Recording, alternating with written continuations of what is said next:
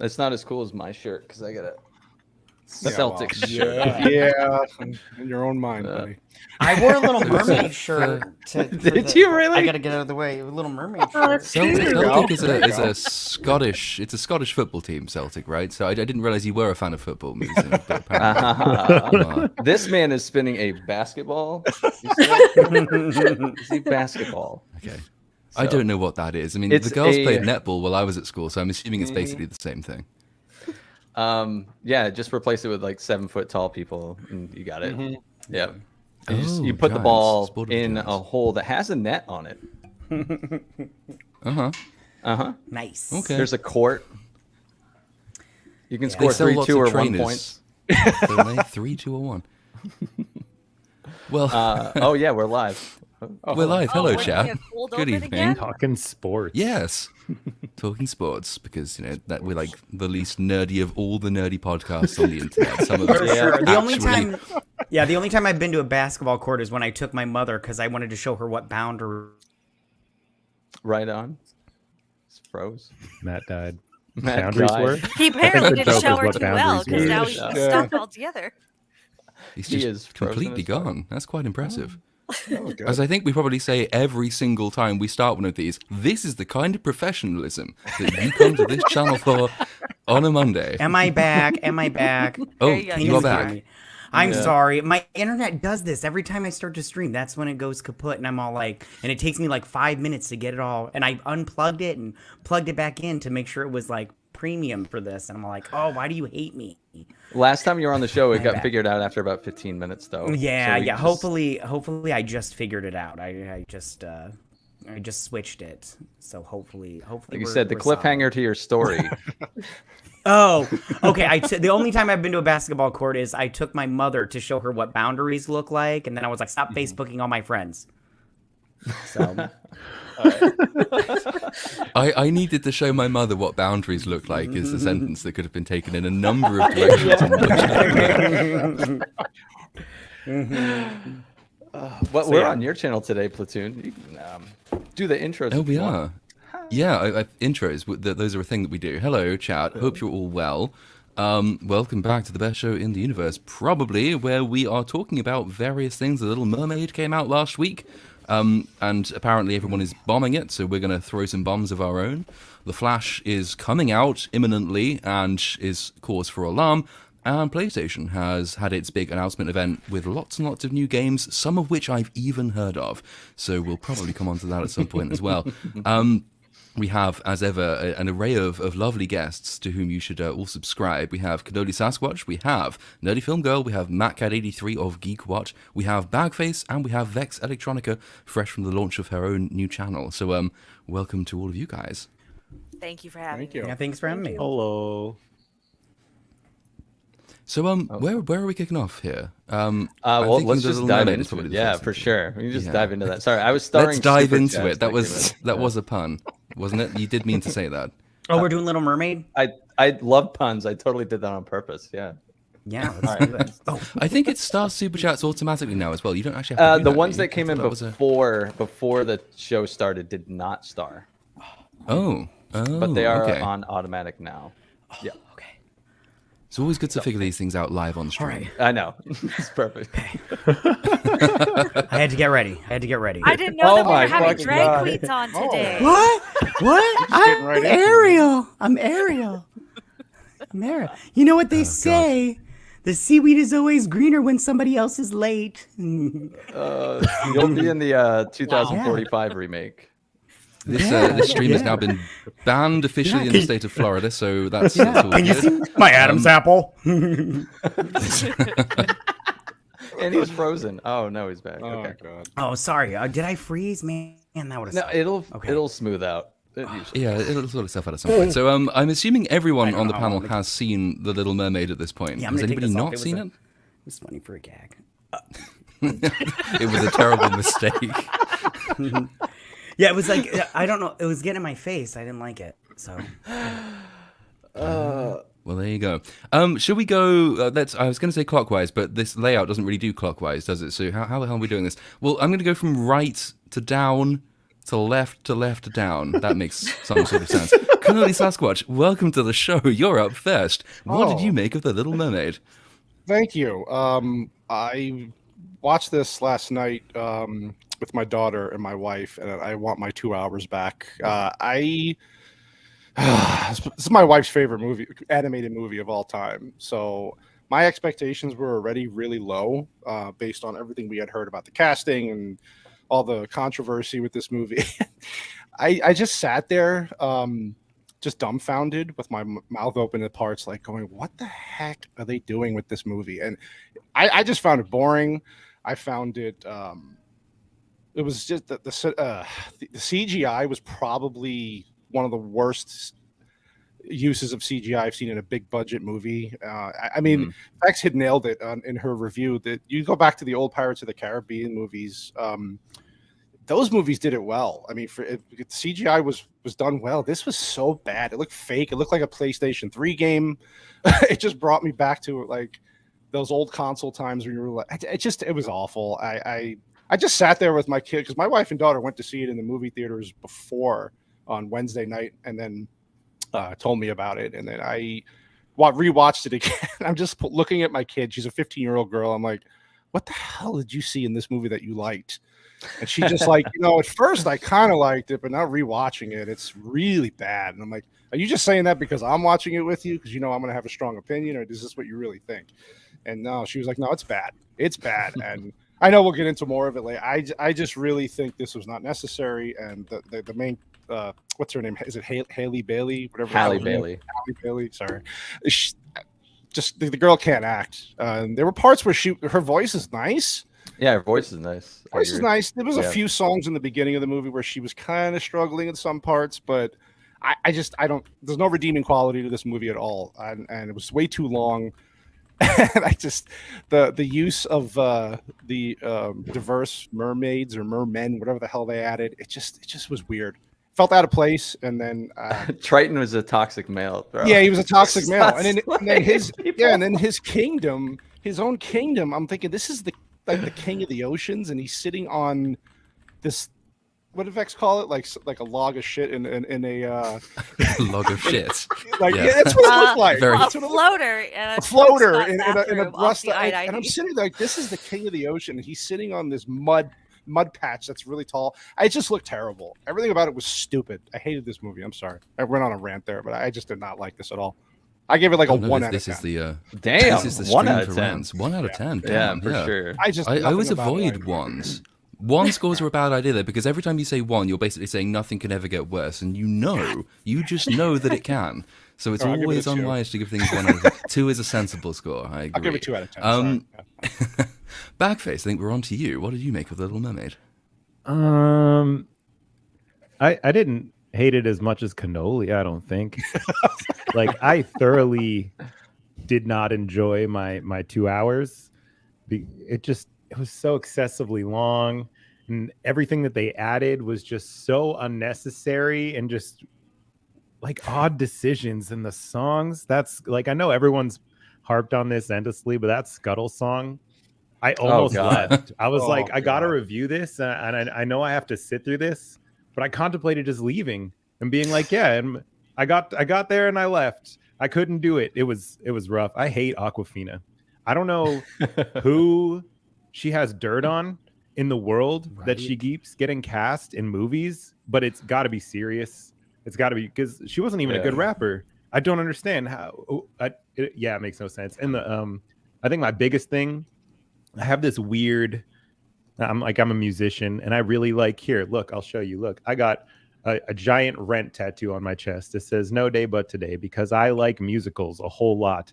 And there's this weird obsession that mostly white people have, I think, and they think that really good, like really shiny, fancy singing makes something better.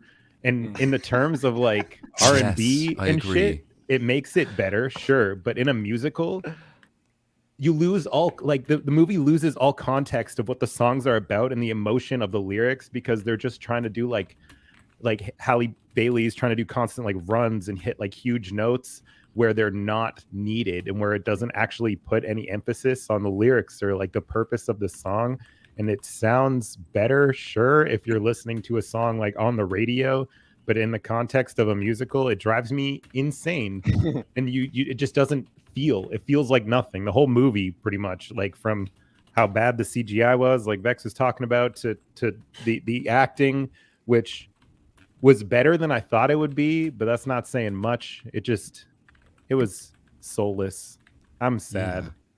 Man after my own heart, though. I've got a whole section in the video I'm currently working on, which is making exactly the same point. Just that obsession with, it's called sort of craft perfection, where they want to show off their own vocal talents at the expense of the meaning of the song, the point of the song, and the euphony of the song.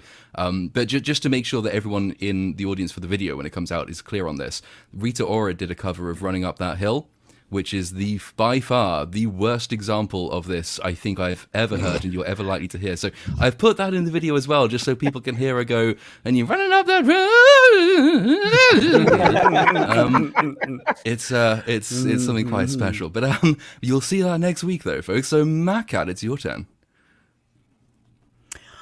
Well, I didn't care for it. I like Cannoli, I wanted to take my daughter. She's 7, and she had no interest in going to see this. I was just like, hey, you want to go see The Little Mermaid? She's like, no, I'm okay. I was like, are you sure? And she was like, no, it's okay. And I was like, all right, you got 20 minutes, and I'm gonna go. And if you want to go with me, you can go. But if not, it's cool. And she was just like, no, I'm okay. And so she didn't go. I went by myself. It was not fun at all. The songs are not as good as the original. I know some people are like, oh, you can't compare because it's its own thing. But I'm sorry, it's not. It's not its own thing. The soaring, when you watch, like, for instance, Under the Sea, on the cartoon, it's very grand. You've got all these other sea creatures coming in there playing instruments and stuff and singing along. In this one, it's so, like, boring. You're just like, you've got blue people, sea turtles, just walking across the bottom of the ocean. I was like, this is not fun at all. It's boring. The pacing is so slow. I'm also gonna piggyback on a lot of the stuff you guys said. But Triton, I did not feel like was a very good father. He had no paternal instincts whatsoever. He was just a douche. There was no magic, like fancifulness in terms of like the underwater parts were just like, I would not want to live in this Atlantis kingdom. It doesn't look like fun. Like you said, Vex, it's sitting on a floater, but their palace looked like just a bunch of like ant hills underwater, just like stacked on top of each other. And it was not fanciful. It was not fun. There was no magic to it. Lin-Manuel Miranda, I don't get why everybody loves him so much. He seems very one note to me. And the Scuttle rap, I'm like, you don't have to have a rap in everything you do, dude. And if you do, if it's not good, somebody should tell you, be like, hey, I don't need to hear Awkwafina go rah rah every 5 seconds. Like, it just doesn't need to happen. And speaking of Awkwafina, I don't understand why they're pushing Awkwafina onto us. I just don't understand. She's not that great. I don't hate her, but she's not that great. So stop pushing her on me. I'm not interested. And last thing I want to say is, so I've been watching a lot of reviews because I already wrote the notes for my review. But why are critics carrying water for this movie? I do not understand. I watched so many reviews. I've watched all these big people they're just saying all these nice things about it. I watched one that said, if you criticize this movie or hate on this movie, that says more about you than it does the movie. But I'm all like, I don't understand. Are we not allowed to criticize crappy movies anymore? Like, I just don't understand. So, yeah, it's just, I feel like it was a misstep, and I think that they need to not do this anymore. They're not good. They're not good. So those are my thoughts. Sorry, I went on too long. Yeah, no, we're not technically. Well, I think we are allowed to criticize bad movies, but it does become review bombing automatically if you do that. So, although one Korean magazine, I think last week, renamed it Ratings Terrorism. Which is I really like as a word, but it does make me kind of nervous and looking at the skies every time a plane goes past, because like Hollywood and drones and Americans generally don't like terrorists very much. Nerdy Film Girl, your turn. Yes. So the original Little Mermaid was the very first movie I ever saw in theaters in 1989, and I really, really wanted to love the film. Most of my review that I will be posting is criticizing what I did not care for. I genuinely did like Halle Bailey as Ariel, but I don't understand why Rob Marshall was chosen to direct this, because I've seen so many interviews with him where he is saying that like he was so out of his element regarding CGI. And I mean, Rob Marshall directed Chicago, which was a phenomenal adaptation and even better than the original Broadway show. So like he has talent for theatrics. I just don't think that I think he was so overwhelmed by all the CGI blue stuff. He didn't actually working with the actors and their motivations. Javier Bardem, it to me was completely dead the whole time. In the animated film, you see like this playfulness that he has and this charisma that you don't get on the screen with him. He's just this like one note stern father. And as far as MatKat was saying, the whole Lin-Manuel Miranda thing, and I feel very strongly about this. I think, you know, when you go see a Sondheim Broadway show, you're there because the entire thing is going to be Sondheim-esque, the feel, the vibe, all of that.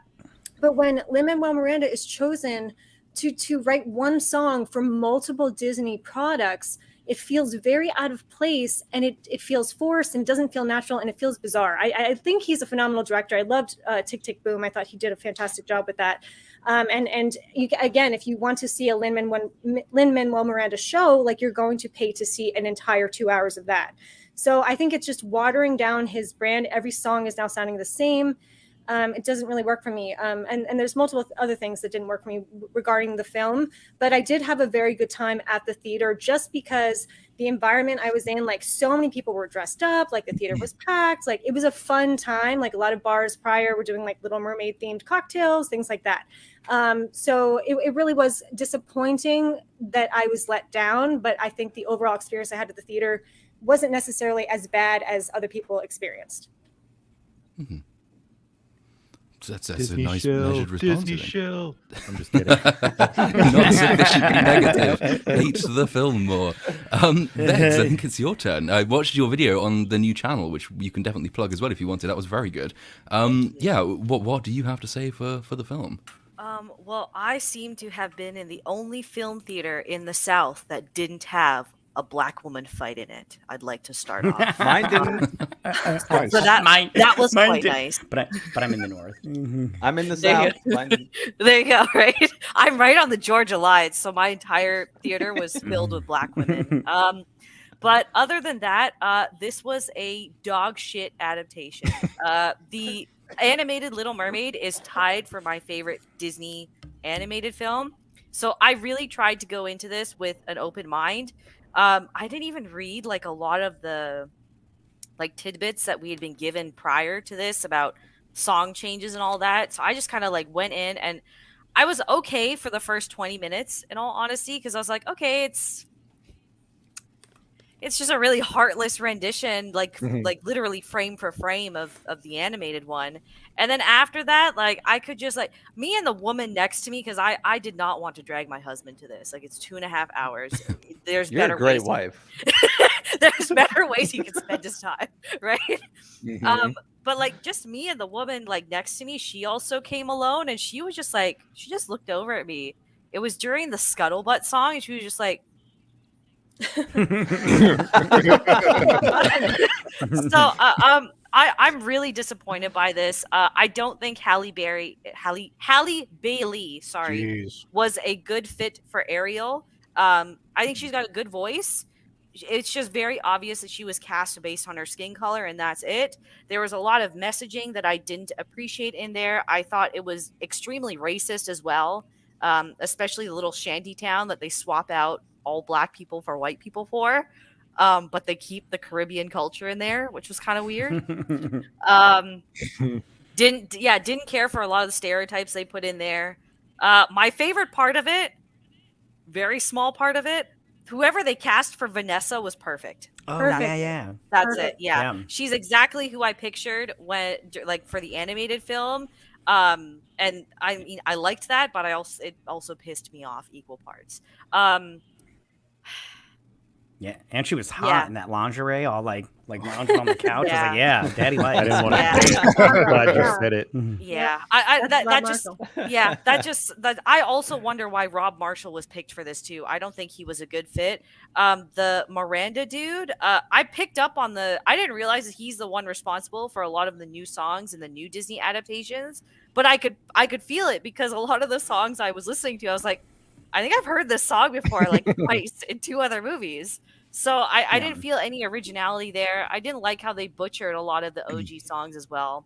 And there's a lot to say. There's a lot to say. I'm just gonna leave it there for now. There is. We can unpack it in a bit, but Yes, yeah. well, I know you said get all it's the basically time. the same film, but it's longer and worse.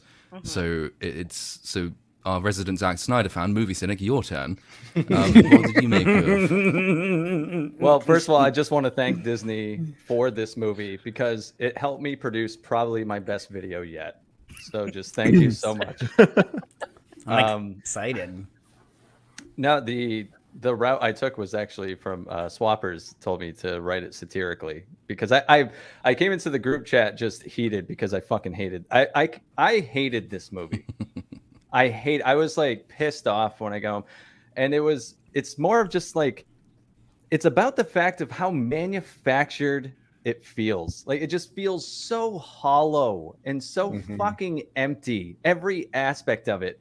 Like by the time we got to the Under the Sea song, I was just like, this is an inferior version of a far superior product.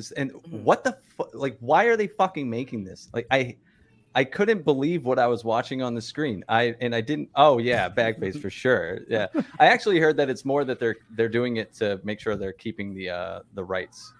Oh, that makes sense too. Yeah.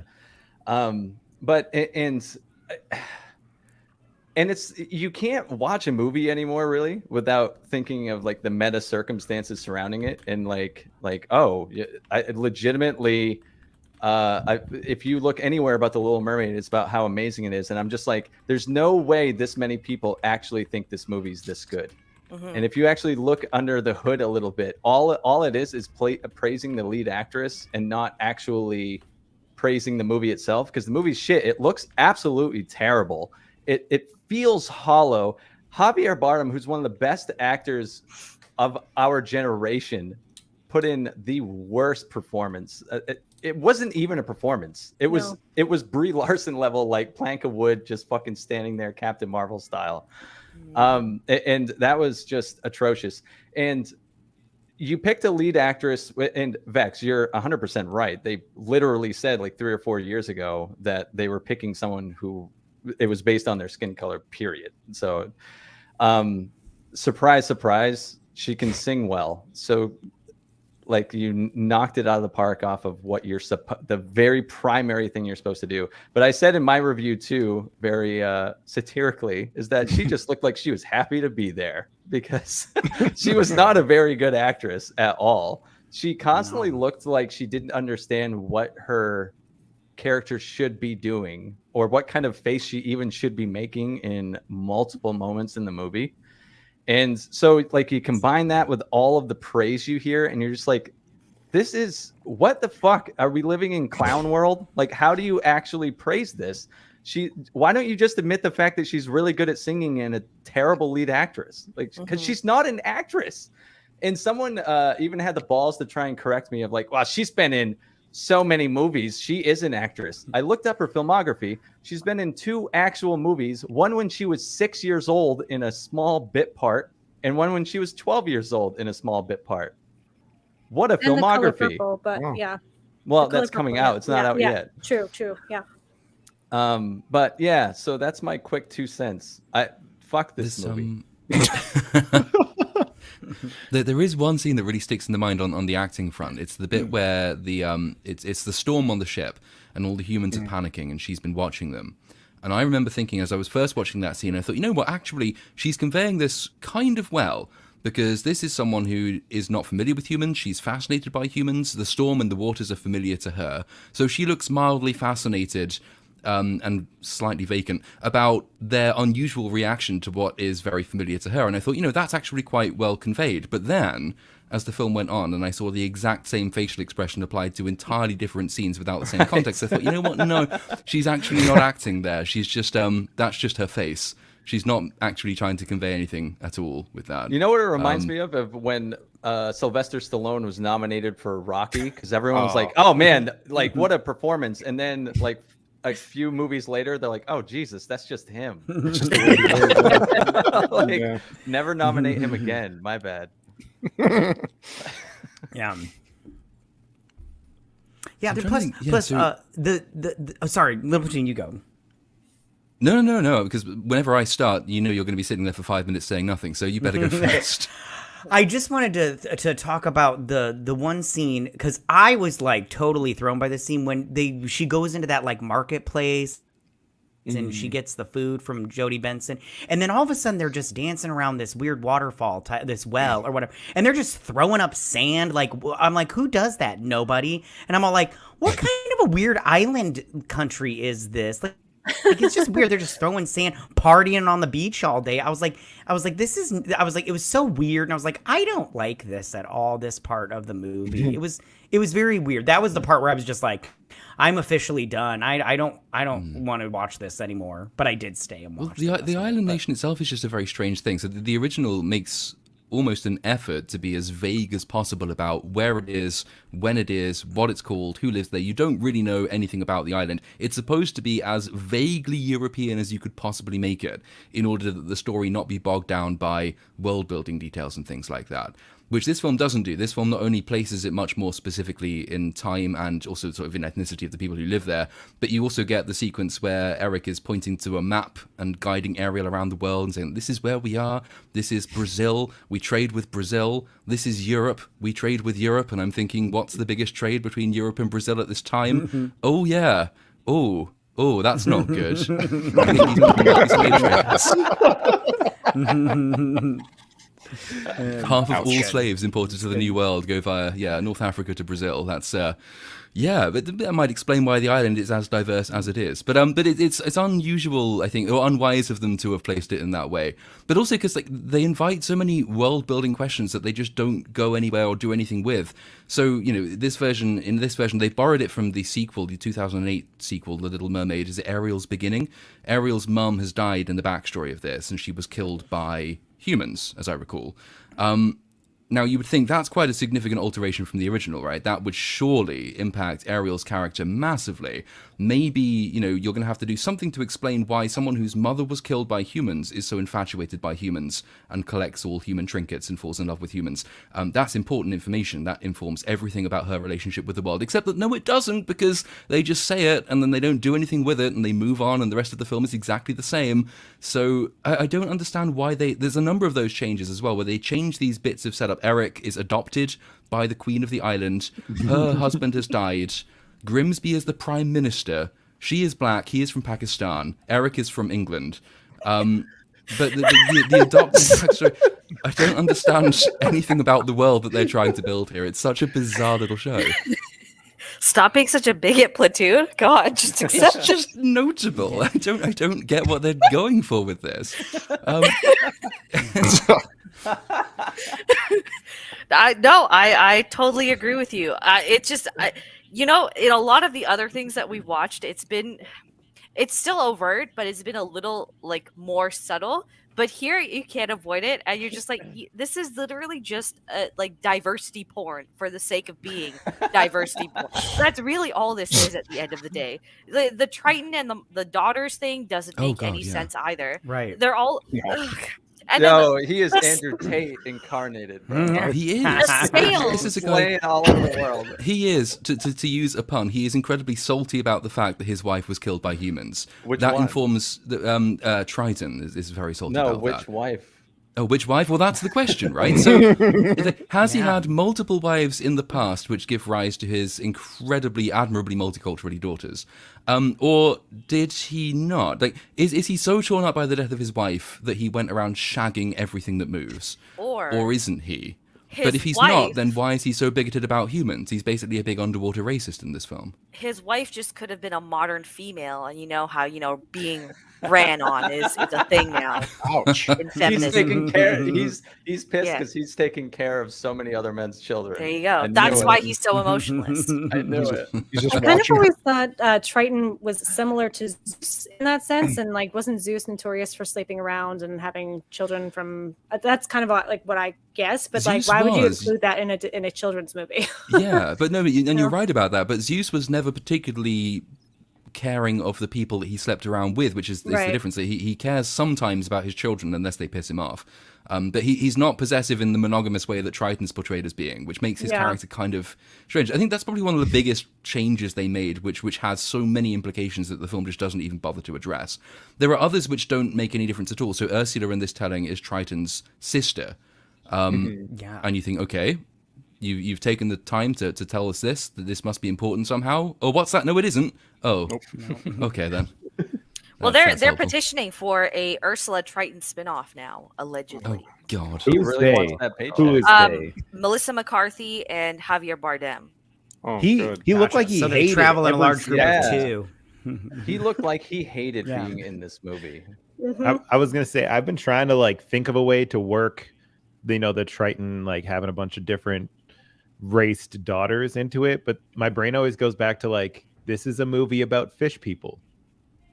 So if I can accept that there's fish people that sing underwater, and also somehow like the thing that blew I couldn't get past this. How the fuck does Ariel know what fire is? If she's underwater, she just like has a line about like there being fire in the sky. I don't know, but there's Yeah. so Or many for that aspects matter, of this. how does she know how to drive a ship, as happens in That this was a version, big- but Wait, not in the right. original? That's I a good actually question. I have an answer for this. So when she's on the ship, she watches Eric run up to the wheel of the ship and start steering it. Ah. Yeah. So Yeah, I was you gonna gotta say pay the same thing. attention, I was you also gonna guys. say she does. Come on. I don't know. I checked She out. does read in that book in the cavern about what's a fire, why does it Yes. burn, that Yeah, line exactly. from Oh, does the she? cavern or whatnot. So Does she read yeah, about the but stars she- too? Because she knows the name of stars. Just That's like- what That's what I I don't couldn't get know. over. But I will say she did not. The first time she saw fire, she was just all like, "Oh look, fire! I know what that is." But I'm all like, "Why wouldn't you be more fascinated with this thing you've never really seen before?" because she was looking. Oh, at I a was gonna say blue back room. to the. As far as Triton and his daughters, what I thought of was kind of like, you know how when you have puppies and they mate, and then one comes out white and then the other one comes out like an auburn or whatever. Like I was thinking of it like that. Like maybe they just had a litter and their litter is just multicultural. So yeah, Okay. like And they're fish people, so they could all have been like egged at the same time. Like, Yeah, are they birthed yeah. like mammals? Or Well, are that they- is Oh, God, that yeah, is that's a how point. some yeah, that is how some do it. They just like the females will just lay their eggs and then the male just like spreads his sperm over the eggs and that's how they get it. So maybe that's how it was done. And I there's like just Vex's multiple explanation better. multiple mermen. Yeah, Vex got the better explanation. I think she was. Right, I like anything that's better than that. You know, so He's hiding behind rocks, watching his wife get run through. You know, yeah, it's modern. That's modern. Mhm. I'm sure there's something Oh on my Pornhub God. with that. Sure. So I just I also think too, like certain things cannot be adapted well. You can adapt anything, whether it's executed poorly or not is another question. And this is an example of executing poorly. Mermaids look absolutely fucking ridiculous. So when like there were multiple shots where I was just like, I cannot believe what's on my screen right now, and I have to try and take this shit seriously. It looked outrageous. Like So- a mermaid sitting on a rock looks so fucking stupid in live action. God damn, dude. Question, because Uh-oh. Disney owns Pixar now, right? Yeah. So it would it have been infinitely more expensive for them to just make this a Pixar film? I mean, I they're just feel like they laundering bought them. Pixar because they hate Pixar. Yeah, like the I'm competition. just saying, Yeah, I because it just this doesn't make sense in the CGI realm, and it just doesn't work at all, especially when you bring in like the musical numbers, which even just visually they butcher a lot without putting in a lot of reinforcing imagery for what the characters are singing about. But why wouldn't this just be a Pixar film instead? Well, I think that's Yeah, and I think- it's go ahead. Disney's current meta at the moment. So it was a conscious decision to do this in the way that many of these original Disney classics could have been made live action to begin with, but a conscious decision was made to say no. Let's make these animated. It's especially true of anything that involves animals or fantastical creatures. If you want them to be as expressive as possible, if you want them to be as dynamic as possible, animating them is better than live action. Or in this case, pseudo live action. I don't like calling this adaptation live action because if you've seen the behind the stage thing of her, like her alone in a blue room riding a blue gimp with another blue gimp with a little plastic crab on top of it, and that's the extent of the live thing going on there. So it's not live action at all. But there must be a reason they're doing, The Lion King has happened in this style as well. And I genuinely think it's just, we can do it now. We haven't done it this way before. It's a new kind of attempt at meta, whereas Pixar is an established form. I think it would have been better to keep it as an animated style and maybe give it to Pixar to do it in their sort of own unique way. But I don't think it's for lack of trying. I think this was a deliberate attempt to make it look like this. It's just that the decision was entirely the wrong one. I mean, Flounder, for example. Flounder is incredibly expressive in the 89 film. And it's terrible because my edit style, when I'm doing a video, I go through and I look for 2-second long facial expression shots that I can use to animate a video with. Tony Stark, Robert Downey Jr. is great for these. It's why it's brilliant doing Avengers things because you can always rely on him to have a really good face. I'm doing the Little Mermaid video as I speak. I'm looking for Flounder making an expression. And it's just a fish. It just does this. It's the and he's same creepy every single too. time. Yes, it is creepy. Every time you're looking at him like straight on, his eyes are and you're just like, well, I'm getting so creeped out right now by Flounder. I do not like it at all. It was weird. There's this great fan art online. I wish I could pull it up right now, but it's like the animated movie, but it's like kind of like Pixar-ish. And I'm like, why didn't they just do that? That would have been way better, and nobody would have been upset about it. But they did. They go for realism, and realism. I'm sorry, it sucks because it's creepy. It's just creepy. It's not cute at all. Yeah, I don't know why they decided to go that route when they could have just went the Sonic the Hedgehog route. Which was too. Give it some life, give it some character, make it actually interesting and not creepy. Just legitimately Sonic creepy. was actually a hedgehog in that movie. It'd be so much funnier. Do you remember his? Do you remember his original design though? Oh, it was terrifying. Really creepy anthropomorphized look. It was terrifying. It goes on to this weird modern obsession with realism though in art, which I think. A lot of Instagram people and I don't know, I always see those weird TikToks of I drew this person on a train and gave it to them and they were amazed. I see that guy. So fucking annoying.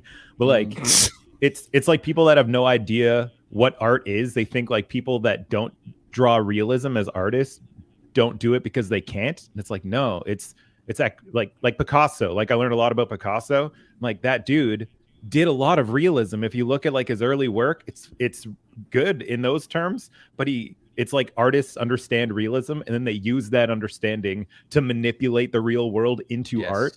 And a lot of the CGI artists these days just stop at the I can make a very real fish. Oh, great. Cool. That's awesome to look at. Thank you. They whitewash the hell out of Flounder as well. There's no yellow on him. He's just a white and black fish. fish. What the hell? Yeah.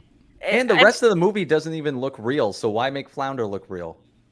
It looks like shit the rest of the movie. So, the scene where Ursula takes her voice and then she swims to the surface, that was always a really memorable scene in the animated film because Flounder helps her swim to the surface. Yeah. So now I'm just wondering, this bitch just got legs. How is she swimming to the surface when she doesn't even know how legs actually work? And she's so far. She's so far under the ocean. How is she getting up there? How does she know nobody can help her because they're all realistic? This is why someone mentioned have you seen the things Pixar has been putting? I'm not saying Pixar would have done any better. It was probably still going to be garbage, but visually it would have at least gotten, I would say, 3 or 4 more points if they just didn't bother with the realism route. That's all. I agree. And the fact that Sebastian was not the King's composer as a character really, I think, sets the tone for the rest of the film. Not practicing music with the sisters, because we really had no interaction with the sisters at all, which was very strange to me. And then that's why the whole under the sea scene failed, because they again, it is that tug of war with realism. And we can see fish play instruments. We already have them talking to be like to humans and to non-humans. So it's like, why can't we just have them play instruments too? And then Flotsam and Jetsam don't even talk to Ursula, which was very strange. So They don't even name them in this at all. yeah, No, they don't. weird. Yeah. Weird. And We have a- she's sad when they die, but they don't even bother naming She them. accidentally Yeah. explodes them, and then Yeah. she gets angry Right. and becomes Melissa McCracken. But it's the other biggest. Speaking of her, I guess.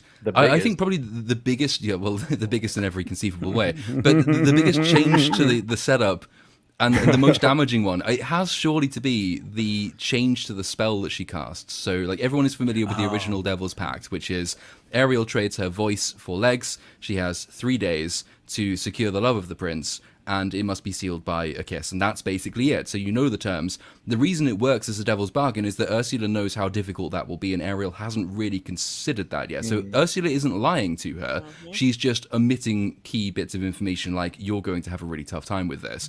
But this film decides that it doesn't want to have Ariel fawning over Eric at all, really, or at least not very much. So Ursula we could cut away to Ursula when she says that she's put a bit of a spanner in the works. So she's not only arranged this bargain as we now know it, she's also made it so that Ariel forgets that she needs and wants the kiss from Prince Eric.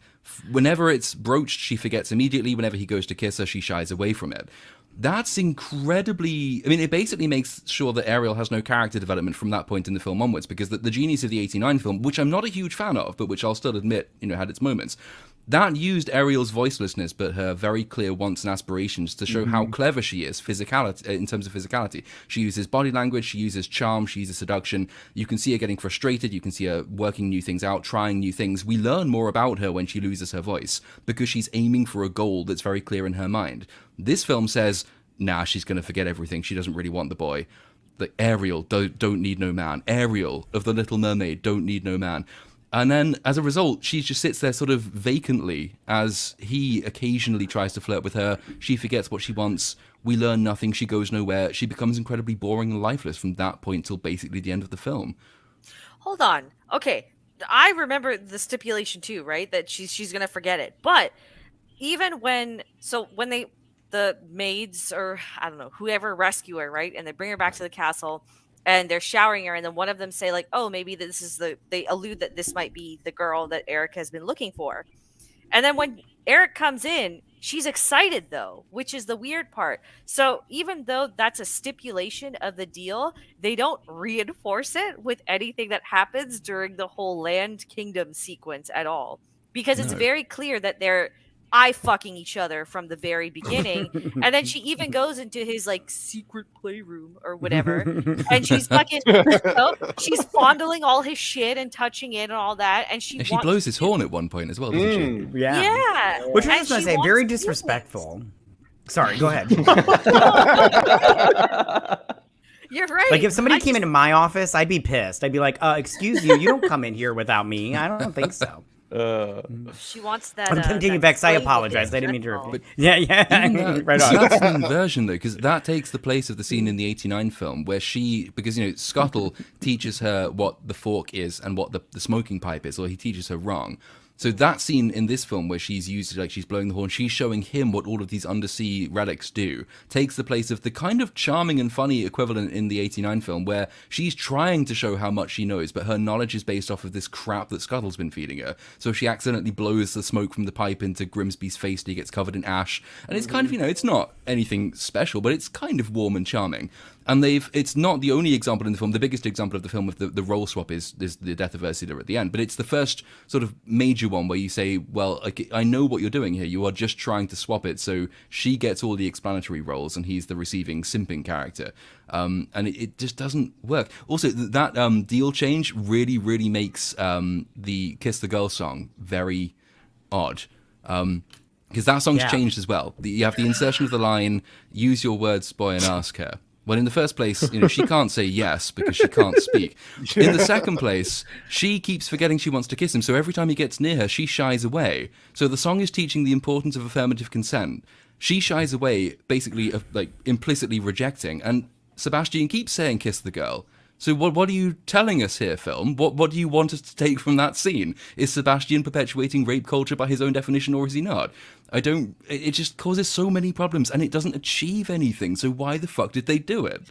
I don't understand why that line's even there in the first place, because again, Right. throughout this entire boat ride, they're eye fucking each other already anyways. So what consent is? It's not like he's gonna throw up her skirt in that boat or anything. It's just a kiss. Right. So It's the same yeah. argument as the "Baby It's Cold Outside" song when everyone canceled that, and that was like they're flirting. That all conversation is flirting, and it's back and forth. I do agree with you, Platoon, on the 3-day thing. I don't think it was necessary.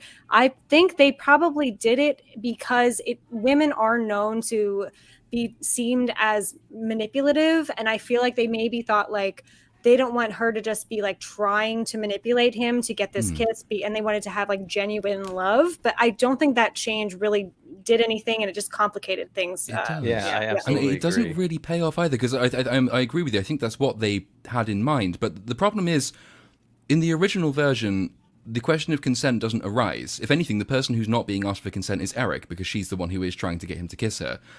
The film takes the new film takes the time to insert the line about using your words to ask her because it thinks consent is incredibly important. It's only important in this context because they've taken away all agency from her by that change to begin with. So they've created a problem for themselves. They've made a botched attempt to solve that problem, and as a result, the whole thing is just a faintly laughable mess. But it's modern Disney, so I guess what else did we expect? that problem too, they only actually use like once in the entire 3 days that she's on land. Like Right. Scuttle asks her about it, and she looks like a fucking Right. retard, just looking Right. off at the sunset, right? Yeah, Like, exactly. They Which- only actually use it once. Can I? Sorry. Please go ahead. No, finish your thought. I hate interrupting your thought. Go ahead. No, Finish it's your thought. because I was gonna segue into another scene that also just had me just fucking face palming in the theater. But please go ahead. Oh, I just go want to talk about Scuttle real quick. Besides the fact that it was an ugly design, the bird goes underwater and then is just chatting, having a whole conversation. Yeah. I was like, do these Yeah. birds breathe underwater? I was like, is anybody else So- thinking this is weird? That Oh. I looked. Yeah. I looked. I this thought that up, too. and it's like a literal. They changed Scuttle from a seagull to a literal type of bird that can dive and stay underwater for multiple wanna minutes. say at a They time. changed him to an Gannet? albatross. Or Albatross. Yeah. Yeah. Yeah. Okay. Oh yeah. Which is fucking lame. And then right on. Can I don't know if this is jumping the gun, but can I talk about the ending real quick? And Talk about whatever you want. they set off on their motorboat to adventures for whatever. And okay, so first off, when Triton's all like, I'm gonna be sad because I'm really gonna miss her, I was like, did you even like her? I got the sense you didn't even like her, dude. So I don't know why you're gonna miss her. And then also, Yeah, for I'm real. gonna something Movie Cynic said, when all the mermaids come out of the water and they're all sitting on the rocks, I was like, these mermaids look weird. They just It look looks so weird. I ridiculous. laughed out They've got loud. the that weird- one guy is Yeah, so I was like, ripped. oh my god, What is dude. this? Yeah, they've got the weird glitter across their chests, and Yeah. I'm all like, I'm sorry, this is just a weird scene to me. And then I'm all like, and what are these two gonna be like? And then it turns into a Pirates of the Caribbean because you got this chick that has legs and they're just on a boat and looking for spices and stuff. I was like, I don't know who's looking for that story, but it wasn't as fun as I was just like, this is not that great to me. The ending was just really dumb and yeah. I like The that as a description of Pirates of the Caribbean. It's a chick on a boat looking for spices with legs. Is that? yes, that's exactly what it is. It's exactly what it is. Great description. Well, it's just the ending also didn't make sense why they just like sail off into a sunset to explore, because the whole thing with Ariel was that she felt trapped, and that's why she liked the human world so much, because there was this like illusion that it would give her more freedom, right? And then, but she's allowed to swim the 7 seas. He is Right. given the freedom to sail wherever he wants. So why does them getting together now all of a sudden sailing this, like doing the same thing they were already doing, a concept of freedom for them? The ending scene was also equally weird. Like at the end of the animated one, it was really touching because first of all, there was a little bit more of a development of King Triton. So seeing Ariel and Triton kind of like, come back together at the end and just A bit more, acknowledge each yeah. other and their desires, it was very touching. And like, even as an adult, it brings like a little tear to your Aw. eye, right? Yeah. But now it's just like I just And have all these diversity mermaids sitting on rocks. I don't know how any of those land people were just okay with it. I would be straight up Yeah. fucking terrified. I was so Yeah. confused by that.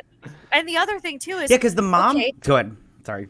Sorry, I just didn't Nope, understand sorry, how the sorry. scales developed at all. That's what threw me off, really. Like, okay, certain species of fish develop a certain way. Okay, that's cool. But how the fuck is the Indian mermaid getting a sari? How is the fucking African mermaid Right. getting, the whole neck thing going? How is the Japanese mermaid getting, I was so confused by how these scales were developing because these are mimicking cultural things that weren't necessarily available at the time for those specific ethnicities or cultures.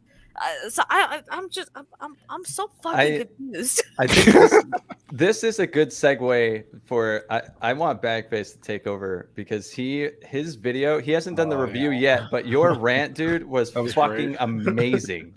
Thank Angry you. bag faces. That was good. That was so good. Yeah, please. No, I was literally, like I say this in the video, but I was literally lying in bed, and it was funny because that Vex edited that weird like skit into your video with, like, the That black was great. dude, and I watched that before bed, and I was like, "Fuck, that is just so good." And I was lying in bed. My cat woke me up at like 6 a.m. just like screaming, and I was lying there like trying to fall back asleep, and I literally laid out that whole rant in my brain at like 6 a.m, and I was like, "Should I get up and film right now?" Yeah. Like, and yeah, I just Yeah. it basically the entire premise. I don't know why you pitched this to me because now I'm all terrified.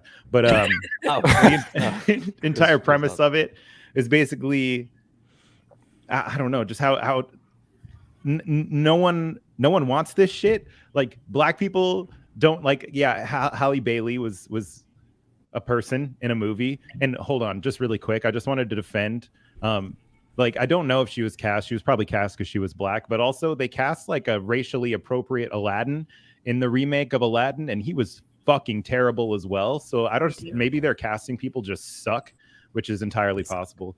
But just the fact that like none of this story has nothing to do with the experience of being a black person and what it's actually like to be black in the world, and the reason like representation is representation, and what it's supposed to do is represent your experience as that person and what you see the world as and how the world sees you and how that affects you. And this whole story was just it's clearly a story about two white people falling in love because they have no other fucking care in the world, and that's not how my experience is as a black person, because I got a lot of cares in the world. And I don't know, it crushes my brain to just see like minorities put up as I saw it in chat a couple times. It's just basically a human shield, like a human minority shield that Disney gets to put up and be like, haha, you cannot critique our movies because there is a colored person in there. And like, I'll say it again. I say it all the time. It's just as racist as slavery. In my opinion, it seems like a really extreme thing to say, but essentially that's what it is. It's like you're using minorities for like monetary gain, and you're using them only because they're minorities to get money from people. And it just it irks me a whole lot. And I wish that they would just come up with stories that reflect the experience of what it's like to be a minority, instead of just tokenizing minorities and using them as virtue shields so that white people can feel better about themselves. I really highly suggest everyone go to his channel and watch his rant on this. It's fucking phenomenal. That was great. If it's called The Little Mermaid is as bad as slavery, then I think you'll probably get a few clicks on that. Oh, now I gotta change the name. Oh. There was that one reviewer, I think it was the New York Times that did it, where it was like, oh, this Little Mermaid thing is missing this, and then the last one was kink. And like, I saw that. Yeah, I saw that. Right. And I'm just thinking, like, this is what they're doing with all of these race swapping of, like, I don't know, white character. It's literally a fetish at this point. That's all it is. Because I will say, though, just in defense, I never thought I'd ever use these words. In defense of the New York Times, I did go and read that review. The review itself is actually quite good. But there's that one line is inserted after the second paragraph. It's never built upon. It's never referenced again. The rest of it is just basically criticizing the film. Actually sharing a lot of the criticisms that I've seen other people on YouTube, for example, make. The review itself is kind of good. I don't really understand why they felt the need to lead with that completely bizarre line. But, I mean, going back to what you were saying, Backface, I think it's a good point. The problem is... I don't innately mind recasting characters in terms of race, as long as you have a reason to do it. Let's say the person is very good at what they do. Let's say Hailey Bailey is the best actress in the world. She would make a really good character. And then you change the world that you're depicting to fit the race of the character. So it makes sense within the context of the world. That to me is fine. I'm not intrinsically opposed to, the cultural appropriation arguments being made from the left are bullshit, but the people on the right who will also say, well, it's a Danish fairy tale, so you can't ever cast a black person in the role. Basically the same strand of thinking, which I don't really like. The problem is that there has to be a realm of fiction and a realm of entertainment, which is fantasy, which doesn't always hark back to real-world racial disputes and real-world racial divides. And, well, real-world divides generally. Something like The Little Mermaid is a perfect opportunity to get away from exactly that kind of thing. It's the same thing that made J.R. Tolkien brilliant and The Rings of Power shit, is that this is not supposed to be reflective of these incredibly time-sensitive concerns that everyone is currently het up about. And in a way, that's much more disappointing to me than the fact that they race-swapped the character to begin with. You could have made that work, they didn't. But the reason they made the race swap was not because they had any new spin on the narrative or any new way to tell the fantasy. It was just, how can we possibly take a timeless tale and reduce it to the obsessions of the current day? And that's so much of media today, and it's incredibly depressing and boring. It's sad too, because there have been instances in modern film where they've race swapped and it doesn't change how good the character was. Like the one that comes to mind is like the Magnificent Seven remake. Denzel Washington character is race swapped from the original, but you don't care because it's not a point of reference. They don't shove it in your face, and because his acting speaks for itself and it doesn't take out from the immersion of it at all, right? In this one, it's so blatantly obvious that everything they're doing is meant to be representation, and for that reason alone it doesn't work then. So there's a way they could have done this, they just chose not to, for I don't even fucking know what reason at this point anymore. It's because it makes them okay. So I was watching this video on postmodernism and metamodernism today, which I'm sure Nerdy Film Girl would like. I was going to send it to you, but it was kind of talking about how a lot of filmmakers are probably they lean into the meta aspect of everything, and it's really like self-referential in a way, because they're probably very like torn about how much money they make in a world that is just full of ridiculous amounts of inequality and a lot of poor people. It probably messes with their brains a lot to get paid millions and millions of dollars to make these movies. So it's like, oh my God, what can I do to gain some virtue back so people don't come beat down my door when they start like eating the rich? It's like, oh, I put a black in my movie, you guys, I'm okay. Oh, yeah, it's the people in the Black Lives Matter rioters who put up signs in their windows saying, we're on your side, and the bricks go through the window anyway. But yeah. Sorry, Nerdy Film Guy, I think No, it's okay. I obviously I'm ghost colored, so I don't have a point of view that is someone that lives the life of not ghost colored. So but, I will. The only thing I will question, and it is really just in a questioning conversation coming from my perspective. The people in my life that are Black people of color, they were like. Really ecstatic to see Halle Bailey in this role. People were making it a big event. And the box office, they did show that the highest percentage demographically were Black people that went to see it in the theater this weekend. 35%, 32% were white people, and then Hispanics were 23%. So I totally understand with what everyone is saying. And it is maybe, it's a touchy subject. Like a lot of the people that I know, they were so excited to see that epic of a leading role that everyone loves be portrayed by a Black person. So and I'm just like, yeah, you're gonna love it, like have fun, like, you know what I mean? Like, I'm not saying I loved the film, but like I thought she did a great job, and I it again, this is from a ghost colored person, so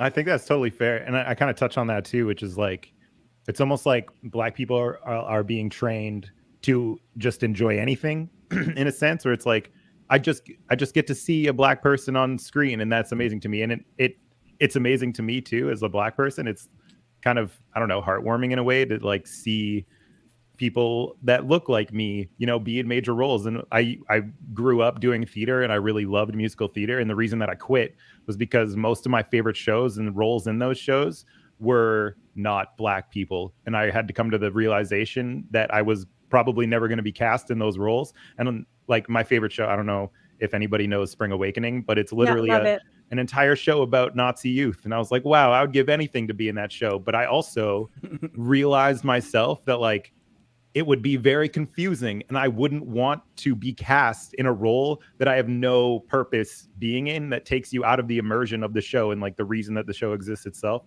So I'm kind of torn in both senses, where it's like I really enjoy watching minorities get these roles and like have that opportunity, and it feels really good to I don't know, feel more accepted, I guess. And it feels like it to a certain extent, the world is almost making space for Black people to just be people and like be seen in that way. But then at the same time, I really wish that it felt less tokenized and it was more, if that makes sense. Genuine. Yeah, more genuine. Yeah. And I just watched because Spider-Verse 2 is coming out. I just rewatched the first one last night, and what an amazing movie. Like, I know it's a cartoon, but I mean, it's it's Miles Morales. He's half Hispanic, half Black. And like he's derivative obviously of the original Spider-Man, but like they made an original character and made an incredible story.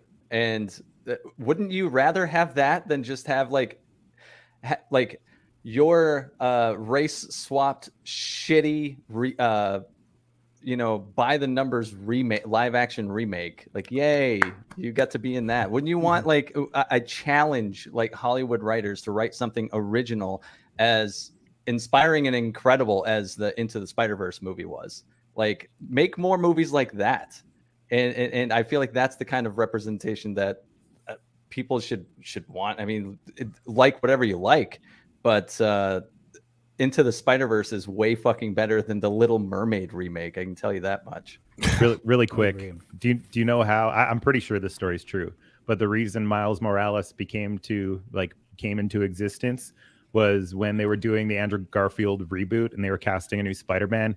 Donald Glover actually went to audition for Spider-Man because it was really big on the internet and people said he should be Spider-Man. And the director and producer loved him so much, but the studio wouldn't let them cast a Black Spider-Man. So the comic book writer that was in the auditions Brian was Michael so Bendis. inspired. Yeah, went back and created a Black Spider-Man because they're like, there should be one because yeah. I just love that actually story. I think there's an addition to that too, because I'm pretty sure he adopted someone that was mixed race, and I thought I could be wrong because I thought I read this and it would have been a while ago that he wanted to create a character for his daughter or for whatever gender his kid is. I have no idea, but it was for his kid that he wanted them to be able to see themselves, and I was like, that's fucking cool. It's really cool. Now write a really original, awesome story too. Right. I don't think Miles really got that in the comics, but the Into the Spider-Verse movie was an excellent origin story. I thought that was just a great movie. Like, I had a lot of fun watching that last night. It's really, I'm looking forward to the sequel that's coming out in a few days too. I already have my ticket.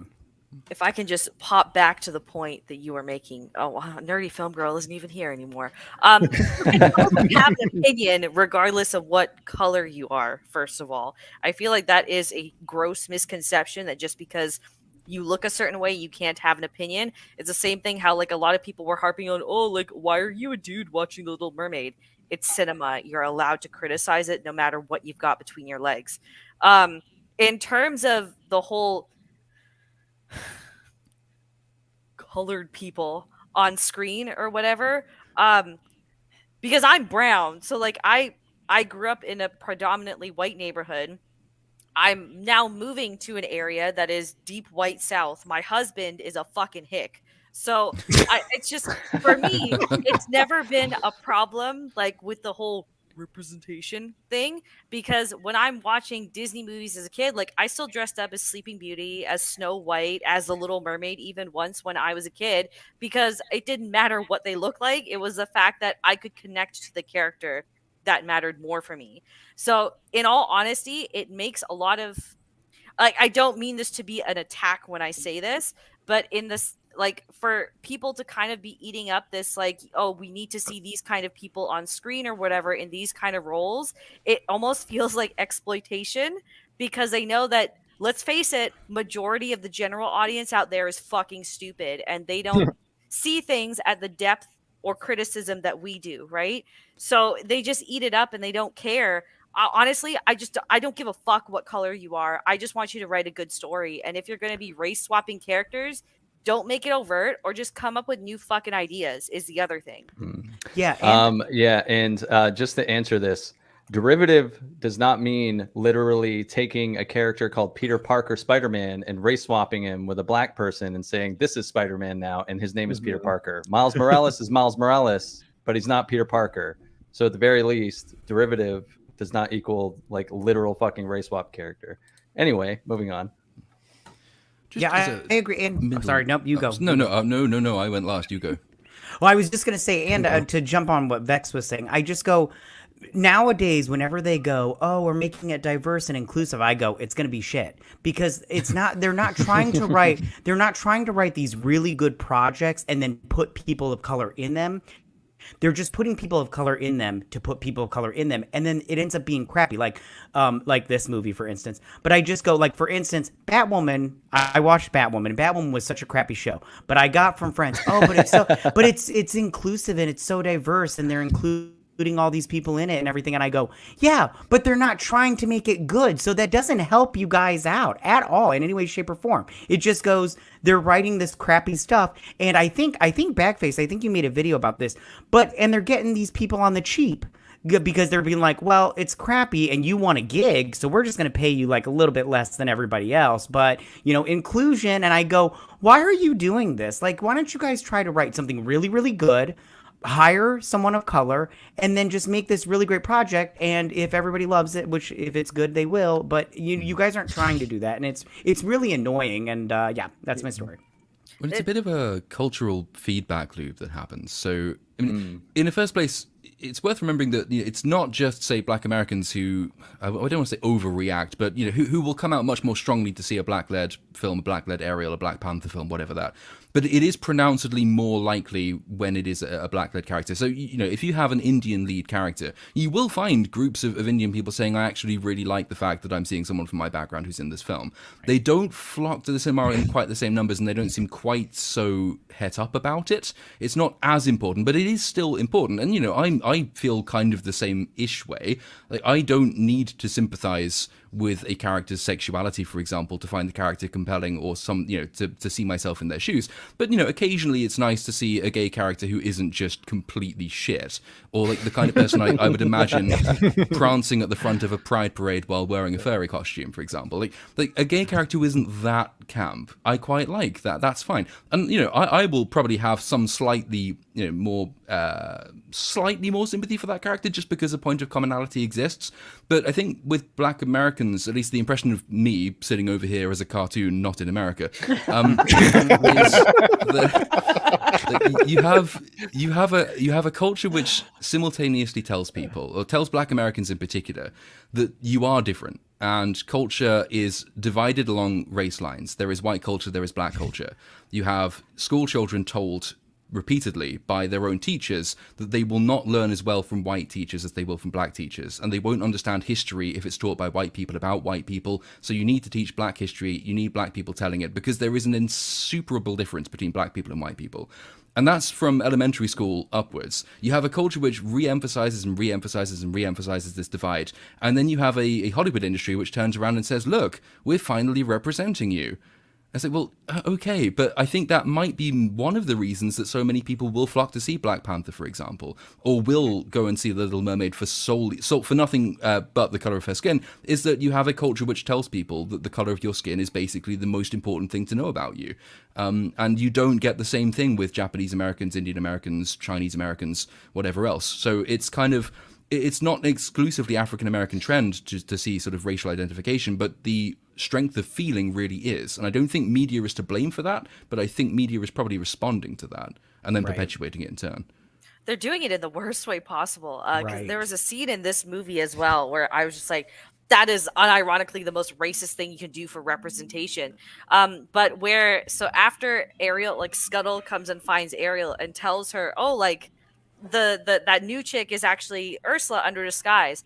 And instead of just like, going up and confronting everyone, an all-out brawl just starts at the middle of this wedding celebration. And I'm just sitting there like, really, guys? Like, Right. You couldn't just not be racist for the duration of the season. You had to throw a black female stereotype in there, right? They do the That's same funny. thing with the queen. They make her a black single woman. Black single woman. Like and then even just the dread hair, it's like suddenly dreads are just automatically representative of black culture. And then when she's on land and they dress her, they put a fucking like do-rag on her while she's not in the car. I didn't pick up on that, man. Yeah, I'm just sitting there like, you got on this gorgeous, like not gorgeous, but this really pretty dress, and then they just put a fucking do-rag on your head because that's representation apparently, but it's not present for the wedding sequence at all. God forbid. So I'm really confused. The message that they're sending a lot of these people is that A, you're not good enough, and B, you're basically subhuman because all we're reducing you down to are the stereotypes around her. Someone brought up Velma in the chat. I fucking hate that Velma is a brown woman. Not to no extent. Because brown women don't want to just fuck everything. They aren't these dumpy, frumpy, dumb cunts at all. Like, they're actual genuinely smart people. Goodbye monetization. Country. It's okay. It's okay. It was a neologism. She coined a brand new word. It wasn't that word at all. Right on. I absolutely hate that they just think that skin color automatically makes things all right, and I fucking hate the term people of color as well, because whenever you use that term, you're automatically placing me in a completely different category and not acknowledging me as just a person. Right. I like that term to know tomorrow bugs the shit out of me because you might as well just be calling me a colored person, which is a racist term apparently. Right on. It's weird that people of color isn't racist, but colored people is racist. Right, yeah. I just wanted to touch on Platoon's thing really quick. I just think it's like when I was growing up, I grew up in Calgary, Alberta, Canada, which is pretty much like Texas in Canada. It's as white as it gets. And I didn't have a lot of opportunities to learn about race. And where I learned about race was through South Park, which seems really weird.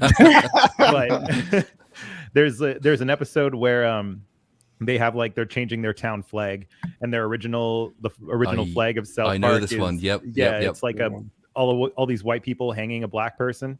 Yeah, It's like I know. it's brutal, but it's like a whole episode basically about race, and it ends up like all the kids support like not changing the flag, and the black character doesn't understand why, like Chef doesn't understand why, and he finally realizes that like all these people are just trying to hold on to their heritage. They don't actually see it as race. It's a really good like ending, and it really, when I was young, it helped me understand the racists that I had to grow up with, because I like grew up around Hicks, and literally 1 hour away from where I grew up is the most dense population of KKK members in a town in all of North America, and it's in Canada. It's very close. It's where Nickelback is from, just so everyone knows. I knew it. Right? I knew it.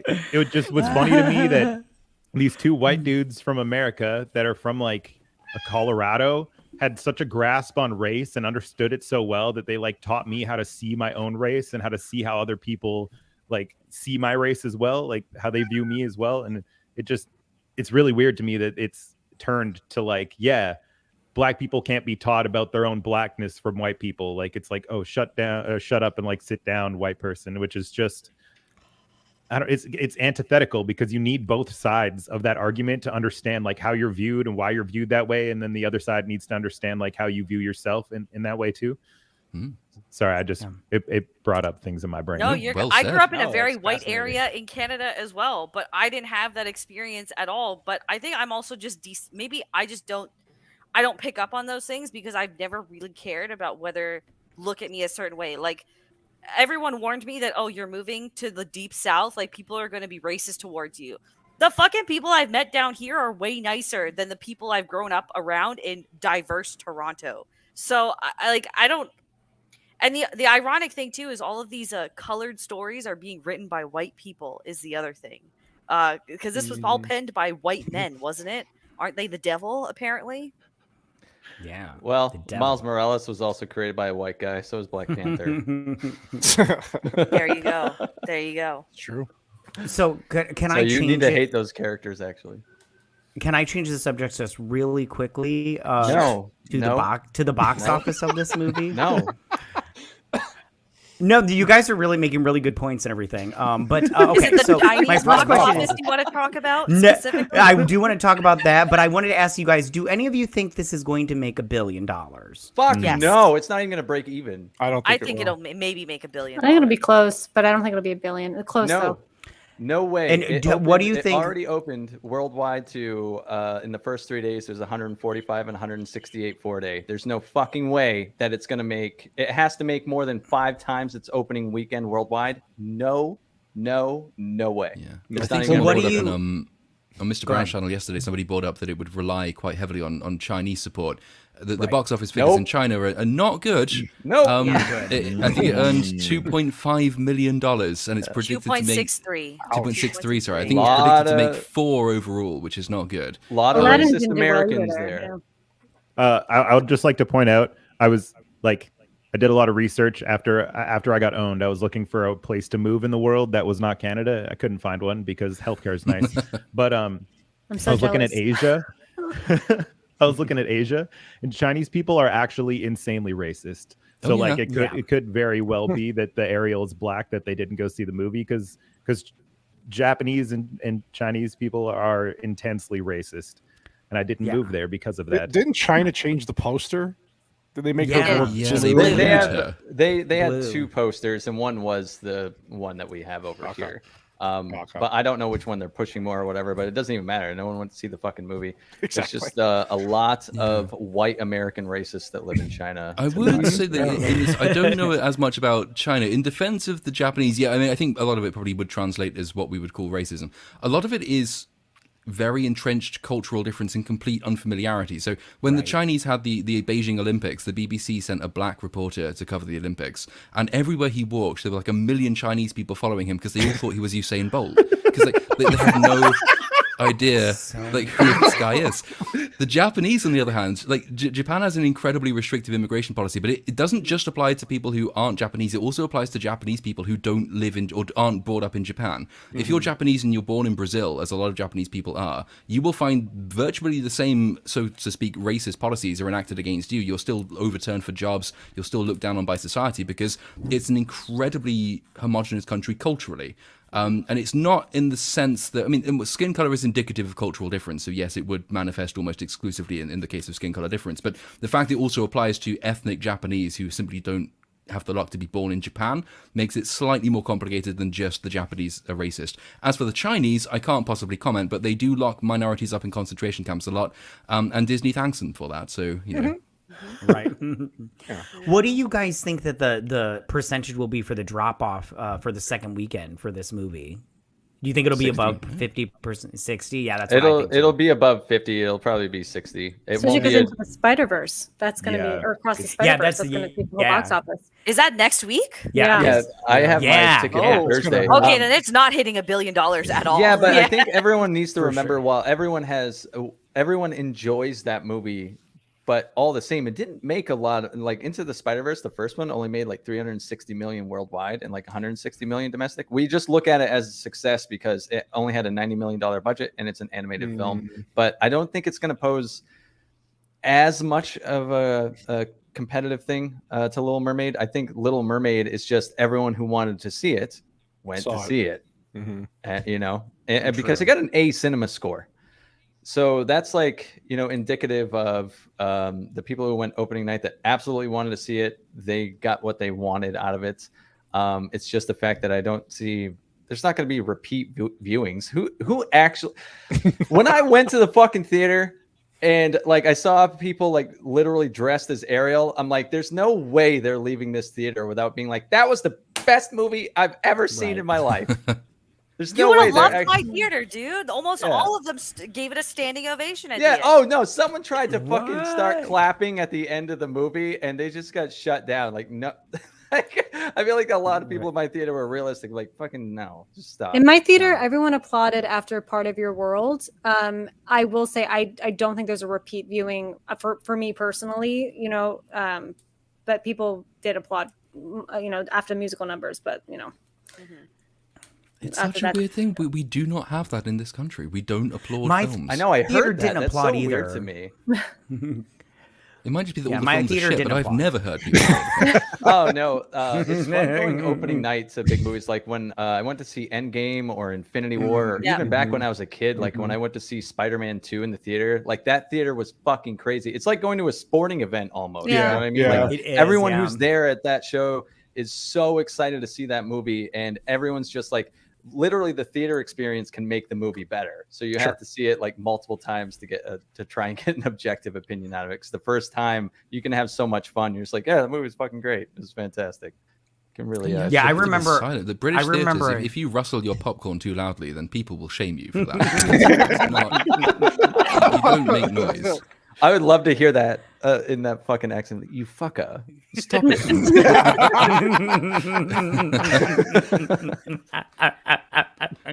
Sorry, MatKat, I interrupted you. Carry on.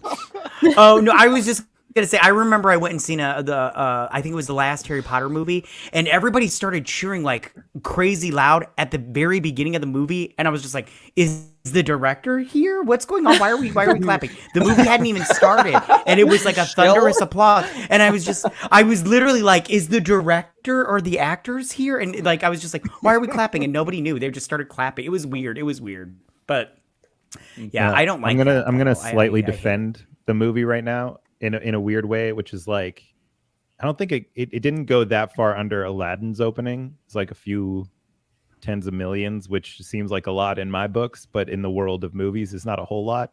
And Aladdin reached $1 billion, which I think is weird because I thought that movie was terrifyingly awful. I thought it was so, So bad. bad. You know what the Aladdin is difference- way worse. So bad. Yeah. I And- agree. Aladdin was worse. The difference probably is though is this is the first like major Disney movie release that's like a revisioning of an animated classic that's come out since The Lion King in theaters. Because all the other ones so far that we've gotten have been spin-offs. And the other thing that will probably influence us is we've had like the COVID years, which we just got straight garbage Disney content like for 3 years straight. So I think that's probably going to influence the numbers here as well. Yeah. It also, Aladdin made, I have the numbers pulled up right now. It made 53 million in China. So basically write all that off. That's out the window. It was also released in 2019. So people are far more selective. It has to be an absolute banger of a movie now, like a legitimate good movie for people to go see it to make it cross $1 billion worldwide. Yeah, even Fast X, like that drop off this week was huge. Yeah. Which I was Just surprised past by. 500 million though. I saw it pass that this weekend. Yeah, it'll probably hit 700. That series peaked. There was like 2 or 3 movies in that where it made like 1.3 billion, and then it Yeah, it went was back down to crazy. kind of its average of like 700 million. Mhm. So There's Yeah, but it's one- got my man Momoa. Ugh. Oh, you stop that. You stop that. No, you know what? The second he decided to fucking back Amber Heard, it was a hard no. That's all I'm gonna say. Yeah. Oh. There was a scene in this movie. Before we move on, I just want to point this out. So Oh, boy. when Ariel gets her legs, right? So in the animated film, she just kind of like gets on a rock and like Scuttle finds like a rag or whatever. But in this one, it's a lone black male fisherman who picks her up in the middle of nowhere. Oh, It's about to be the most racist take. Here it comes. I'm ready for it. She's a semi-attractive, underage, naked female who can't scream. I'm You're sure saying In he what would have world? netted her, and some bad things would have happened. Is what you're trying to say? Just real in life. what world? That's all I'm saying. In Yeah. what All right. world? Yeah. And what happens in the animated film makes so much more sense because Exactly. doesn't he find her and then he takes her and he's like, wait, we got to get her like fixed up and like Yes. Yeah. give her a bath and all that. Yeah. Yeah, I agree with you. And this one didn't make any sense because I was just waiting for him to grape her at some point. yeah, welcome to the land, baby. Yeah. You're right, You doesn't want it? to get on We shore? found- We found this strange girl floating in the sea. Take her to the castle. The prince will greet her personally. Yeah. None of that makes sense. On the animated film point, though, this might be the slightly hot take, which is that I was not as disappointed by The Little Mermaid 2023 because I actually don't think The Little Mermaid 1989 is very good. So it didn't fall Yeah, that's- all that far beneath the standards of the original Oh. versus, say, Peter Pan, which did. I'm going to assume that does everyone here really like the 89 film? I think it's a girl Oh film. my god, I love it. It's my favorite. I love the Little Mermaid. I love it. When she grabs her heart and says "burn," I'm like, "Oh, you sing it, girl. You sing it." Every time. I'm all like, "Oh, Ariel." Yeah, I love it. I love that movie.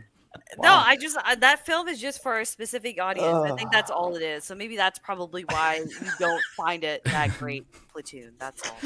Well, yeah. But that, I think that's interesting. So it was known at the time that this was going to be primarily a girl-centric film. And originally, I can't remember who was in charge of Disney at the time, but he said, probably not going to do very well because it's basically a girls' film. Then he watched it and said, actually, well, it's a girls' film, but this is going to do incredibly well. And it did. I mean, I think it's like 1.2, 1.3 by today's standards billion at this point. And it's a huge amount of money. I think my problem with it, though, is that it's partly because it is a girl's story. What? No, I just saw the funniest fucking thing in chat. I can't. Pull it I up. missed that. What? Pull it Yeah, up. Pull it up. go ahead. The chat is too You fast. I it's not can't a read private all. joke.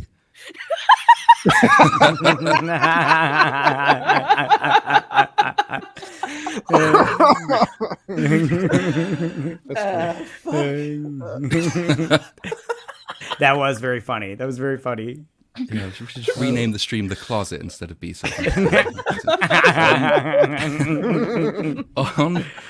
on the girls' film point, however, like you can tell it's a girls' film. It is massively a girls' film because there are big important differences between your typical boys' film, your typical girls' film. Your typical boys' film sees like the male hero is oppressed by something beyond himself. He's knocked back because he's inadequate.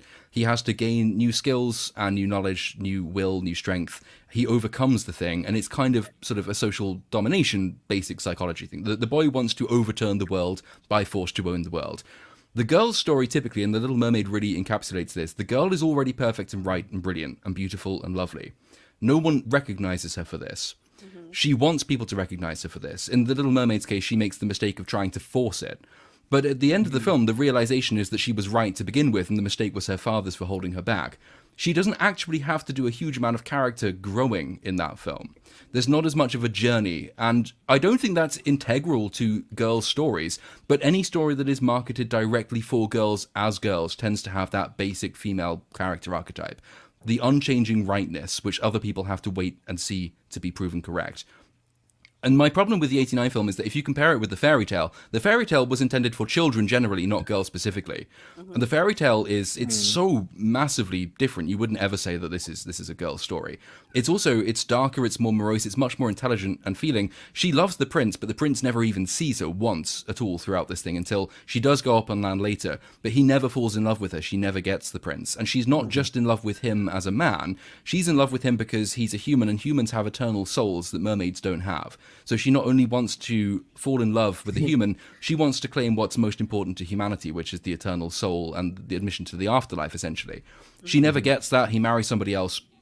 And the Sea Witch then presents this second deal, which is that, okay, if you kill him and you let his blood fall on your feet, I will give you your tail back. You can come back and live as a mermaid, and you will, live out your life and be as happy as you can possibly be. She says no, she commits suicide rather than kills him. But as a result of her self-sacrifice and her moral sort of selflessness, she is elevated up anyway, and she's not given a soul, but she's told essentially by angels, you've done a really good thing. If you do good things for humanity for 300 years, we will give you a soul, and you can go to heaven after that. So it's not just she's actually growing as a part of that story. She's not right all the way through. My problem, I think, with the 1989 film is that none of that's in it, and that was still a story intended for children. So what happened in 100 years from The Little Mermaid, as Hans Christian Andersen wrote it, to The Little Mermaid 1989, which takes away absolutely everything save the girl gets the boy because she's pretty. Weak where did men it go create wrong? weak times. There you go. Ah, well, yeah. I was going to say the one story I could think of off the top of my head that kind of goes against that, which is my favorite movie growing up, and it kind of disproves that like you need to see yourself in a character to enjoy it. It was Mulan. That was my favorite animated movie growing up, and it was kind of the depiction of a male story that you were saying, which is like, kind of overcoming societal norms and by force and all that kind of stuff. I think maybe that's why, without knowing it, that was my favorite story growing up. But it also, yeah, I don't. It lends itself really, really well, I think, to like the screen in that way. And she spends about half of that film as a boy as well, and she takes her father's place. So she's acting out of sort of the so what I'm saying when I say it's a typically girl story is not to say that all girl stories do that. It's to say that a certain type of typically girl story, a Disney girl story, will do that. The best stories are the more universal ones, which appeal to both because they have higher goals and aspirations than simply girl meets boy, boy falls in love, girl is loved and pretty.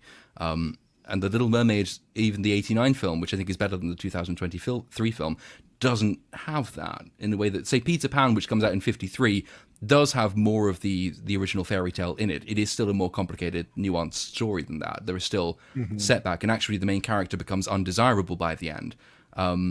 But yeah, the Little Mermaid doesn't. So I know I'm now sounding like an incredible killjoy because this film is beloved and everyone really loves the Little Mermaid. But I can see why. The songs are amazing, and I hate musicals. But hell, Poor Unfortunate Souls is a good song. Yeah. Le Poisson, that's the best song in Little Yeah. Mermaid. And we said it. Yeah. And it's gone. It's not in this one. And they completely just Yeah. eliminate any character arc for Sebastian as well, which was one of the best parts of the animated original because it was such a night and day contrast to what Ariel was like. So it was really exciting to see Sebastian on the screen, and then we missed this whole. I listened to Le Poisson on the ride home to make up for it. Yeah. I was gonna say David Diggs though was fabulous as He Sebastian. was a great Sebastian. Yeah. No, like, he so wasn't. Oh, good. he sucked. Really? He I sucked. loved Yeah. him. I loved him. I'd have nothing against him, but he sucked in this. Everybody sucked in this. I wasn't happy with anybody. So I mean, it wasn't.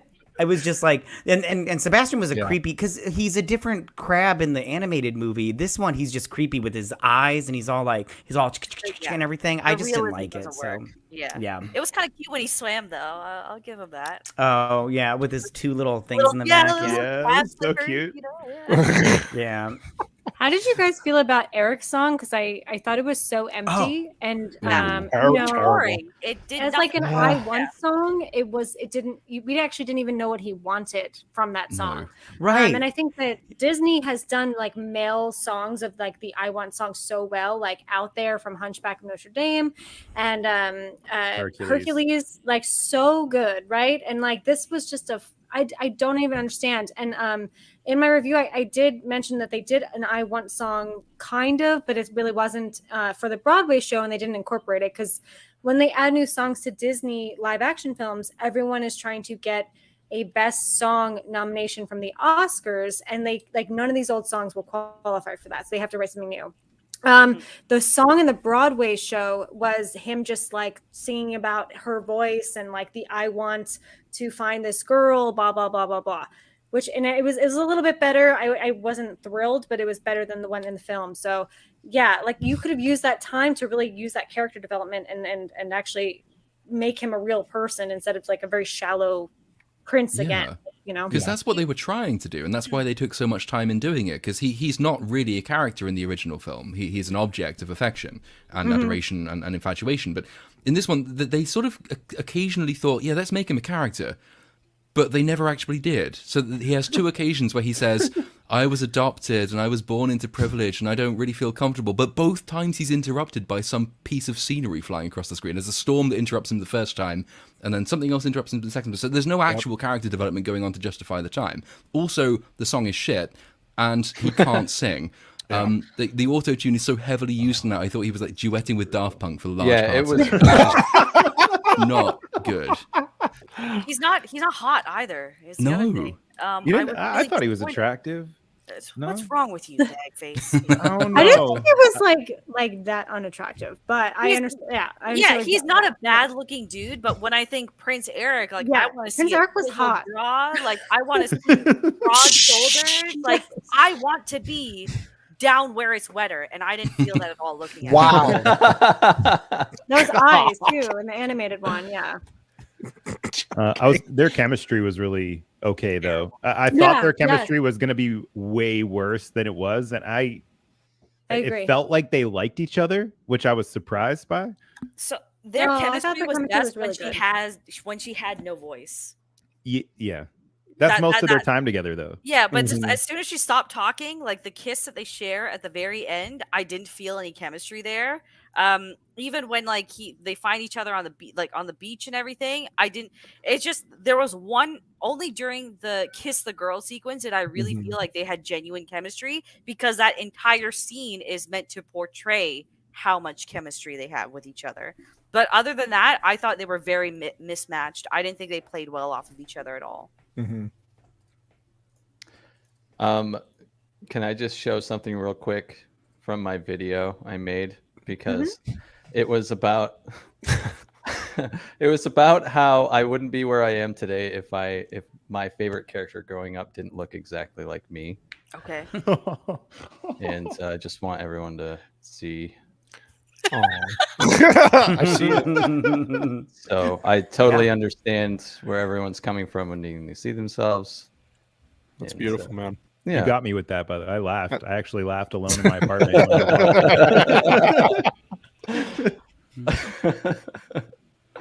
Holy shit, we have talked about the Little Mermaid with the Little Platoon for an hour and a half. God We damn. have. We should probably think about. I think before we move on, though, obviously we've been shitting on it a lot. So in reverse order, should we close the Little Mermaid by finding something nice to say about it, just as a challenge? Can I say Vex, one more bad thing about it? Okay. Oh yeah. Because we haven't touched on Melissa McCarthy at all in the hour and a half that we've been discussing this. She was a very underwhelming villain. They didn't build her up a lot. They took out a lot from her song "Unfortunate Souls," so it nukes her even more. So that final battle sequence, not only can you can't see what's going on, period, but I just didn't care at all, because most of the film was spent with them fucking race swapping Caribbean people on land. And then whenever she has a musical interlude, like you can tell there's a green screen, because Melissa McCarthy, I don't know if maybe she's just gotten too fat to walk at this point, but all she does is this. All she does is this on top of everything. Right. And it really killed a lot of the mood, because she wasn't doing a bad job with what she was given. I actually thought she was fairly good casting for this role. Just having a green screen for everything and the CGI and what the script was giving her didn't work at all. That's all. But I was I pretty 100% disappointed. agree. Really quick. It's Rob Marshall's fault. Sorry, that's all I was gonna say. Like as a directing, like it is all his. Like all these people on screen are capable of giving amazing performances, and that then it's the director's fault of what happened. I watch a lot of Corridor Crew. I don't know if you guys are. I love them. They're awesome. Yeah. So they talk about this thing called slipping sometimes. It's basically like when you have a plate of like say Melissa McCarthy's face, and the character is moving and the face moves at a different time. That happens so many times in this movie. I wanted to scream, because it really it almost feels like it feels like they're just laundering money at this point, because this movie costs so much money. It costs more money than all the Pirates of the Caribbean movies, and somehow it's like basic level compositing and like digital effects things are not even there in this movie. It just blows my But nice thing. The nice thing about her being in the movie too was I finally got to use this clip I've been waiting to use for months and months, which was like a really large human being trying to go down a slide into a pool and falling right through it. And that was the one thing I had to say about Melissa McCarthy. Okay, I'm gonna do what Ursula did and insert a complication in my little bargain that I'm striking here. Your nice thing cannot be an excuse to shit about a different part of the film.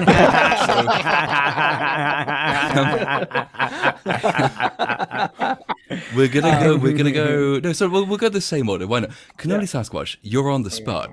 Can you say a nice thing about the film that is not a backhanded insult about the film? Well, now I can't. No, I would say probably the only thing, and I had to go back and rewatch parts of the original animated, because again, it wasn't a movie I loved, but I didn't hate it, but I didn't remember a lot about it. But I would say what Vex said earlier, the Vanessa role was spot on. That's all I really can think about, because I hated this movie so much that to me there's nothing redeeming about it. That's probably the only positive thing I can come up with at this point. So It's irredeemable. It's the only positive yeah, thing I can mean, say. Sorry, it's just, yeah, that's it. But she was great. She was casted well. Melissa McCarthy was okay. I'm sorry. There's nothing. If this movie ever comes on my TV again, I'm smashing it with a hammer. So, sorry. But yeah, I would say her. She was good. I mean, she was casted well, and then we'll stop there. Yeah. Okay. Agreed. Well, nerdy film girl. I do really like Halle Bailey. I'm glad she had this to shine. I enjoyed her performance. She did feel very Ariel-esque.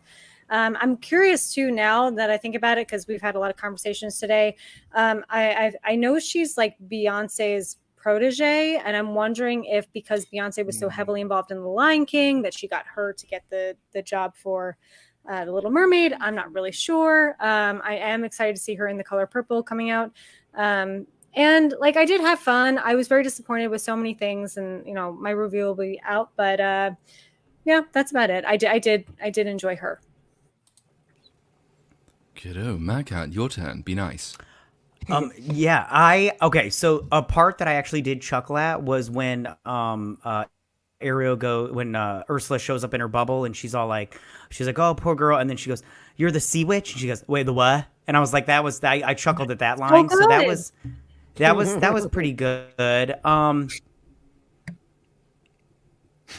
thinking. Exactly. Right on. Just Yeah, I buffering. think that's it. Yeah, I think That's that's it, okay. it. I chuckled at that line. I think that's it. Yeah. Bagface, it's your turn to be complimentary. I'm gonna say kind of what I said before, which is I actually really like Daveed Diggs as Sebastian, and there was actually a couple lines where I chuckled, and I did not expect to chuckle at all in this movie. And I thought his singing wasn't that bad. He's got a musical theater background, I think, so it shouldn't have surprised me very much. And there's also a rumor that he got cast as the Thing in Fantastic Four, which kind of gets me a little spicy in the pants, because that could be good. So there you go. Yeah. Nice. Every time someone says, "I heard so and so has been cast as the Thing," I think the 1980s horror film. That's what I thought too. Though I paid to see it. Vex, far away. Oh boy. Okay, I mean, I pointed out two of the things I liked already. Vanessa's casting was good. Oh yeah. Sebastian wasn't bad. I thought it was cute when he swam. Other than that, this movie made me want to try flounder for the first time, which I did afterwards. So Oh, damn. Nice. Nice. that's about it. That's all I can say that was positive. Did it taste good? It did. It actually tasted great. It was slightly good. spiced. It was grilled. I was quite impressed with it. I will be eating it again. Ooh. Okay. Yeah. Yeah, I've got to do an advert for a food company in the video I'm doing, and there's lots of Grilled flounder. grilled flounder. Yeah, I think I actually recommend it There you with go. sort of like Parmesan fried something with sauteed potatoes, and Sebastian can be crab cakes as well, which is There you quite go. nice. With a But- salad on the side. Yeah, Cynic. And you can't say it gave me an opportunity to make a fat joke, because that doesn't count. So, what did you like about the film? I think that Halle Bailey's abs are real, and they look great. There. Okay. Fair. No, I'm with you on that. Yeah, I think I didn't think Melissa McCarthy was bad at all. I think she did. Is it Pat? What's the surname of the original actors or voice actors part? Pat something. Pat. Oh yeah, God, I it's don't gone. But she sounds quite a lot like the original voice actor. She's a better singer than I thought she was. I didn't think she was terrible. She was much better than I thought she was going to be. So yeah, Melissa McCarthy is probably my pick for surprisingly less shit than expected. And I guess that brings us to the close of our Little Mermaid discussion, which lasted about 2 hours longer than I thought it would. So what's on. next? There's yes. one thing we didn't address. Oh boy. God, We what? didn't cover What did something. we miss? We didn't cover. Yeah, something. I wanted to mention something also, but I didn't want to bring Oh it up. shit! on the Okay, show. we'll carry on no, with the Little yeah. Mermaid. It's fine. Okay, Ursula's lair. Mm. So in the See, mine was animated about film- Ursula too. Okay, in Go the ahead. Sorry, animated sorry, film, sorry. when she finds Ursula's like witch hole or whatever. Witch hole. So the mosasaur skeleton was pretty cool, right? Swimming through that. But then it kind of goes downhill because Ursula kind of captures souls, right? That's the whole point of all these deals she makes. So when Ariel swims into the witch's cave, you see all the sad souls of the people, like the mermaids that she had conned before. And that, like, it genuinely scares Ariel. And it, then she's like, is it a good idea to be down here kind of deal? But in this fucking bitch is just looking, on both sides, and this is totally fine. Nothing is wrong here. She's genuinely a nice person here, so there's no problem. There's more reason for her to be alarmed in this version, because in the animated one, she goes through the skeleton. She gets attacked by the seaweed, I think it is, and that's basically it. So it's scary-ish, but it's not completely alarming. This version, the first thing she sees is a full-ass skeleton of a dead merperson, and then the tunnel she has to swim through to get into the lair is just a tunnel full of skulls. And you think, like, but then she appears before Ursula, and the first thing she says is, Ursula says, "What is your dad?" She says what? She says, "You're not as bad as my dad made you sound," or something. So, but you've literally just swum through a tunnel of skulls. How is that your first And she picks up 8 more skulls while she's singing at her as well. Yeah. I don't understand, and I couldn't, there was a very big problem as well when you see this and you compare it visually to the rest of the film, because aside from literally the first 2-3 opening minutes and then the Under the Sea song, everything else is so drab. So as a kid, if you're coming in to watch this, it can be very visually hard to tell what is a good environment, what is a bad environment, especially when the characters are not responding to the environment adequately either. As an adult, you can pick that up because we've also seen the original, but I could hear the kids getting bored in my theater. Oh yeah, for sure. Yeah. Yeah, and I wanted to bring up, Ursula has tentacles that have a mind of their own, because she's like searching for that what was that, a stomach or whatever, and she's like, where is it? And they're like presenting her with stuff. She's like, no, that's not it. And I'm all like, do her tentacles have minds of their own? Because my hands don't do stuff that I don't want them to do. So I'm all like, that's just weird. It's just weird. They don't do stuff that I don't want them to do. So it was just weird. It was weird. I thought that was should have been a weird choice. And Justin. They should have been the ones that were exactly. on their side the whole time. Yeah, and I do think I think that the Little Mermaid in the Disney adaptation, both of them, it really is that more in the forefront. Yes, it is a love story as a forefront, but it also is that rebellious daughter against the father. And, kind of like, F you, dad, I'm going to go hang with this girl, this aunt of yours or your sister, she's cool, and kind of does that even more out of rebellion than anything else. Cause I think she's supposed to be 16 or something. And I think she does make really stupid decisions. I've never watched the Disney animated film being like, oh, well, that's a great choice. You know what I mean? I don't think that's ever trying to be said. But I agree with you, Vex, that for children, there is a much bigger difference in the original animated movie of the environments, and this one, because of the whole realism thing, it doesn't really feel as scary, even though there are skeletons and stuff. It's those little weird things that used to pop up in the animated one of the past souls. That was horrifying, and I kind of wish that had been in the film as well. I think they're kind of alluded to when she first swims in, and there's things around that are kind of grasping, and you're like, what is this? But maybe it was just seaweed. I'm not positive, but I agree with you.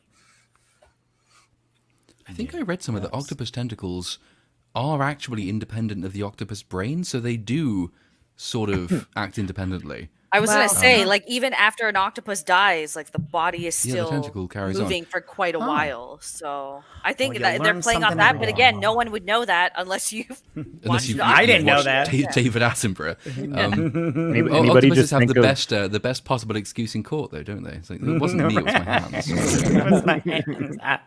I'm assuming everybody's watched The Boys. That just reminded me of that scene where he eats the octopus. Yes. I almost started crying. Yeah. Sorry. I love that that just show. horrifies So me good. to I this still haven't watched goddamn that day. show at all. You will Oh, love I it haven't Vex, either. so much. Oh my god. Oh, Okay. what? Yes, it's I love The Boys. Haven't you Oh not my watched God. Invincible either, Cynic? Yeah, I haven't watched that. Now, I either. don't know if we're Oh, I friends love anymore. It's great. It's good. They're both on Prime, right? Yeah. Oh Yeah, yeah. The Boys Yeah. is an Amazon original. Yeah. Yeah. All right. Nice. The last time we tried to move on from Little Mermaid, we ended up going Yeah, on no. for another 15 minutes. Yeah, So, I think we're- anything else to say? No, Fuck good. that movie. Yeah. Pirate That's a this nice movie for sure. Pirate this movie. In which case, I think the next thing in the docket is The Flash, Yeah. which is due out in, what, a week, 2 weeks? A Yeah. couple weeks. Yeah. Just over 2 weeks. Just got my tickets.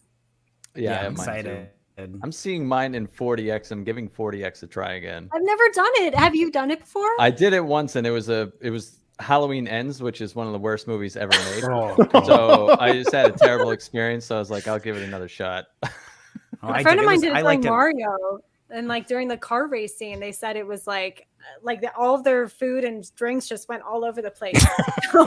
Yeah, I know. That was one complaint I had too. I was like, why would I even buy a fucking soda? Because it's flat, and I'm wearing my popcorn. Like, but, Yeah. anyway, about the Flash, not 40x. Yeah, that's another conversation. I'm Cannoli excited Sasquatch, for The Flash. Are you a Flash fan? Are you looking forward to it? Or are you one of those people who is not? I'm like mixed on this because the Flash himself, not the biggest fan of the initial character, and I hate Ezra Miller. So everything I've heard about this from early reviews is that he is obnoxious. What a shock! But where they're gonna pull. I mean, I'm gonna go see it because I'm gonna do a review on it on my channel. So where they grab me, of course, is where most people who, especially my age, grew up watching the 1989 Batman movie. Mhm. They're going to get me with Michael Keaton.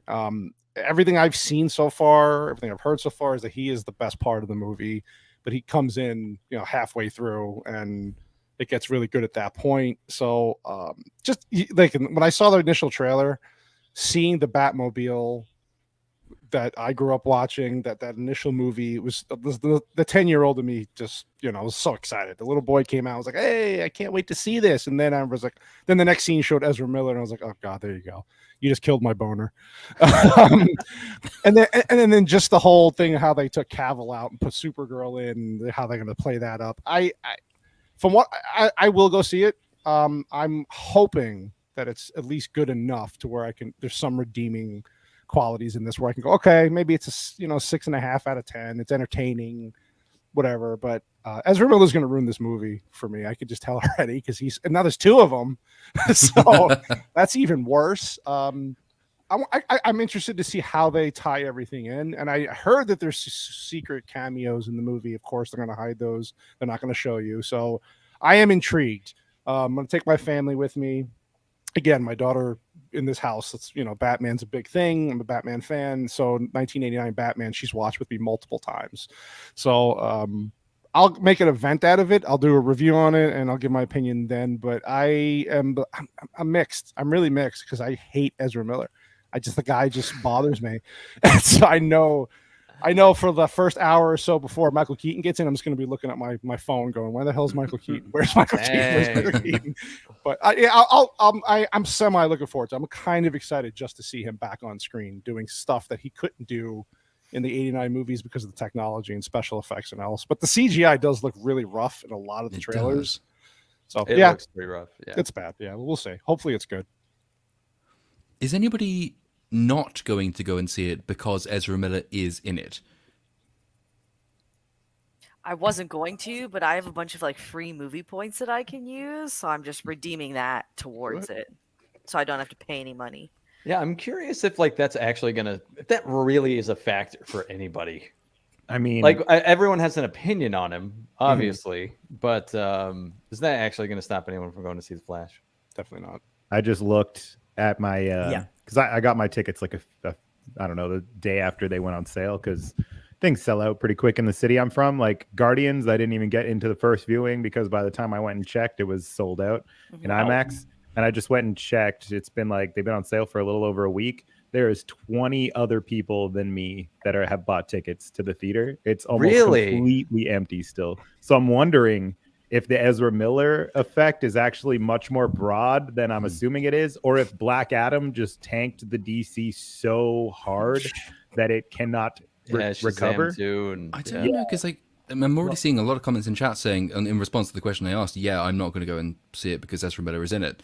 And I was on Mr. Brown's channel yesterday arguing with chat about this point, which was very entertaining. I'll try and be nicer to chat this time around, but it's but I know I think it actually might be a slightly understated but quite significant thing on this, because like every time the question comes up, you will reliably find quite a lot of people in any given YouTube chat saying, yeah, I'm not going to go and see it because of Ezra Miller. Now I think you're wrong to say that, but you know, it's your money, you can choose what you spend it on. Yeah, it's fascinating too, because the original projections, like a few weeks ago, was that it was going to open bigger than Guardians 3 did. They were projecting like $120 million opening, and now I'm hearing it's going to be like $70 million, which is a nightmare. Like that is a fucking disaster, an absolute disaster. Especially when you consider how often this movie has been pushed back and how much money you lose every single time you have to push a movie back. I think, as much as I didn't think that the end of Zack Snyder's shitty fucking DCU that this is was finally going to, I was like, I don't think that'll actually have an impact on James Gunn's DCU. It might. Like, damn, man, if this bombs, how is anyone going to feel about the fact that it's like, oh, yay, a Superman movie? Like, because everyone likes Batman more anyway. Like, yes, there are Superman fans out there, but like, look at the box office. Batman is just more popular, period. And if Batman, 89 Batman nostalgia can't get you to go see this movie, who's gonna like? Superman Legacy, if it makes like $500 million, how do you actually start a massive, gargantuan intellectual property franchise that's going to branch out to multiple characters based on that? This is a nightmare scenario if it opens that low. I think it depends on. I feel like James Gunn's smart enough to not open his entire cinematic universe with a $250 million movie. I feel like that movie will probably be like 150 to like 120 mil. He'll keep it like more low. Oh yeah, I bet he'll keep it more low key and like focus on his characters more. And because it's the first movie, they have to make money, or the studio is going to be all hesitant. Like WB is going to be more hesitant, right? They did somehow keep Spider-Man Homecoming and Spider-Man Far From Home in like the $120 million budget range, which is insane. Wow. In this day and age, when the Little Mermaid costs like between $200 and $250 million, those two movies cost only 120. That's fucking nuts. That's how much Spider-Man cost in 2002 to make. Wow. So yeah, I guess you're right. That would be. Do you think? Do you think they just tax write off Aquaman 2 if this movie bombs? Like Shazam 2 bombs? Do you think they just? If this bombs, Aquaman 2 is going to be a absolute disaster. Oh yeah. Yeah. You said the early projections are 70 million for the opening weekend? Yeah. I've heard two different things over the past few weeks. First, it was like it's going to open bigger than Guardians. It's projected, and now I'm hearing like 70 from multiple sources too, not like Cosmic Book News. Why is this in Cosmic Book News? I'm excited to see this movie. I'm gonna go see it twice. I'm gonna see it on Friday, and then on Sunday, I'm taking my son on Friday. We're have boys club. I'm excited to see it. I don't care how many Icelandic princesses he's thrown to the ground or how many babies he lets suck on bullets. I'm gonna go see this movie opening day, first showing. I do not care. I am very good. I'm not trying to shoot my own horn, but I'm very good at separating the art from the artist. I know Ezra Miller is a monster of a human being, but I mean, this movie looks good to me. I'm excited to see it. I'm going to go see it more than once. And he's not going to be in this after this. I don't think so, because he's too problematic. Well, they're rebooting the whole universe anyway. That's right? true. Yes. So yeah, but yeah, I'm excited to see the movie, and they will be. I'll be repeat viewing it. I know I don't have my tickets yet because which is probably a bad choice, but I usually wait till the day of. But I'll definitely be seeing it twice that weekend. So or at least twice. So if somebody else wants to go, I'll go with them. But I'm excited. Sorry, I brought it to a halt. Wow. By the way, I will be. Sorry, I thought we were going around sorry. the panel. Isn't that Yeah, what that's- we were doing? That's what I We Well, were, and then we I just love how got when lost. people. I know. Well, it's whenever I say like I'm going to see this, I don't care what Ezra did. People are like, "Oh, well, you're supporting his actions," and I'm like, "No, I'm not. You stop that right now. You stop that right now. I'm going to see a movie." I'm with you on that one. So 100%. leave me alone, yeah. If The I only didn't have- conceivable reason to avoid going to see a movie because Ezra Miller is in it is that, well, he might turn up at your house anyway and fuck you up. So you probably should go and see it either way. But no, you have to separate these two things, that you are not responsible for Ezra Miller if you go and see the film. Ezra Miller his private life is completely independent from the fictional character he is portraying. And the idea that you have to damn a work of art based on the real life foibles of the creator of the art or the starer in the art form is exactly the kind of thing that will lead to a pretty nasty reversion in artistic freedom. So it's not a good mentality. It's up to you whether you choose to go and see it. That's absolutely fine. I don't mind people saying, personally, for me, I can't possibly tolerate going to see Ezra Miller. That's okay. It's when people go that one step further and say, if you're supporting the film, you're supporting Ezra Miller, and you are a bad person for seeing it, that's the point at which I will start to say, no, and also fuck you, and read art history. So yeah, apologies in chat if anyone has already said that, but at least you've got my response. Well, there's also like an entire team that makes him like, it's not like Ezra Miller was the person setting up the lights and like the person that wrote his line. Like he's probably has the least effect on the entire filming except for his character, right? So it's not like you're necessarily supporting one person. You're supporting an entire group and team of people that came together to create art, and like the director and all that. So I'm okay with supporting, other people. And, I toss Ezra Miller a couple dollars. He's entertaining in real life and on screen. And he doesn't use the money anyway, because he'll just break into your house and rob you of your liquor. There you go. Honestly, I'm only going to go see this movie because I have points to redeem towards tickets. For good content. That's it.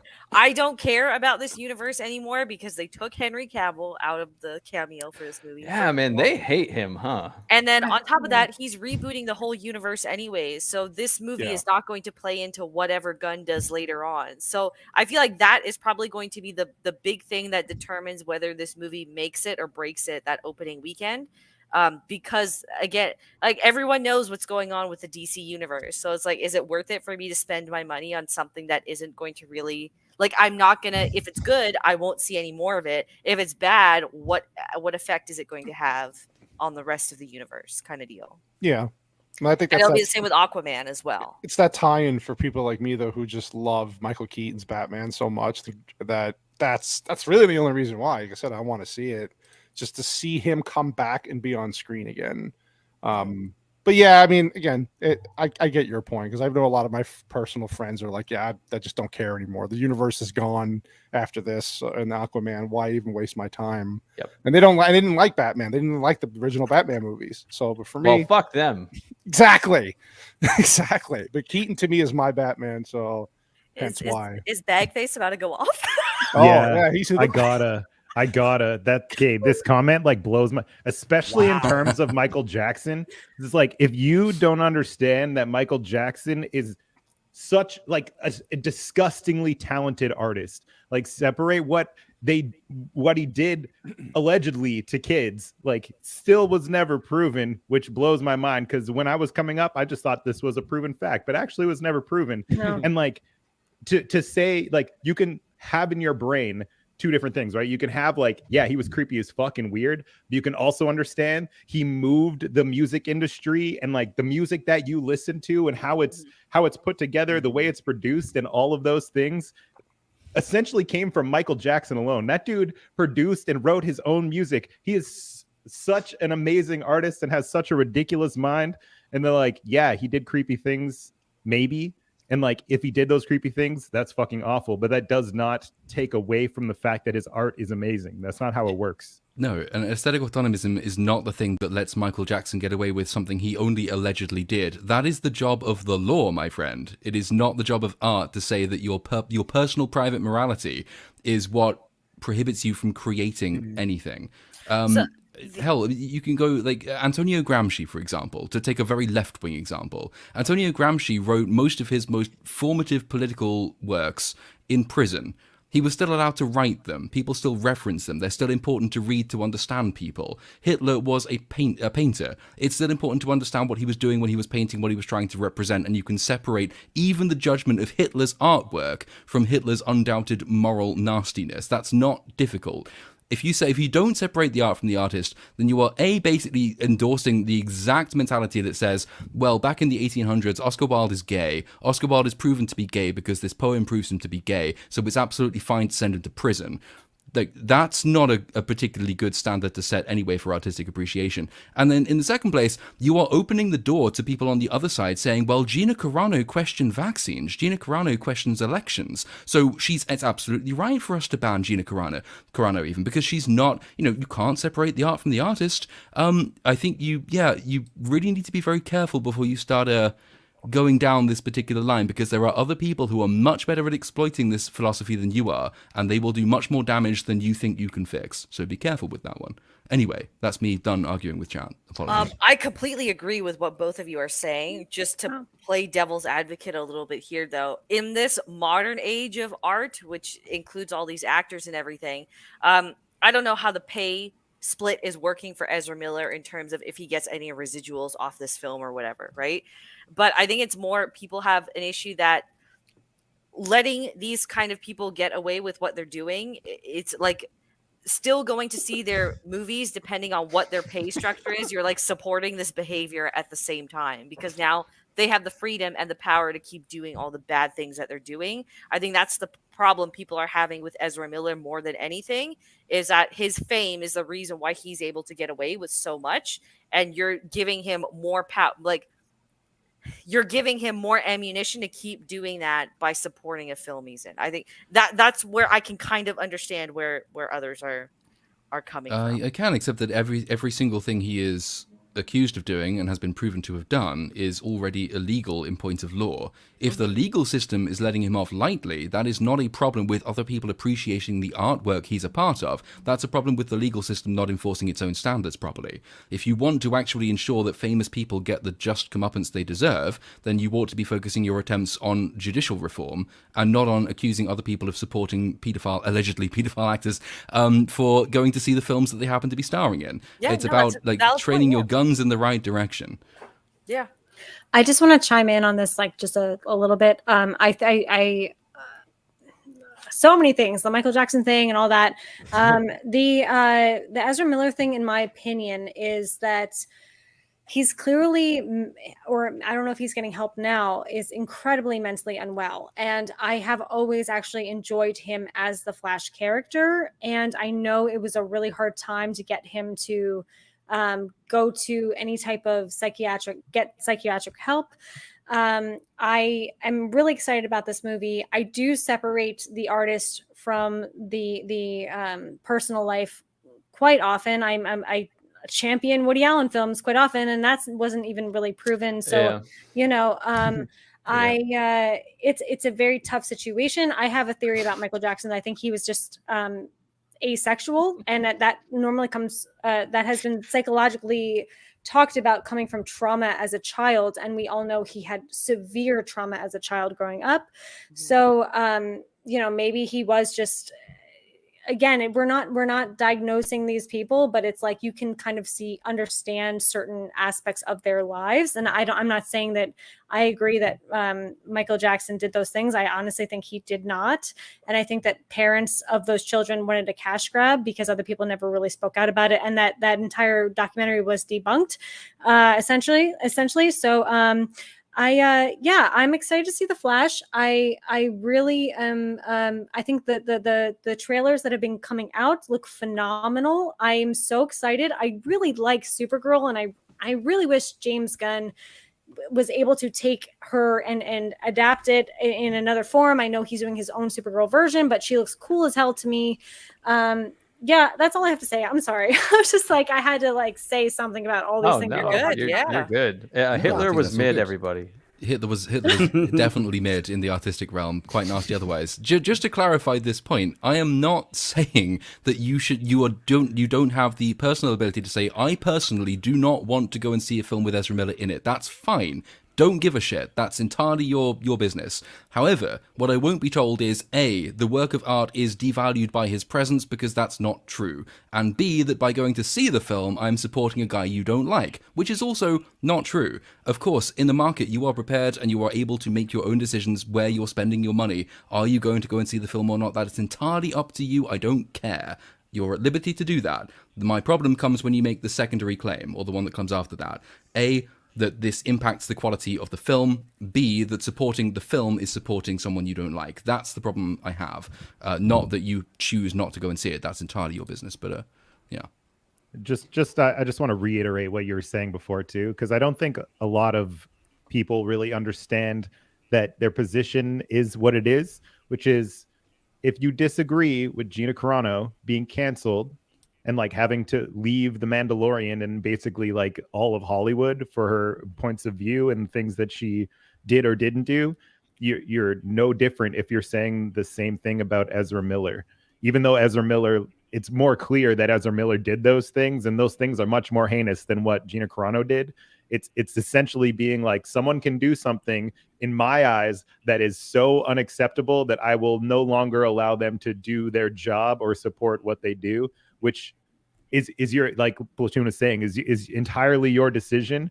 But just know that you're holding the same position as people that you probably dislike a whole lot, which is, if you do something or think a certain way that I don't agree with, I don't think you should have the opportunities to do what you would like to do. Gina Carano, though, I agree with what you're saying 100%. I think it was all coming from studios with insurance purposes, because she was speaking that she didn't want to take the vaccine. And in that time frame, like if she got the entire crew sick, they would have to probably push production back. So that was probably more an immediate response to that. I agree that both are very similar and they should be treated the same way, but I can understand why studios would be upset about her taking that stance. And to remind people, like, just to put your brain back in COVID times, it was pretty much seen as violence towards like old ladies if you didn't get the vaccine, or if you were out there like saying that people shouldn't get the vaccine, you were pretty much killing old people. So a lot of people did view that as violence against other people, even though I obviously don't equate these two things. I think what Ezra Miller did is way more heinous and like just complete insanity compared to having thoughts that other people don't agree with, but it comes from the same place internally, believe it or not. I agree. So but I'm on sorry, the film itself. Oh no, sorry, MatKat, after you. No, you go ahead. You go ahead on the film itself. Well, no, I was going to pivot it, having had my fill of arguing with chat, because I really want to carry on doing it, but I think we might derail the stream if we do. On the film itself. I'm sorry, I have a delay. I apologize. I wanted to talk about the film also. I wanted to go back to the fact that I am excited for this film. I read the comic book. It was very good in the Flashpoint comic book. It's just loosely based on. So that's why I'm excited about it, because I did like that comic book. And going to a Nerd Film Girl, your point of view on Supergirl, I also think she looks great. When they did the set photos, I thought her costume looked a little wonky, but her in these and I think Sasha Kaye in real life is very hot. I wish her hair was a little bit longer in this film, though, but it's fine. I do think she is very attractive. I think that it as far as story-wise goes, from what I've heard online and seen online, all the spoilers and stuff, I am very excited for all the cameos that I've heard about. No spoilers.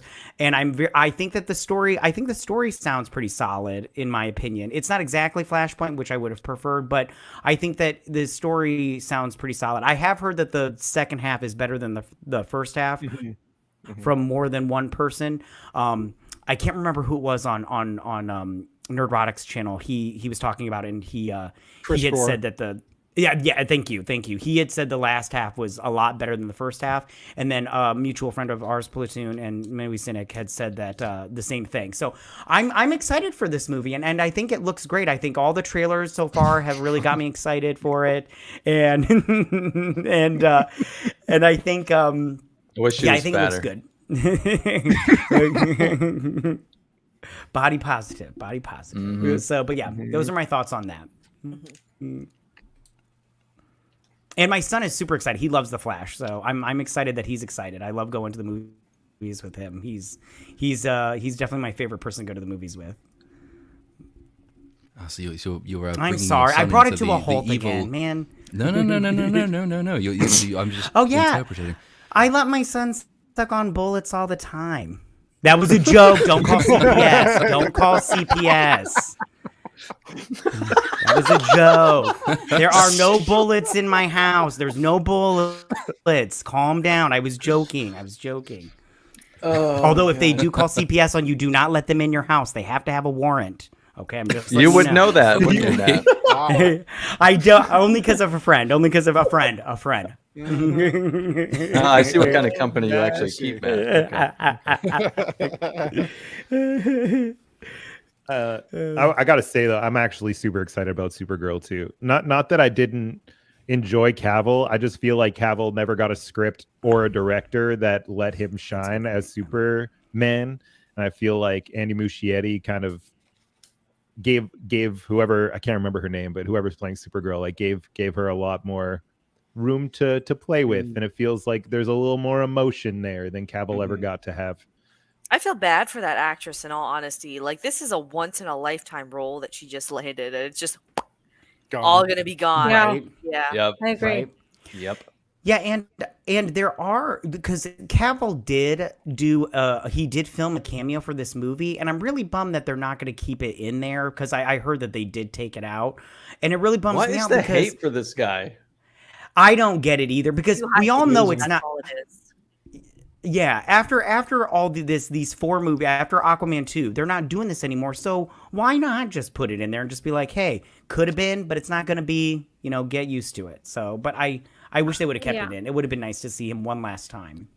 I 100% agree with you. I personally love Man of Steel. I love that it took kind of like the more serious tone that we saw in Smallville with that movie. I think just because he's an alien in this Calm down, environment, Cynic. I think he can be more serious. Well, are people just...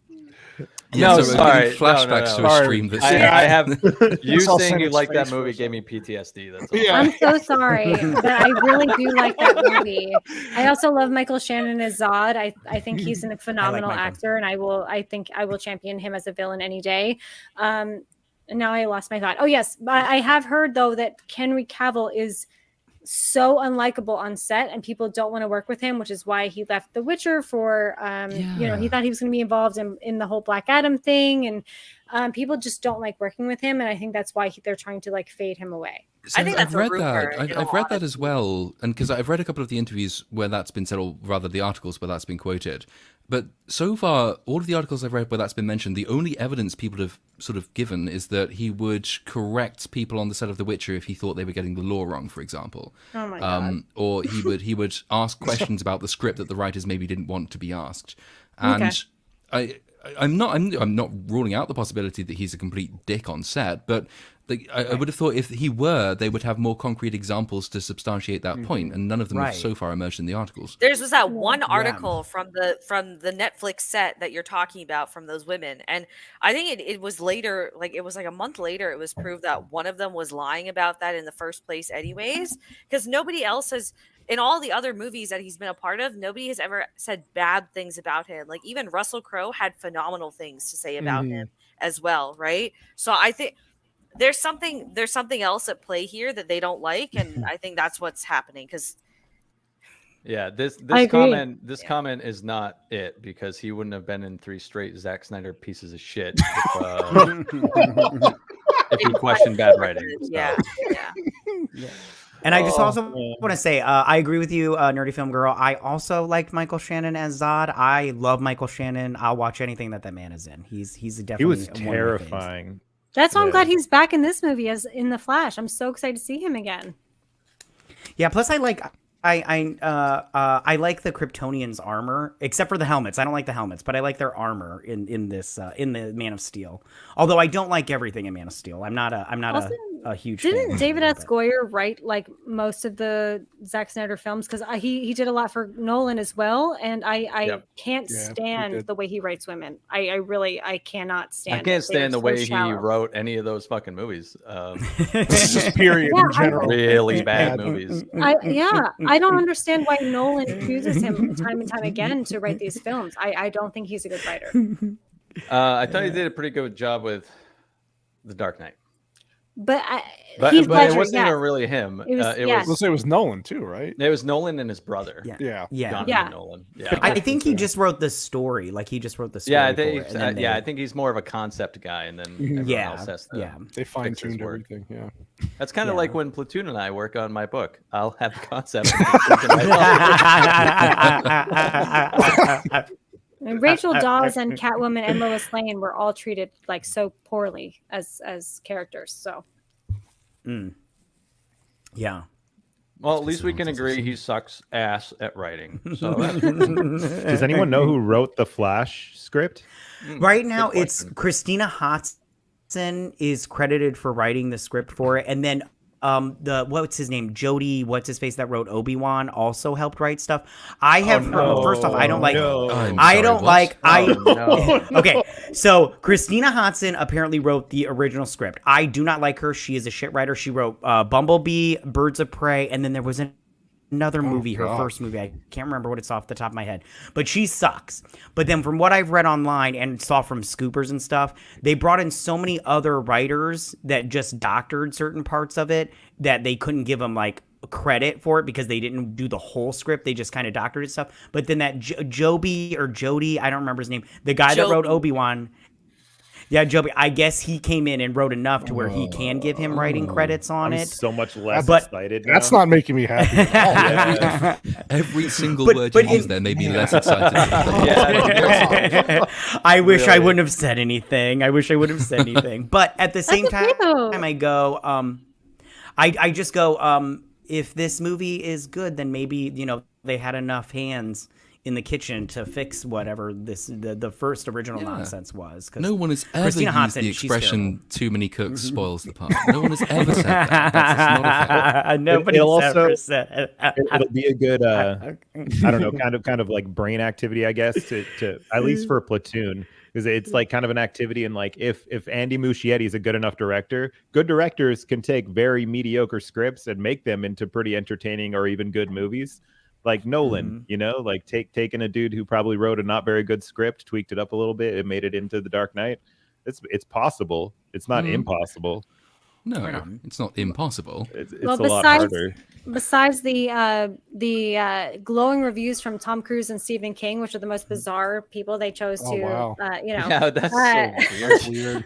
the people that saw it at Cinecon, like some of like the huge YouTuber movie reviewers that I love, I mean, they saw it and they like literally were just so thrilled with the film. So I wasn't saying it's okay to have bad writing, by the way. I was saying it's okay like for another reason. But yeah, I am excited to see the film, and people like really are championing this film, and I can't wait. My boyfriend's a huge Flash fan. I wasn't even that big of a Flash fan to begin with, but he's read all the comics. And I think like, as a kid, he was a big runner. So he like loves that whole dichotomy, and I got him a Flasher. Like it's kind of becoming like there's finally a Flash movie. So I think that's why we're excited. Did you So say you bought him a flashlight? Is that what you A said you bought him? flash- I'm sorry. I was typing out a comment and that's all I heard. I was like, wait, what? What's going on here? No, What's it's going like on? a Flash. What running did you club buy it? t-shirt. Yeah, it's like a Flash. Oh, t-shirt, but okay. it's like the Sorry. running I'm club sorry. Of the city he lives in, and again, I didn't read the comics. He did, so he would be able to say what city that is. But yeah, no. Isn't the budget for this movie I- like over $300 million because all the reshoots I Something heard? insane. That is I heard wild. Flashlight. Yeah, Chris Gore also gave Avatar 2 a positive review, so that's cool. Oh, That is true. I'm just here to shit on everyone's parade. Sorry. Do it, buddy. It makes the name more fitting now. Avatar 2 was so good that killer whales are now taking down boats in the real world. Okay, so that's proof. that's still a much better story than the actual Avatar is. Like Gladys the whale versus the Gibraltar yachts. I would pay to watch that film. That's See, I'm not at all a DC person. I never have been. I know very little about anyone besides Batman. So this film is sort of, I'm sitting here sort of at a remove from The Flash. I don't have any particularly vested interest to go in and watch it, except that it's coming out and everyone's talking about it. I have no attachment to the character particularly. So I don't know if that makes the cameos maybe less effective, because like, I wasn't alive when Michael Keaton was Batman, so that's not really nostalgia for me. And also, I always slightly skeptical of these films when they say, well, look how many great cameos we've got. And I think, yes, and so did Multiverse of Madness, and we saw how that worked. Cameos alone are not a really good reason to go and watch a film. You have to have a story around them. It's what No Way Home did quite well that Multiverse of Madness did not, is there are cameos, yes, but they have a reason to be there. The story actually pans out, and it has a use for them as well. So it's not just exploitative memberberry type thing. Can I bring up a slight spoiler? But it's not, because the director already talked about it in an interview, so I don't know if anyone's gonna be mad at me. I know this one already. I already know. I don't know. I don't know if anyone. Not the bees. Yeah. Nick Cage as Superman. I don't know if everybody's heard of that, but I thought I would just bring that up. I don't know. Is anybody excited to see that cameo? That's what made me I am. actually. Yeah. I'm weirdly excited to see that. I don't know why. Yeah. No. Is he gonna I mean, take you his can face read that. off? Tim Burton Superman, right? I think That was Burton Tim. that Yeah, the Tim Burton Yeah. Superman. Yeah. Which Which case you anyone all was mind to read wondering that if he's script. It's fucking all crazy. right.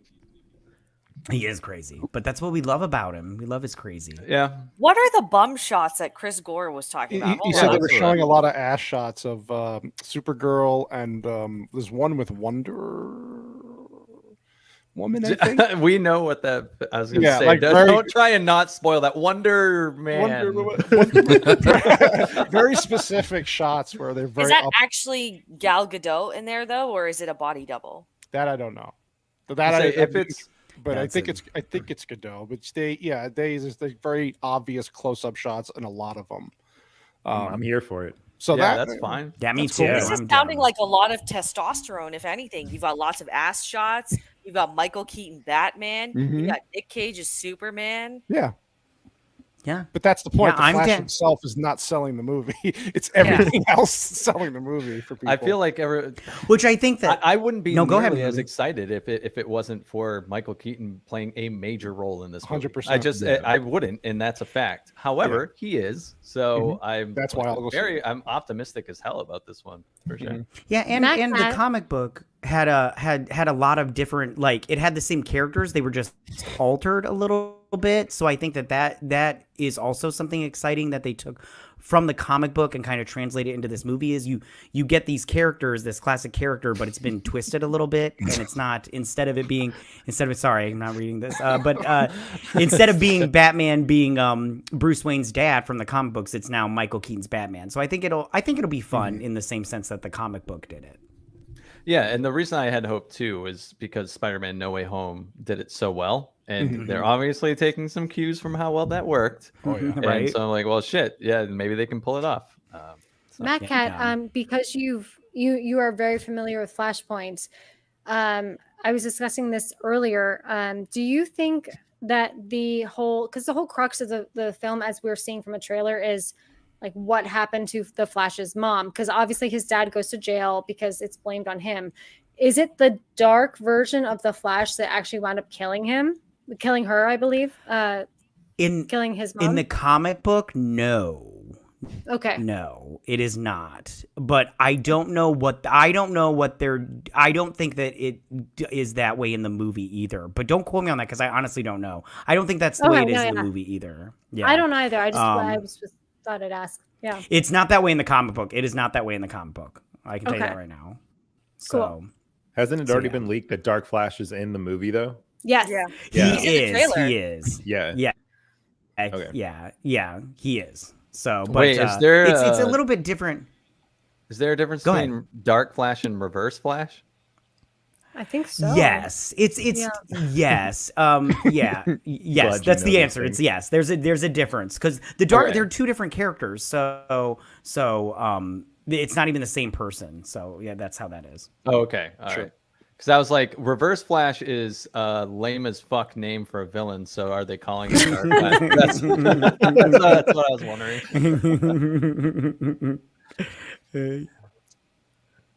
Yeah. Matt, you killed the stream. Every Wow, time. what happened? I'm sorry. I didn't mean to. I don't mean to. I don't mean to. I'm in the same boat as you, Platoon. I have no vested interest in this. Everyone's talking about it. It'll make for content, so I'll go see it. That's about it. Yeah, if no one goes and sees it though, I'm gonna be like, if I go and see this and I do a video and it gets like 150 views, I'm gonna be so mad because I have no interest in seeing this on my own. I would just wait in a few weeks and just go see it when the theater's empty, even though it's almost empty already on open. Yeah, night. damn, right. There you go. Yeah, I'm more excited for Barbie at this point. That's all. Oh my god. Well, What? yeah, God, I haven't even considered what I'm Ew. doing with Barbie yet. I might cover Barbie. I don't think I will, but because I'm not that much of a masochist. But then Give again, me I the am a face bit of reveal one. on a Barbie review. On the Flash, maybe it is the case that it will be a word of mouth. Maybe there are a lot of people who are out there thinking, well, maybe I will. I'll wait and see what the first people to go and see it say. And then it picks up and has maybe more longevity and less of a big bump at the beginning, at a guess. But I don't know anyone who's massively into it, though, as a prospect. I don't know anyone who's fascinated by the Flash. Or indeed, well, as we know, the story isn't going anywhere, so why should anyone bother to learn about it? I don't know. Because it's almost like see how it ends and the new one begins. Like that's the only thing I can think of as far as why someone would want to go and watch it. Be like, oh well, I guess this is a conclusion of this universe before they kickstart the next one. Is it? Oh though? yeah, 'Cause Aquaman still. Yeah. Oh yeah, And Blue Beetle. I don't And Blue fucking know. Beetle. This is such a convoluted mess. I know. But all I'm these, throwing shit at the they wall were to see supposed what to. sticks. Yeah, and Blue Beetle, but they were supposed to come out before this movie. This movie was supposed to transition them into the new DCEU, where they kind of try to fix everything and make it more cohesive. But obviously, things got messed up, and now the Flash is coming out before Blue Beetle and before Aquaman 2. So I mean. But I do understand when people are like, I'm not gonna go see this because what's the point? I get that, but I mean, I'm a DC girl all the way, so I'm gonna go see it 100%. Yeah. Oh man. I mean, there is also the broader question of superhero fatigue that comes into it as well. It's like, A, who really gives a damn about the Flash as a character? B, who really gives a shit about an ending of a DCEU that no one really watched? And who is really interested in seeing the next one? And C, given that no superhero film at the moment is really, really capturing anyone's imagination, to what extent is everyone being tired of Marvel going to impact the performance of the Flash as well? I know Guardians of the Galaxy 3 is doing okay. I don't know if it's doing 700 brilliantly. million. Yeah, but it's an outlier in a general sort of decline. So how much that bleeds into the Flash, I don't know. Blue Beetle out. Isn't that out this summer? Yeah. Does anyone give a shit? Does That's- anyone I don't care? I do. I literally supposed went to out be- and bought like 50 comic books just so I could understand the kid, because I didn't know. The only thing I knew was from I watched Young Justice. That's all I knew about Blue Beetle. So I was like, well, I need to read these comic books and see what this character is all about. And so I went to my comic book shop, and I bought like as many as Blue Beetle comic books as I could find. And then I just started reading, and I was like, let's see. And I actually really like the character, so I'm excited for it. So I know. But You give me faith in humanity, Matt. I'm looking forward to Blue Beetle. Yeah. Like, I'm actually excited to see it. I just think that whoever put out that trailer should be fired, and their marketing team. Yeah, seriously. I saw that trailer right after I saw the Guardians 3 trailer, which was beautifully executed, and I was like, "What is this for?" Like, I mean, it was so mishmash, so cheap. I didn't understand it at all. August is Blue Beetle. Oh, Yeah. that's the dumping grounds yeah, I of was the gonna say, summer that's movie the- season. Yeah. Well, Blue Beetle was originally supposed to be on HBO Max, but for some odd reason they were like, let's put this in theaters. And me personally, I was just like, as a DC fan, I do not know why you're putting this movie in theaters, because I don't know anybody that's a huge Blue Beetle fan. I know, but it, like Nerdy Film Girl said, I think that it does kind of looks kind of like a streaming movie to me. So I'm all like, I don't understand why you would, but at the Just from I the mean, marketing. like you said, money. It would be the only reason to put it in the movie theaters. But it can't. I It had can't make never, that ever much heard of the money. character. I'd never heard of the character Yeah. before the trailer, and every time I vaguely remember hearing about him. I forget him again until I come on one of these streams and someone says, "Oh, when's Blue Beetle coming out?" And then I remember, "Oh shit, that's a thing that's still happening." Yeah, It's a I'm bit not confusing, the timing of it too, because you've got Flash, then Blue Beetle, which is supposed to be the new start of the universe, and then Mhm. you have Aquaman, which is the old universe. Yep. Yeah. Is it It- though? What if Aquaman's just N- new universe? Who What if they keep fucking Momoa as knows? Aquaman? I don't think Aquaman is new universe. I think that Aquaman, because Aquaman was supposed to come out November last year, I think that they just pushed out so much that they had to have Flash come out first. Right. And now it's just a big mess. So they're just like, just release it so we can start this new Gunverse and we'll just try to Blue Beetle's gonna make as much fucking money as bomb. possible. Think of it. The It will Black bomb. Adam film, Black Adam with The Rock, opened to like what $68 million or something and bombed. Like it didn't make any money. Do you Yeah. actually think fucking Blue Beetle is gonna No. make more than No. Let's that? see if the No. Hispanics come out for this one. I'm Whoa. curious. They Right. might, you never know. If I'm working at Sorry. Warner Brothers, They- though, Wow. the way I see it is like, if that movie makes $100 million in theaters, that's $100 million more dollars than you would have got if you put it straight on HBO Max. Right. Yeah. So like, even if it is a flop, it You can't can be hide more it. of a flop than it was gonna be. Yeah. Right. You Yeah. can hide the fact that it flops, Right. like they did with Peter Pan and Wendy. right. Yeah. You all saved me on that one. I did not watch it because thankfully, No worries. yeah. We got Right. you. Well, any more info on the Flash that we need to dole out? 'Cause I think we had another topic too. If anyone's interested in this one. We did. If I'm everyone's done on the excited. Flash, I think the final thing we had to round up is that PlayStation had the event on last week, I think it was, when they announced a host of new titles and some remakes as well, which are the only ones I've actually heard of. So, I mean, I don't know how big a gamer, I think Vex, we can probably gain from your main channel name that you're a bit of a gamer. Everyone else, who's a gamer here? Yes. I'm like on a sometimes a couple times a Sometimes year. gamer. I'm kind of, times a yeah. In which case, I mean, I don't know. Cannoli Sasquatch, if I can come to you first, Sure. then did you follow the PlayStation announcements? Is there anything did. that really caught your ay to look forward to? I was very disappointed by the whole showcase. I was watching it while I was working. Then I just had to turn my attention to it because I was like, I want to focus on everything that they're going to announce. But besides Spider-Man 2, really nothing that really caught my. Now they had what bothers me about these showcases is they just keep showing trailers of games instead of the actual gameplay of anything, because a lot of these games are announced so many years before they actually release that. I don't know. It just kills the vibe, and it was just very underwhelming to me. Sony, for some reason, in the last few years, is really just they almost forgot who they are. And I know that they make movies. I know they're a hardware company. They sell TVs, so they're trying to like mix all this stuff in now with PlayStation. They even showed the trailer for Gran Turismo, and I get it because it's a video game adaptation. It's an adaptation from a video game into a movie. It's like I don't need to see a 3-minute trailer of the Gran Turismo. Now, if there was the actual new game coming out alongside with the movie, I can understand that.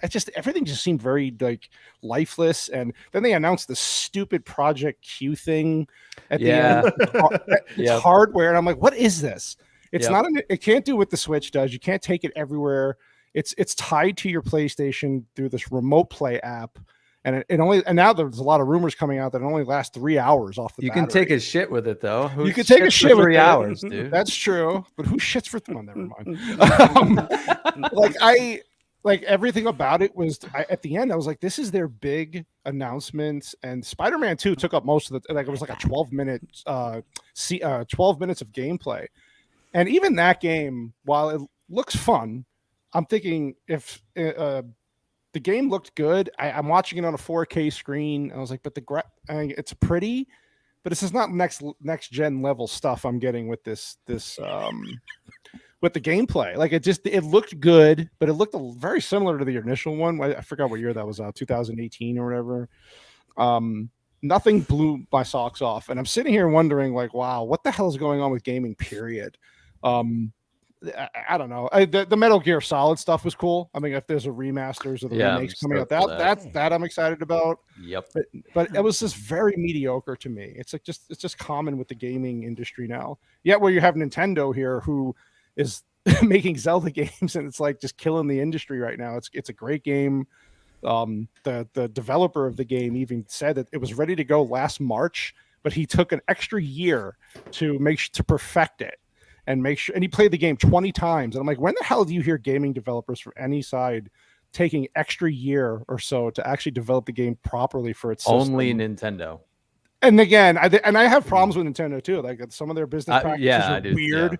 Didn't they but just put a DMCA thing out on the Dolphin emulator? Dolphin. I think, They as did, well? yeah. So there's a lot of things I don't agree with what they do, but they care Agreed. about their games. When they're developed, they're top notch. Where these other companies are just throwing out, it's like Hollywood. They're just throwing out crap, just throwing out shit at a wall, see what sticks, and then they'll patch it later. So anyway, to get off my rant here. I Spider-Man really, and then Metal Gear Solid. Everything else was just very blah to me, and I was super disappointed in that. But I hear they're going to have another one maybe to kind of make up for it again sometime later this year. So we'll see. But yeah.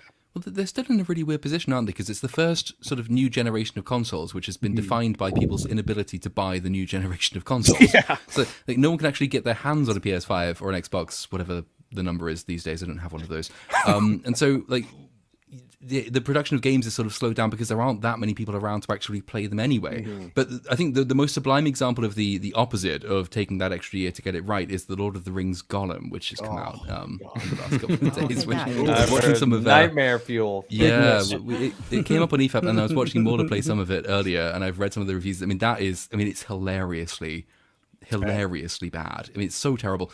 But I don't know that Sony would ever do something quite that shit and cheap and rushed. But I think I'm probably with you. No, the only two I really recognize, Spider-Man and Metal Gear Solid 3, Snake Eater, the remake, which I like the idea of, but it does sort of go back to that question about art versus artist from earlier, which is that, Konami has been absolutely shit to Kojima, and I don't like the thing they did to Kojima. I might still play the game. I will separate my analysis of the game from the studio practices behind it, but it's still not a particularly good practice, and it puts a sour note on that remake, I think. Though it's the best Bond-related product to have come out in the last several years, because, he should have been given Bond, I think, Kojima. Vex, you go, because gaming is actually literally in she's your like popping name, out of her so- chair there. No, okay, I have a couple things. So on the Kojima thing, he actually ran Konami into the ground financially, and that's part of the reason why that deal went so haywire and they just kicked him out. And like, because I see a lot of people like really defend him, and honestly, I don't. Aside from some of the projects he's done in the past, I don't see why we need to keep sucking his dick, because what he's put out in recent years is not that great by comparison. Let's just be honest. You can like the creator, but he hasn't put out some really great stuff in the last decade. In terms of like Cannoli and I talk about this a lot on the side. Sony's gotten comfortable, and that's why this like people were so disappointed with this that fanboys went up and made a rumor that they were buying CD Projekt Red, right? Which turned out, again, everyone confirmed that that's not true at all. They've gotten comfortable, and it's the same problem that Xbox had during their last generation, in which they killed it in the previous one. And because they developed such a strong fan base during that last generation, now they just know that whoever, like all of those dedicated fanboys, will just keep buying product no matter what the product is. So a lot of the stuff that you saw during this showcase wasn't even PlayStation exclusive, funnily enough. Only like I think Spider-Man and because even the Metal Gear Solid remake is not going to be PlayStation exclusive. What? No, Xbox going to Game Pass. it's coming to Xbox and PC as well. Yeah, it's not exclusive. No. So aside from Spider-Man and I think some of the indie games like Cat's Quest, Pirates of the Caribbean, I think that looks. Of course, you're going to cool. buy that. That looks fun. Okay, Yeah. but it. Not a lot of it is Sony dependent, and then most of the stuff that is also cross-platform, it's just ported to the VR2, which again they keep shilling for and saying that it's doing better than expected, when it still is massively underselling compared to what the expectation was, right? Sony does like 3 or 4 showcases a year, so we will get another one If Mhm. not in August, then definitely in September, because September is the period they use for the November, December release window where all the major stuff comes out.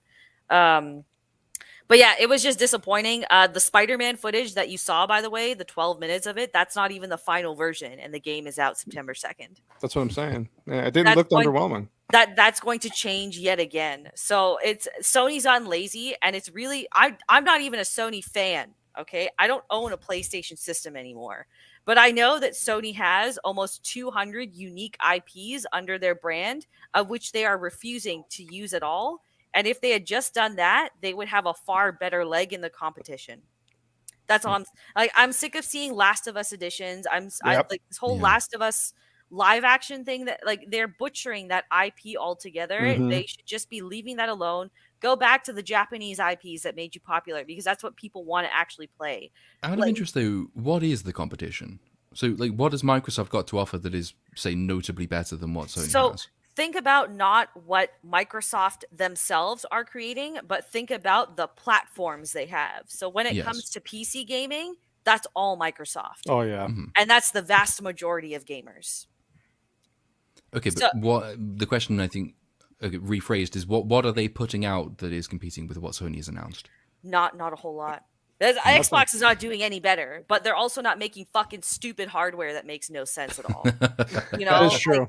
Project Q has been in development since 2015, and it's 8 years later, and all we have is literally a digital newspaper while you're taking a shit. That's Dude, all. you can already do what that fucking thing does On a- with on a any computer. on a fucking phone or a Yeah. tablet. You And can it- already do that. And this is So what I mean. stupid. Sony has gotten really comfortable because there are going to be ponies that will just buy that because it has a PlayStation branding on it. You're gonna pay $300 for a device that you can use your freaking iPhone or a laptop for. Download Remote Play for free. I and use play it all on the your time. fucking phone. I Yeah. play it on my iPhone, on my iPad. There Like, you it's- go. So these are things that I don't understand what Sony is doing on their end now, because this generation is going to, I think they're going to sell consoles, but there's nothing to put on the consoles. So it's going to end up being a flop generation.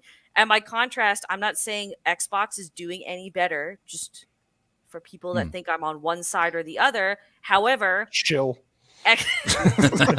Microsoft is at least taking some initiative to understand that, hey, we don't have a lot under the belt and we need to innovate. So let's take advantage and let's start developing new IPs. And that's what they're doing in the indie front, not so much the That AAA is true. front. Well, that's why they need Yeah. that merger to go through very badly. Microsoft. Oh, is this the Activision one? Yeah. Yeah. Yeah, they need it bad. So I'm just, I don't. But this They're is my point. Like, Yeah. sorry, I didn't mean to cut you off. No, But, like, I'm done. That I've said my Nintendo with underpowered hardware is still creating these. Like, it's a mirror. I don't know. Maybe Cynic can attest to this. It's a miracle that they actually got this Zelda game onto that system. It's a miracle. What it does, the physics, how big of an open world as it is. Now there are limitations. You know, it's the frame rate and the it's only what goes max 1080p. All this stuff. And it's still selling 10 million copies, and because they put care into their IPs.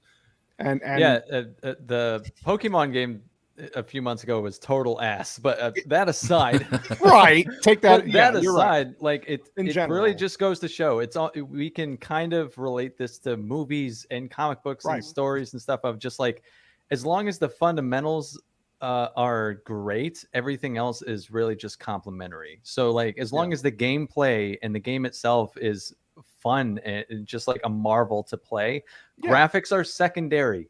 And the 100%. same with like my example for cinema right now would be my optimism for the Flash, because I think the CGI looks like fucking ass. But I'm excited for the prospects of the movie because I know where it's taking from, and I'm like, oh, if they take away from Spider-Man No Way Home, then they're probably on the right footing. And again, so that would mean story when it comes to movies. As long as that is good, everything else is, I can be more forgiving when it comes to the other stuff. That's why Nintendo's old IPs are still so damn popular. Yeah, because they don't put out a new game every year. Like, remember when they buried Assassin's Creed or like the Call of Duty franchise, drive that shit right into the fucking ground? Yeah.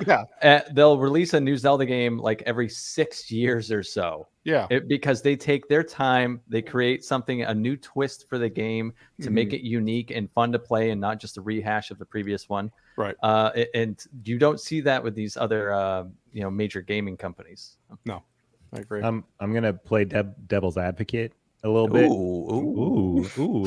I have this weird obsession with learning about the gaming industry more than I play the games, which is weird. But like Sony, if I'm not mistaken, still holds like a ridiculously large market share of people that play games, people that buy games, and their revenue went up. Like they're selling less games, but their revenue went up significantly last year or the year before.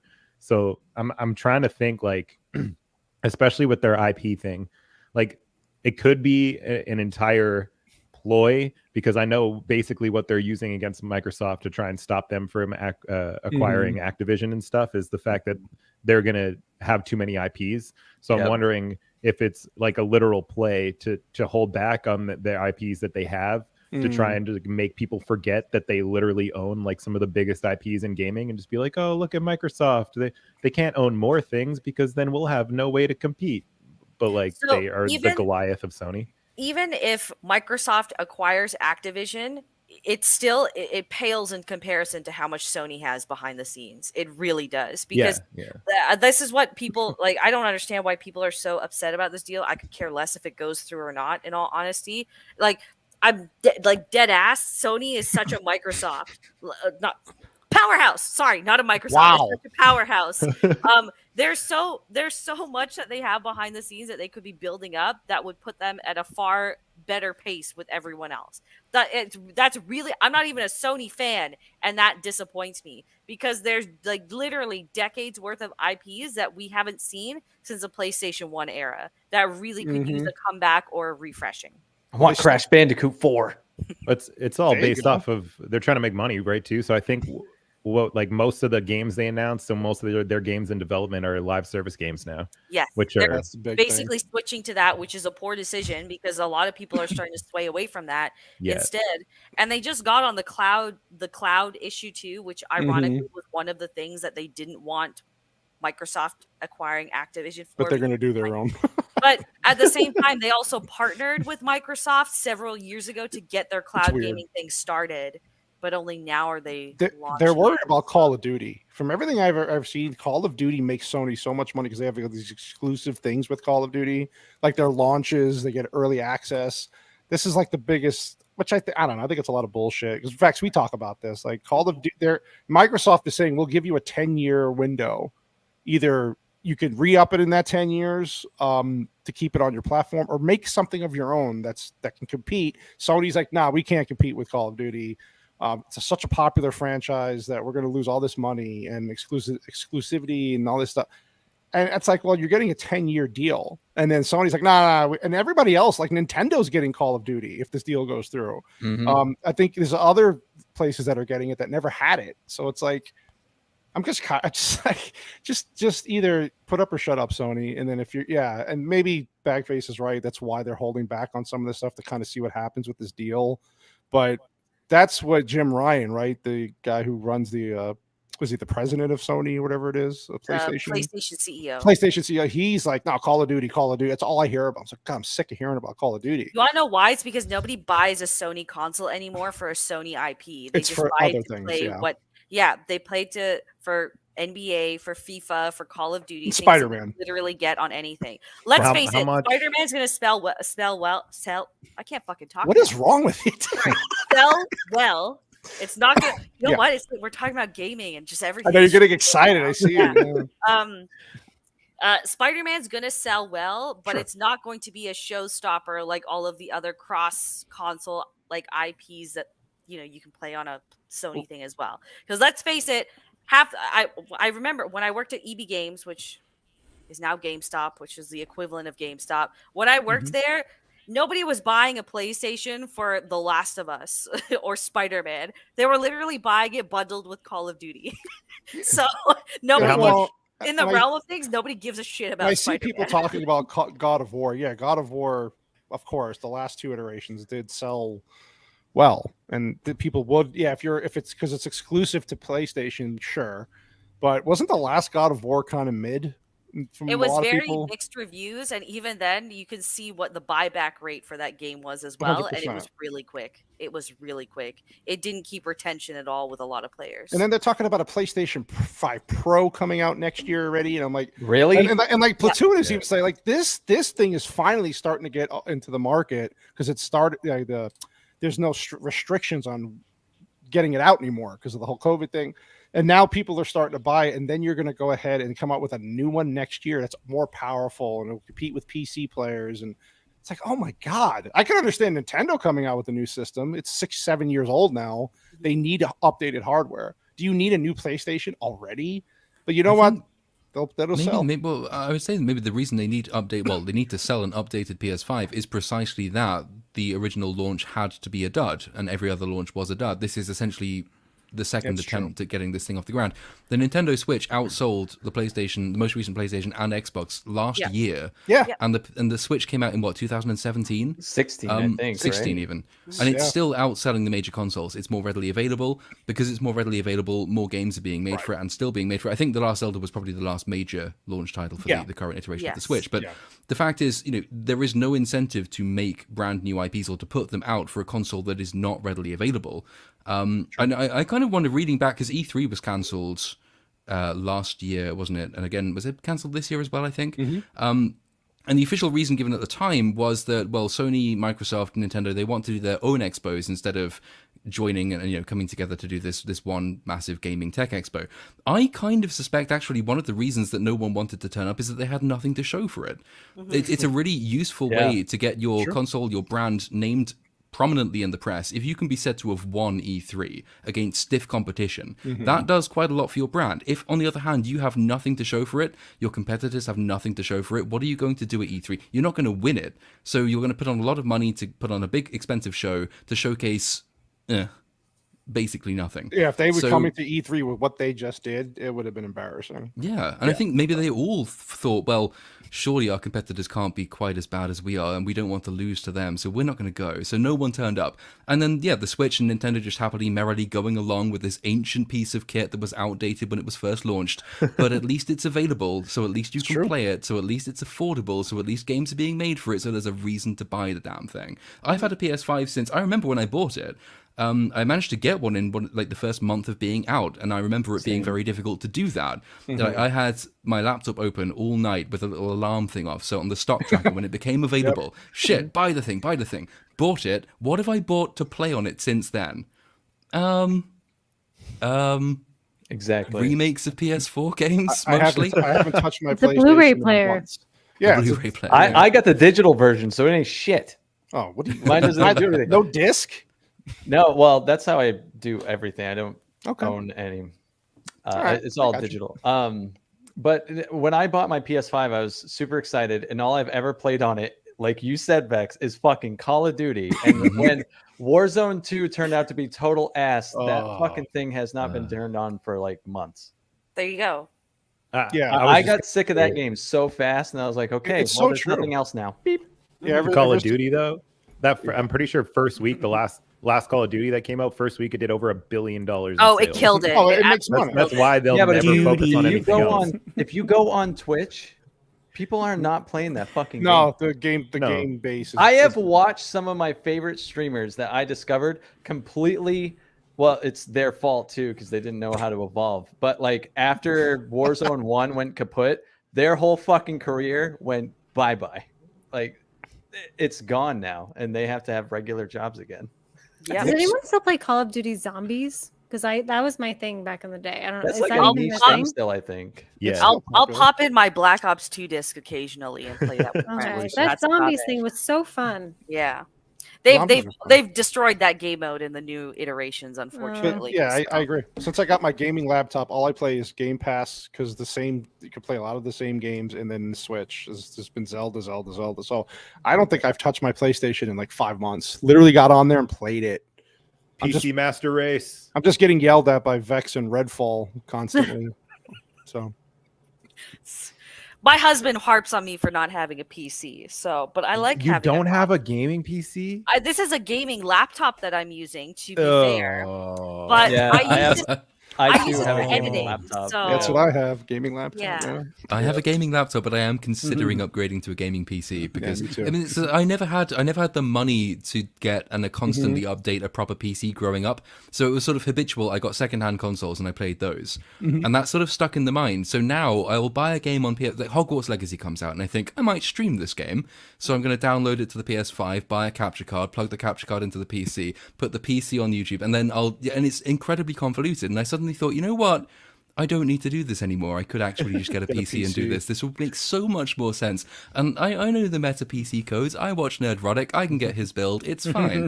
I'll just do that. I just don't have the money to get a gaming PC. Well, That's really the only thing holding PCs, me like PC back. parts, are really still really expensive right now. So Yes. they think they're going to Yeah. drop in the next year, but yeah. In my, I don't know, just to defend my PC builds because I love building. I always found it more annoying to get a new console because like once you build a PC, you're upgrading pieces at a time. Yeah. So it's like $300, always $200. upgrade, yeah. Exactly. And you end up with like a fairly good system once you like got one going, and it can last a lot longer. Or I had a PS4 and I just left it at my parents' house because I'd never played it. I'm like upgrading to a PS5, I thought about it and I'm like, that's a lot of money all at once. It's thick. Yeah. That's what she Yeah. said. Yeah. No, I think once I have Me. once I have more disposable income, I'd love to just permanently switch to a gaming PC. I Oh, just yeah. don't have that opportunity right now. Vex, so- you're gonna be famous in no time. Yeah, I was going to say. For sure. You're so based, Vex. Damn it. Well, if you suddenly start seeing a lot more ad placements pop up in my videos, and spoilers, you might. That's probably might. because I'm about to buy a gaming PC, so I need the cash for that.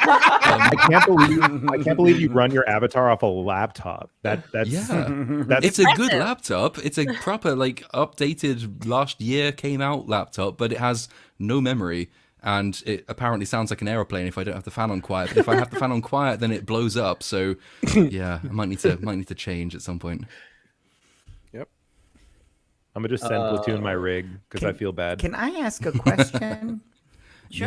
No, man. I love this whole this is all going like over my head because I haven't played a video game since Jack and Dexter. So, can somebody explain in because it sounds very complex, the Kojima thing, because I'm very interested in what's going on with that. It was the Kojima thing, right? That Vex had mentioned. No, I got it wrong. So- Hideo Kojima and Konami, Yeah. and Metal Gear. Yeah, can you explain that? Because you mentioned that, and I was. Go ahead. Sorry. No, I think Vex probably knows slightly more about it than I do. I've read bits and pieces, but Yeah, in a brief summary, essentially, Hideo Kojima is basically considered a gaming mastermind. He helped form the company Konami, which still exists today. Around the time I think it was Metal Gear Solid 5 was the last one he did with them, right? Around that time, basically what happened is he had this really bloated vision for things, and he was pumping in a lot of money into projects, and the projects weren't being fruitful, so he essentially bankrupted Konami. So in retaliation, they basically cut ties with him. But after that happened, it's just, I guess, it was the way the news went around. A lot of people still think that Konami was the one that wronged Kojima, when really, like, they kind of both wronged each other. That's all. maybe. So now- you're probably more up to date on this than I am. But I mean, so the accounts that I read Konami was restructuring itself anyway. Yeah. And they went to quite bizarre lengths to shutter Kojima Productions and isolate it. So staff who worked under Kojima himself were put in rooms without internet access, and they were cut off from the company internal communications. They were essentially relocated forcibly. Some of them were deliberately re-employed in roles as low as janitors if they no longer, and these could be high-level developers, like people who've made a living actually doing high-tech jobs, were re-employed in low-level maintenance jobs because the company essentially wanted to get rid of them. I'm not disputing what you said, Vex, which he's not probably a very easy person to work with, and certainly not a good budgeter. But Konami's response to that was quite unusual. They put a gagging order on him as well. So when the Video Game Awards came out and MGS5 was nominated and won, he was prohibited by the company from actually going and accepting the award for the game that he made, which caused some upset in the community. I think it's one of those that, like you say, it polarizes. Big Kojima fans will say he did absolutely nothing wrong. The company is a bunch of cretins, and people who really don't like him, think he's overrated, will say, well, he bankrupted the company. Somewhere in the middle is probably the truth. He did spend a lot of money. He wasn't good at keeping to time. However, the company's response to that, which was a broader corporate cultural shift anyway, was quite extreme and not exactly honorable. Yeah, That's so fascinating. yeah. But now he's partnered with Xbox for some like exclusive projects moving forward. But everything he's put out since he cut ties with Konami hasn't been that great. But it's, people like to dick ride for the sake of dick riding. Yeah, right? Death Stranding was not as good as everybody says it was. There you go. So Well, Metal Gear Solid 5 was fucking awesome. So I don't give a shit. I was living with roommates at the time that game came out, and I think I put 160 hours in it in like 9 days. And Jesus. And they were like, I never want to see the color brown ever again. And they all became super racist. I will say I'm upset that we never got that Silent Hill game that he was working on. I would have really liked to see that to come to fruition. That was another part of it, wasn't it? Because Konami went around basically expunging his name from absolutely everything he'd ever done for them. Even when they were, say, re-releasing it or hosting it on websites and advertising it, they took his name off of it. They took his name off of the website. They deleted the credits that he had for it. And he put, I think it was in Metal Gear Solid 5, he kind of responded, or maybe instigated, depending on your point of view. He went around, and one of the sub-quests was that you had to go around and collect all of the titles of the games he'd made for Konami before they were expunged from history, which is kind of, intra-company drama. It was fascinating to read about. I've only been reading about it relatively recently, but it's a complicated situation. I have a sneaky I don't particularly want to dick ride Kojima because I gather generally Japanese people's penises are not that impressive, but like he's a brilliant visionary and he does great work, and I like that out there bold as fuck creative vision. I wish more people had it, but it does cost a lot of money, and those people are not necessarily easy to work with. So you can see why the corporate mindset doesn't really sit easily with them. When you guys talk about like losing a lot of money, I'm just trying to like wrap my head around it, because I was looking this up before we came on stream. Like some games budget pushes like $650 million now. So like, is he wasting like $500 million level of like development? That's just bloat. I can't buy that any, like, I think it even came out recently that GTA 6 has a budget of $1 billion. I think that's including marketing. Yeah, I still think that's way over bloated, even if you include marketing. That's ridiculous. You should not be spending that much money. Insane. I mean, but if your game sells $1 billion in a week, like COD, like it's kind of justified, I guess. Yeah. It's also justified how to just keep making the same goddamn game every year, driving into the fucking ground. Yep. Anyway, super chats. Anyways, just moving on to super chats. Moving on. I've seen so many good ones. Holy shit, there's 36 fucking super chats. God damn. Good-o. Good, because I am trying to. So every game I watched of the Celtics, they lost. And then every game, I decided not to watch it. And now they might be the first team in NBA history to come back from down 0-3. And it's tonight. And so I'm actively trying not to watch this game. So we could just like stream until, I don't know, another 2.5 hours. Because the game started and I'm already like, I'm sweating. The anxiety is so fucking. Bro, I want to go play my stressed, game that has pumpkin tits in it. You don't like, have to hang out with me. Pumpkin tits in the game. What game? What game is this? Romance Legacy? Sylvania. What? It's a dating simulator with monsters. Okay. Oh, that's perfect for you. Isn't that just any generic dating simulator? Yes, but there's pumpkin tits in this one, so it's a bit different. Grinder, the video game. No one here watches Grinder, the video game. The No one easiest here video watches game them. in human history. No. No one here watches Succession, right? Because the series finale was last night, so I was just curious. No. I haven't I've watched heard it really yet. good things about it, but I've not seen it. Oh my god, one- Bagface and MatKat, you both watch it? Yeah. Okay, wow. it Is good? it worth my time? Oh, Succession's brilliant writing, but it all ended last night, so that's why I've been on that high. So I can binge this series now that it's finished. oh Yay. my god, Yeah, just don't I have any started binging spoilers. it. Oh yeah, great. Platoon, I Yeah, think too you'd late like for it a me. lot. Okay. Would I it's will, really good. I will start binging it. I Speaking heard of- that it had the best feel bad ending of any show ever. That's one thing I read about it today. This is how Succession ended. No Yeah. spoilers. No spoilers. All right. Shakespearean, I would say, Game of Thrones esque, kind of, Uh, but a better finale than Yeah, but what not the season show 8 has. Game of Hopefully The not show, season- yeah. the show in general has that Game of Thrones battle for who's taking over. So Yeah. If any of them say, "But she's my queen," then I'm clocking out. no, So- no, no, no, no. You won't have that, I promise. You won't have that. Yeah, I was gonna ask Platoon, are you still keeping up with Silo? What do you think? I am. It's losing me a bit, sadly. How I was the like. last I, episode? I haven't watched it yet. the last yeah, one was that's- better than the week before, but Okay. I think so. It's starting to like the beginning. The premise is fascinating, and I really like where it was going. One mystery I'm fine with. Two mysteries, that's okay. Three mysteries, four. Okay, yeah, you're starting to test my patience. Five. Now you're kind of taking the piss, and there's no sign that they're going to get. It's becoming a little bit like Lost in that respect, and I really It's don't want it to convoluted be. now, but, isn't it? Yeah. You get the sense they're going to try and drag it out as long as possible, which I think would be a shame because I really like where it began. It could be really good. It's just that I think they're going to try and maximize everything, and that will be they can bring it all back to like a singular cause of these mysteries. I feel like I'll be in it, but Yeah. it's what it feels like they're going for, but it also feels like they're trying to drag.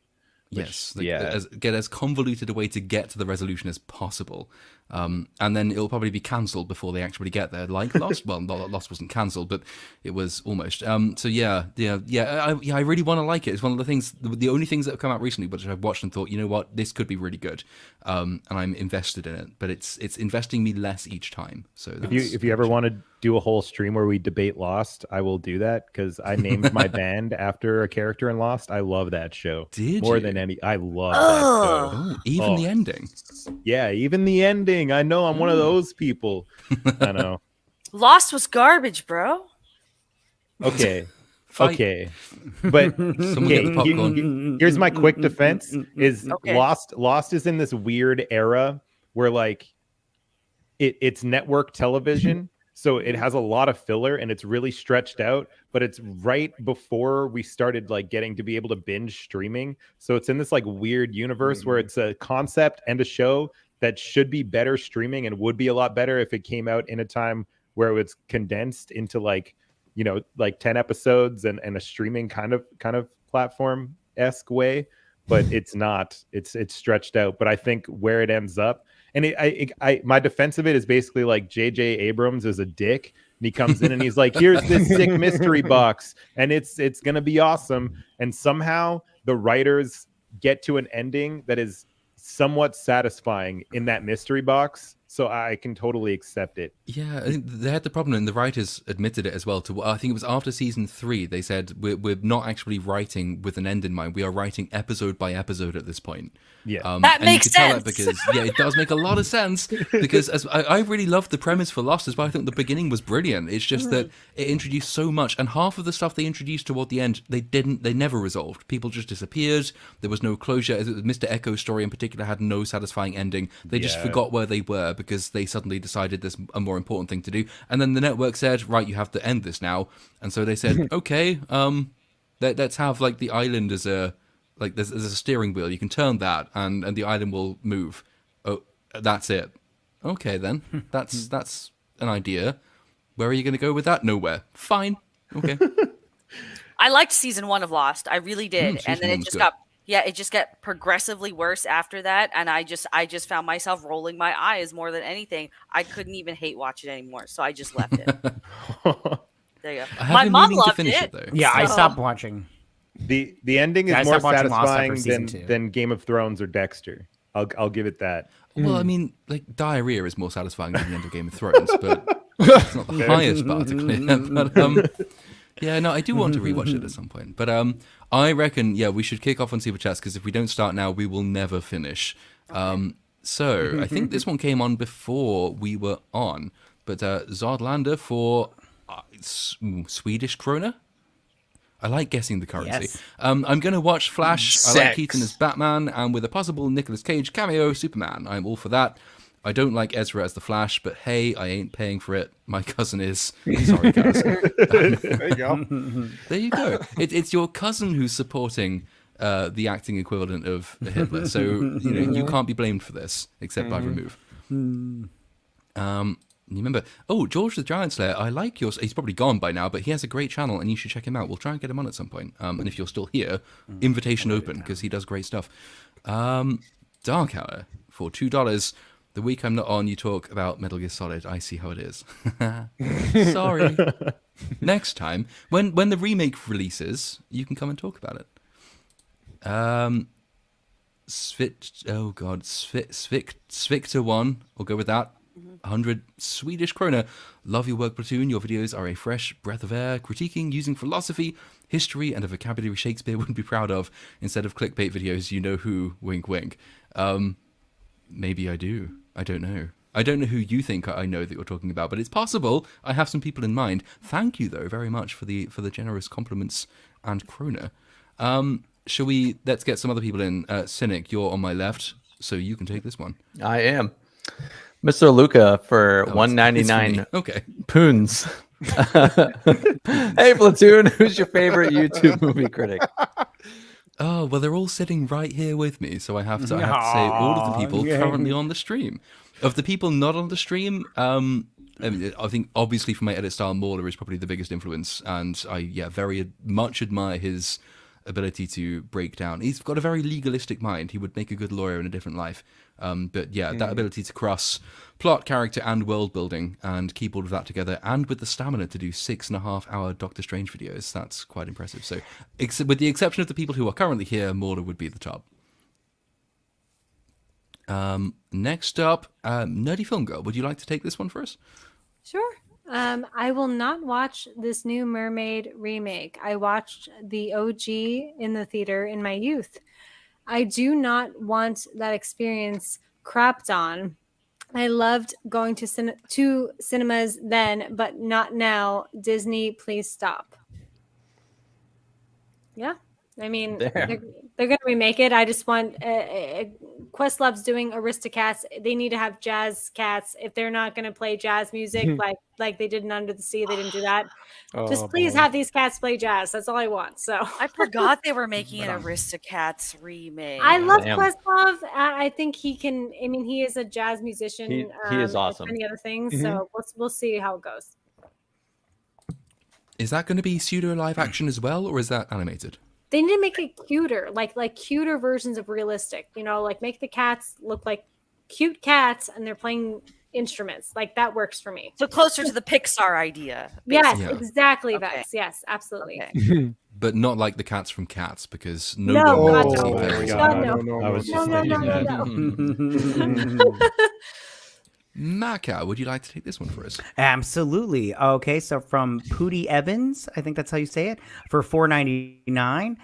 It's like every singer trying to make the national anthem better at every sporting event. Just sing it the way it's written. I agree. Yes. Do you remember when Yeah, I Fergie definitely sang it? belong. Fergie was Oh, the God. best. God. Oh, I love God. that. I We're loved laughing it. at her. Oh. Or Roseanne Delicious. Barr. That was horrific. Remember that one too? I could watch I all remember that those. one, Oh, those too. are great. Yeah, so good. So good. It's so good. We get it increasingly over in this country as well when they bring on singers. Most of the time it's opera singers, but sometimes they will try and Americanize British sporting events, and that's one of the ways in which they do it. They bring on some kind of like overly trilly singer who can't sing. Oftentimes loses track of where the melody for the national anthem is, so they do it in a different key. That's exciting. And recently they've tried to introduce like the equivalent of a halftime show, but before the game starts for like Champions League games. And so some like tarted up woman will strut around on stage singing an awful pop song, and most of the crowd will boo. And that's good. That's why British sport is better than American sport. So yeah, have that. I don't care. I need my American fucking Boston Celtics to win this game tonight. Oh my God. I don't give a fuck about what you think. Bagface, would you like to take this one for us? I do. Sean Calloway for $20. That's fat. Aquafina sounds like an 80-year-old chain smoker that gargles with cheap whiskey every morning. That rap makes me want to wash my ears out with buckshot. That's good. That's pretty accurate. That's very That's good. very accurate. I like Did it. any of you see her performance in The Farewell? Because I thought that film was quite fantastic. I thought she was. No, I missed that. It's Yeah, an she did a H.Wing good Core job. film. She did a good Yeah, job. I but- honestly don't hate her. Like, I just think like it's a gimmick, and the person that played Scuttle before had an outrageous voice prior, so they went with her. I get why people don't like her. I understand that. So I would have preferred Gilbert Gottfried for Scuttle and all. Well, he's honesty. dead. Outrageous. oh, we love him. They can AI him. They can Save AI. his voice somewhere. Right. Well, Um, we we need to give didn't Sean talk- Calloway $20 for this one, actually. Yeah, that was we didn't fantastic. talk about Aquafina actually at all Why? in our. I guess Why? everyone seems to harp on that one part of it, but The rap, yeah. yeah, like everyone's talked that to death. But I would like to point out that like hardcore Asian demographics don't like Aquafina. I live in a predominant I work in a predominantly like Chinese area, so sometimes I will go to the movie theater in that area, and the times where there has been a trailer that features Aquafina, like I can taste the disdain for the woman in the Damn. crowd. And these are from like straight off the boat Chinese people. Plastic So water. it's they just even the Chinese don't like Aquafina. So I don't know why this bitch is being tossed in everything. It's ridiculous. Well, if you want to appreciate the rap, but without having to listen to it properly, in the video I've got coming out on next Monday, I am reading the lyrics in the Oh, entirety, I'd rather hear that Nice. without Posh accent, inflection. yes. So Nice. so that should be Nice. fun. It's Excellent. like Ben Shapiro reading Nice. WAP. Cannoli, I think you were away when we Yeah, started these, so it's sorry. your turn. Oh, vinyl Morpheus for $9.99. Anyone played Warhammer Bolt Gun yet? It's pretty great unless you love the Antichrist. That's nice. Also, is anyone picking up System Shock Remake tomorrow? I've been waiting for so long that it doesn't feel real. Actually, I've never played Warhammer before, believe it or not. Neither have I, but I do love the Antichrist, so that might be why. There you go. There you go. Yeah. So I guess if you, are Antichrist lover, then this is all for you. I might be picking up that System Shock remake tomorrow because I do think that is a pretty rad IP right there. So, but haven't played Bolt Gun yet. No, that just came out. Okay. Is that a Game Pass thing? No, Cannoli. Not everything is. You a know, Game listen, I don't know. Pass. No, it's not a. It's You're a my published- go-to for No. the gaming stuff. It's not a Game Pass thing. No. God damn it. All right. Vex, would you like to take this one? Oh, just because it's in Canadian dollars, right? All right. Sparks 7907 for 220 communist dollars. Good artists obey the rules. Great ones bend them. True. Yeah, I like that. It's like how I get around breaching YouTube's terms and conditions with my videos. How can I make fun of Melissa McCarthy's weight without blatantly doing it? There you go. I know. I know. I like it. Vex, you might as well carry on because this one is for you, I think. Oh, everything is explained through black magic, Vex. Winky face. Thank you, Hypnotic, for the Good 2 job, American Hypnotic. dollars.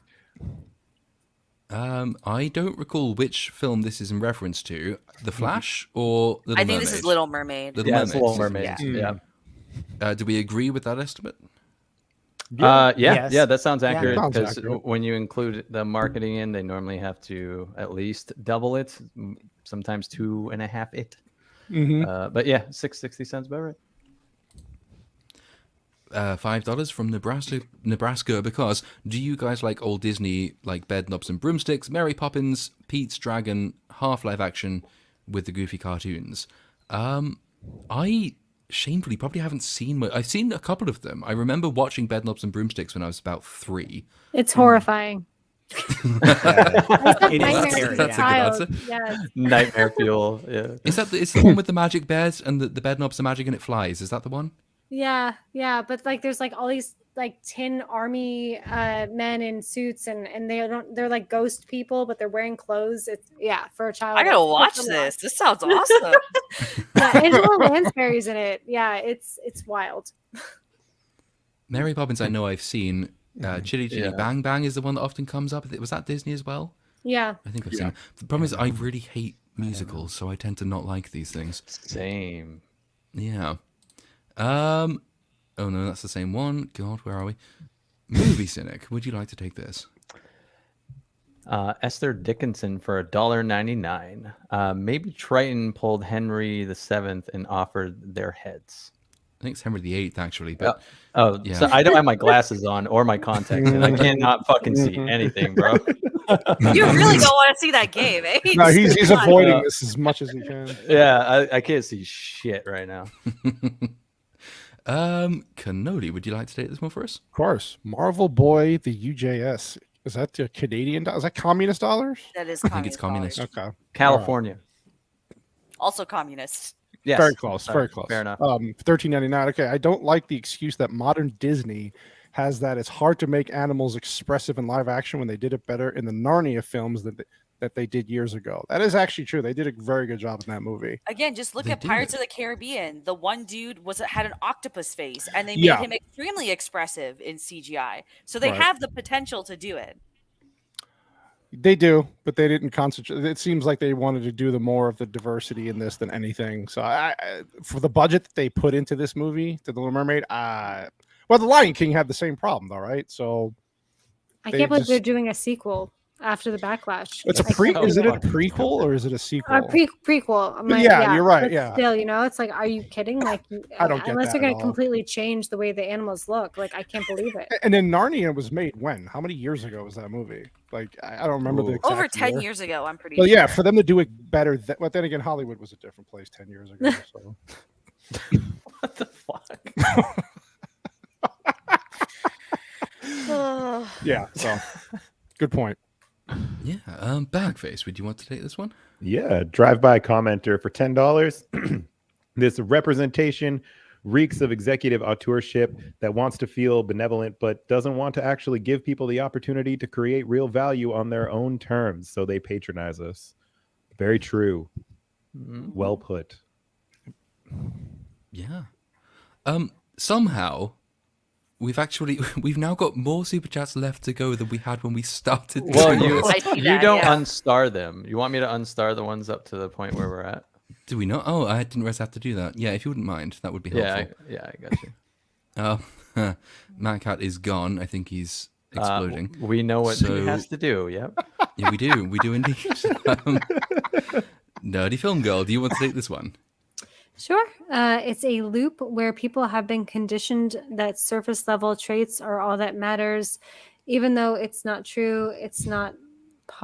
I'm sorry. It's a part, not whole, not a whole.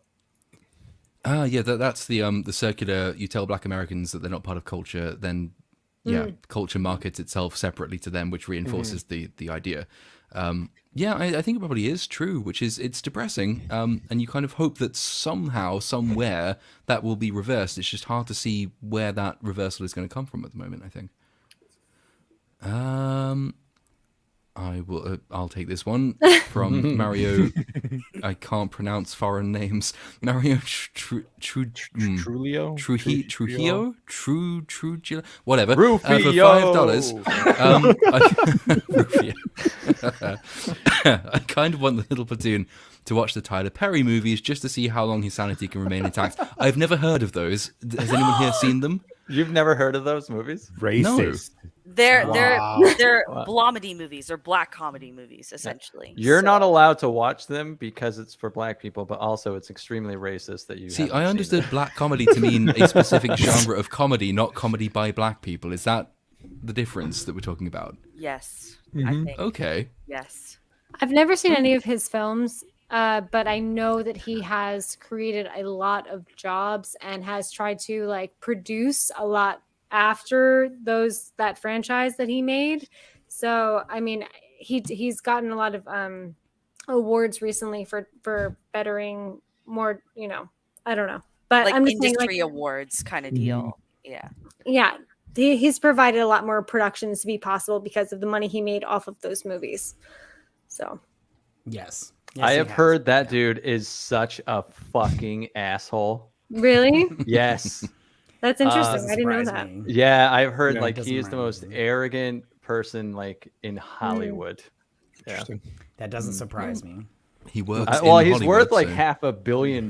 So I mean, well, it seems That'll like do that's where it goes. Yeah. I'd be a dick if I was worth that much money. You could afford to be. Yeah.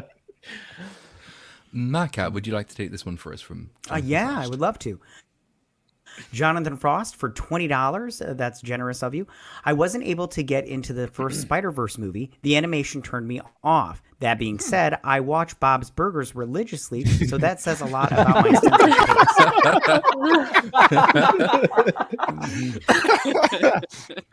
taste. I loved the animation for Into the Spider-Verse. I thought it was really original. It's an Oscar we were winning, wasn't complimenting the shit. Yeah, we were complimenting the hell out of it last night. It was just like, Yeah, but damn, this movie looks beautiful. now it's really gone interesting. overboard. They're just putting it into everything now. Like it was in Puss in Boots, and then it was That's in, what always happens. Always yeah, and I'm happens.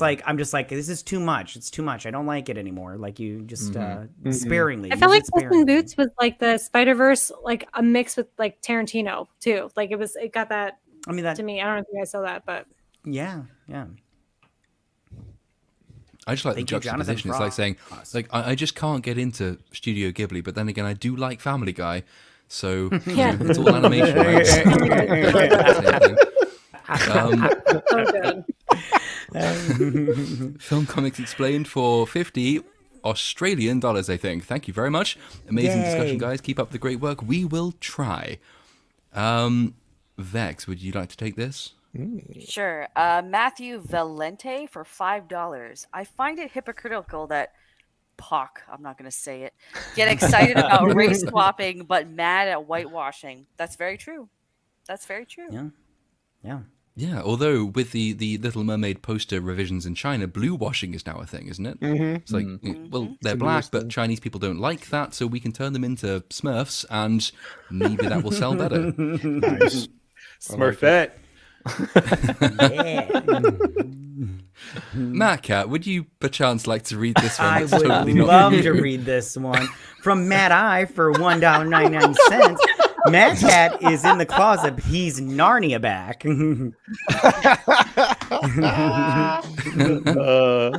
Who is that cutie pie right there? Who is that Matt I? He's a little cutie pie. I'd fuck him for sure.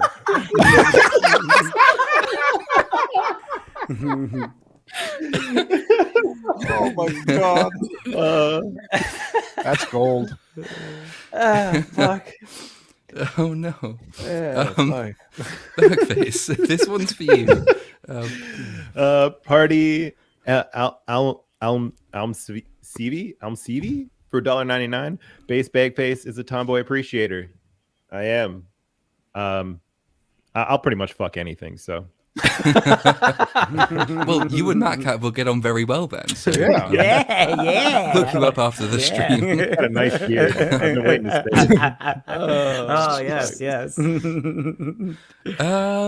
I'll go with this. Matthew Valenti for $5. Fun fact: The Little Mermaid was an allegory for Hans Christian Andersen's homosexuality. He was in love with a dude.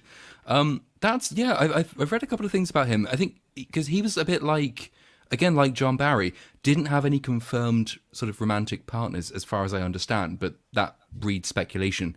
It's not unbelievable, but I don't know enough about him to sort of confirm or deny that rumor, except that it wasn't me because I wasn't alive at the time. Cannoli, would you like to take this one for us? Sure. Master of Puppets. Is that the New Zealand? Is that what I'm reading here? I think so. 550. Hell, all, if you could save one movie franchise, MCU, DC, or Star Wars, which one and how? Also, LP, will you be taking part of Film Threat's trial of Star Wars?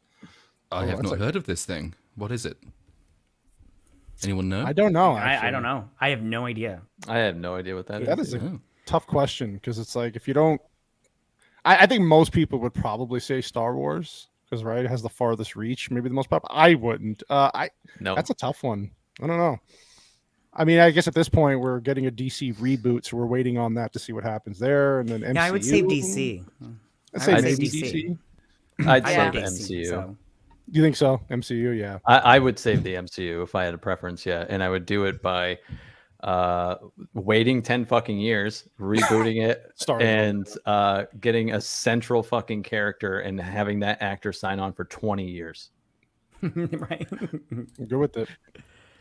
Well, I'll be boring and say I will save Star Wars of those, but yeah.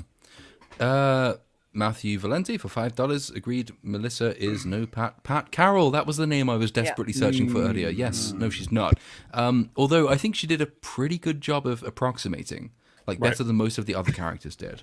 So I mean, I was pleasantly surprised by Melissa McCarthy. I have to say, she was not as bad as I thought she would be. I agree. Better singer than she should have been. I wasn't Yes, expecting yeah. it to be good or serviceable at all. I would You guys assume call that that was singing? helped by computers.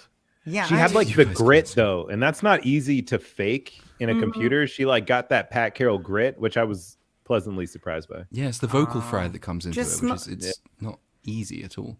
MatKat, you disagree, please. Yeah, just smoke a pack of cigarettes and you're good to go with that thing. You're fine. You're fine. Yeah, Aquafina's got it down. Yeah. Oh, Yeah, exactly. The one thing I thought was wrong with her performance, though, was the visual aspect. So you can tell when, well, obviously when these people are performing on the screen, it's going to be re-recorded and dubbed in after the fact. But when you watch Melissa McCarthy singing, you can tell she is not singing as she's doing the performance. If you watch her face as she's flying around singing Poor Unfortunate Souls, she has no expression. She goes blank. So all the good work she does when she's not singing does not match up with the good work she does when she is singing. And it's a bit disappointing. And that's not the same as Hailey Bailey, who you can tell is actually performing on set as well as separately for the recording. Like if you try that, you can do it. Belting and singing is tricky, but if you were to go and call out to someone, but stop yourself just before you do it and just note that your facial expression, what your mouth is doing, everything about you conveys, I am putting in power, emphasis, performance here. And that's not what you get from Melissa McCarthy, even when you hear her making those sounds, which kind of, it doesn't really match up. But Bad direction. otherwise, The bad director, direction. yeah, 100%. And you bad guys, direction. have all of you seen Chicago, by the way? Yeah. Yes. Very long time ago. Yes. Yeah. No. Okay, yeah. Long time ago. Phenomenal film. And it's like, I don't know what happened with Rob Marshall because it's exactly the opposite of everything we would critique about this film. So it's mind boggling to me. Didn't that win Best Picture? Yeah, it did. Yeah. This won't. Yeah, no. No, In my no, review, no. I said it's No. sweeping the Academy Awards. No. Every nomination is going to be that. Zoolander for 50. Swedish Sex. 50 sex. Sex Okay. bombers. That works. I have not watched it, but did Trident? Trident. No. What's the father's name? King Triton. Triton. Triton. Did Triton show any emotions when Triton destroyed Ariel's statue? Because the regret is very well portrayed in the animated. No. No. He didn't. No. Javier But Bardem then- did not do much. He doesn't really do emotion in this film at all. He feels like he just doesn't like being there. Like this is just wholly a contractual Yeah. obligation. There was a part where Yeah. he starts tearing up underwater, and I almost punched myself in the face. He do that with Ariel as well, and I'm like, you're going for realism. So how the fuck is anyone making tears? And you underwater start right the now? movie with the fucking quote that they can't cry because they're fucking mermaids. Holy Like- shit! I missed that. Yeah. Yes, you're Yeah. right. Oh. And they Yeah. also start off that quote that she feels a ton of pain, but then throughout the movie, we don't actually get an Ariel in any real pain. Nope. They were Yeah. subverting your expectations, you guys. Yeah. Jesus Christ. Confusion is It's on like She looked in the painfully fairy confused. tale. One of the trade-offs for her being given legs is that. So it's not just that she's given legs and able to walk on land. She's also able to dance better than any human can possibly dance. But the trade-off for that is that whenever she walks, it feels like she's walking on broken glass. And the prince, who doesn't love her, loves seeing her dance. So he asks her to dance, and she loves him, so she does. And it causes her this immense pain every single time. for no reward whatsoever because he never falls in love with her. So she's I gotta read basically- this story. God damn. It's really it's It's pretty short, but wild. it's really worth reading. It's about it's probably only a page and a half long, I think, A4 wise. It's really short tale, but it packs so much in. And yeah, I recommend it. It's one of the great things about all of these remakes coming out is it's an excuse to go and read the fairy tales they're taken from. And going back to the thing we were talking about earlier about sort of black representation in stories in particular, you can do the same thing. One answer is you create brand new stories for brand new characters, which is of course going to work if you tell them properly. The other way to do it is you go back in time and you find folktales, which Disney did. That's the reason these things exist to begin with, and you put those on screen for the first time. And you can find excellent, brilliant, really very culturally different folktales from Africa from before we were writing them in Northern Europe, and there are so many stories waiting to be adapted for film. You don't need to do The Little Mermaid as a black story if you can go to Africa and do the Epic of Gilgamesh, for example, but they aren't doing it. So yeah, I guess we just wait and hope.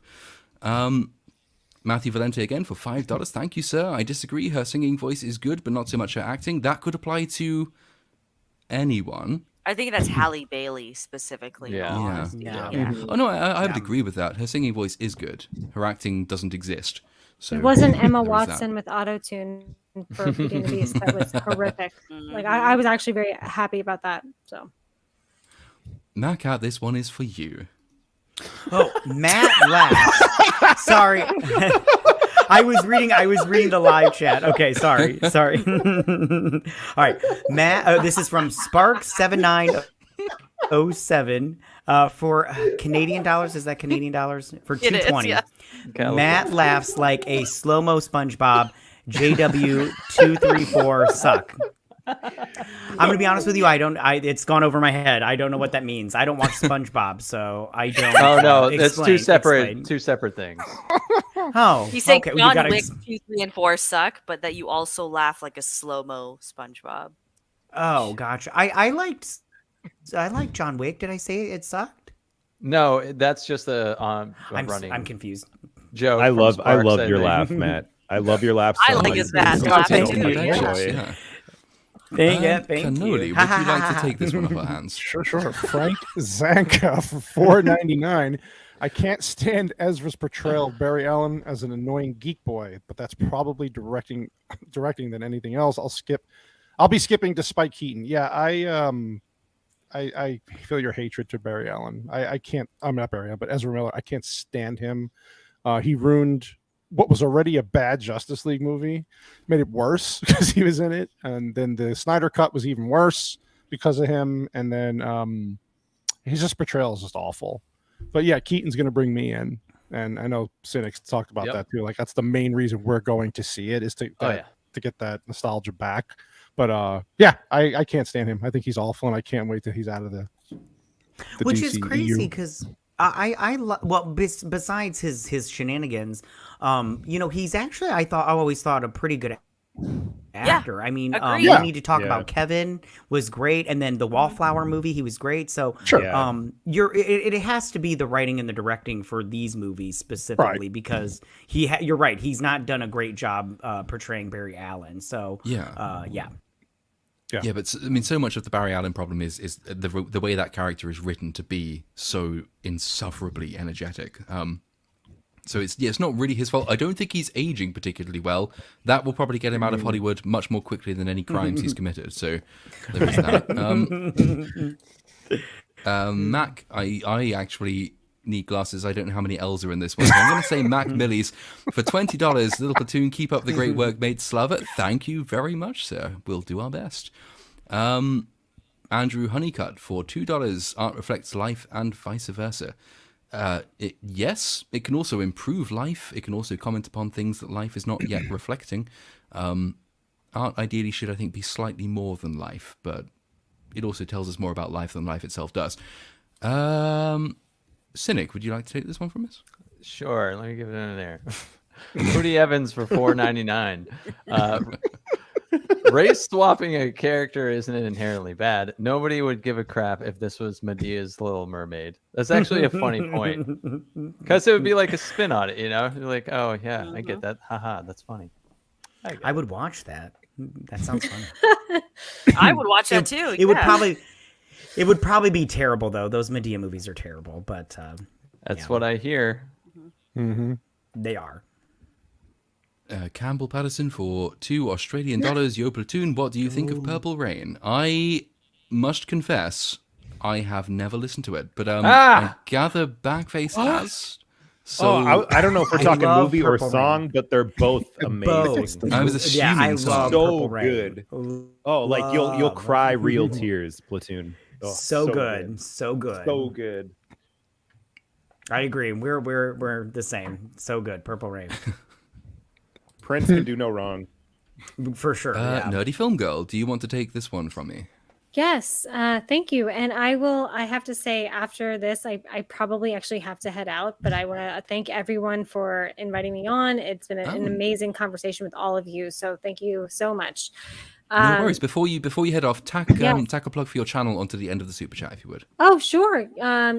Sure. So, edit. The issue is Disney is remaking their adaptation of The Little Mermaid with race swap Ariel being the only real change. Nobody would have an issue with Amadeus Little Mermaid adaptation. Okay, yeah. So I guess that was what we were all just talking about. But thank you all. My channel is Nerdy Film Girl, and movie reviews, commentary, reviews on things that are old school that I rewatch and new stuff. So yes, it's been a pleasure. I love all these people on here. Their channels are amazing. Subscribe to them. And again, thank you so much for having me on. Yeah, thanks for coming. Yeah, it was good to see come back you. anytime. Yeah. We It's love Great having seeing you you on. again. See ya. Yes, you too. Bye. Enjoy your Bye. night. Bye. Rudy Evans again for another $199. Does Disney make merchandise for these LA remakes? The live action remakes. I don't know. Does it? Does They Disney do. Yeah, market- there's They do, merch yeah. for this. Yeah. There's also a lot of makeup and cosmetics lines specifically for this. I know I referenced this in my video, but there's black girl sunscreen for the Little Mermaid. There's black women like eyeshadow and palettes for the Little Mermaid. Wow. They went off the deep end with the marketing for this one. Yeah, there's Obviously. so much money. Yeah. Wow. MatKat, do you want this one? Yeah. From Joanne Gobble. Gosh. Joanne, not Joanne. Joanne. Sorry. Johan. Sorry, buddy. I can't read your for 100 whatever. Yeah, thank you. And then whatever 100 of whatever that is. I don't know what that Polish is. Sorry. Schultz. Thank you. Hey, y'all. Kudos to your 10th anniversary, as Drinker would call it. I'll bet my contribution is, God, I can't read that word. Negligible. Negligible. Thank you. I'm illiterate. It is Bob Iger, who's the true patron of the vibrant YouTube scene. You really should send him 10%. No. He's getting I'm sure he nothing. owns some fucking Google and YouTube stock vicariously, so he probably makes money off us on the back end. Yeah. Yeah. Ooh. Julio, Nice. or it depends if it's Portuguese or Spanish. I'm going to say Julio Rangel for $20. Man of few words, but thank you for your money. I would have said Julio, so you're ahead of me. Oh no, not a man, not a man of few words. The words follow. Cynic, do you want this? Sure. Is it Julio Rangel? Sure, Yeah. we'll go with that. Okay. It'll for change every $5. time we say it, so we'll go with Fair that. enough. The Drinker, Platoon, and Cynic are a gateway drug to the rest of you degenerates. Cynic, you're my boy, Blue.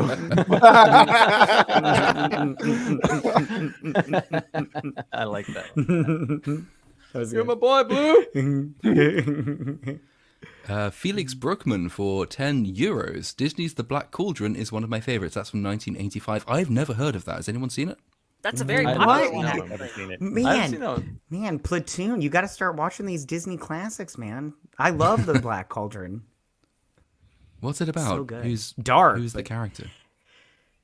I don't remember the farm boy's name, but he finds a pig that can read the future, and then there's the Black Cauldron, and I don't know if I'm spoiling it, but it brings skeletons back to life, and then there's this this warlock guy that wants to bring all this army of the dead back to life so he can take over the world, and they're trying to get away from him and his baddies and stuff. It's That sounds like really a good. complete headfuck. It's a Yeah. pig that sees the future in a cauldron that reanimates the And dead. starting it with I don't remember the farm boy's name sounds very homoerotic. I don't remember. I'm sorry, I don't remember all the characters' names.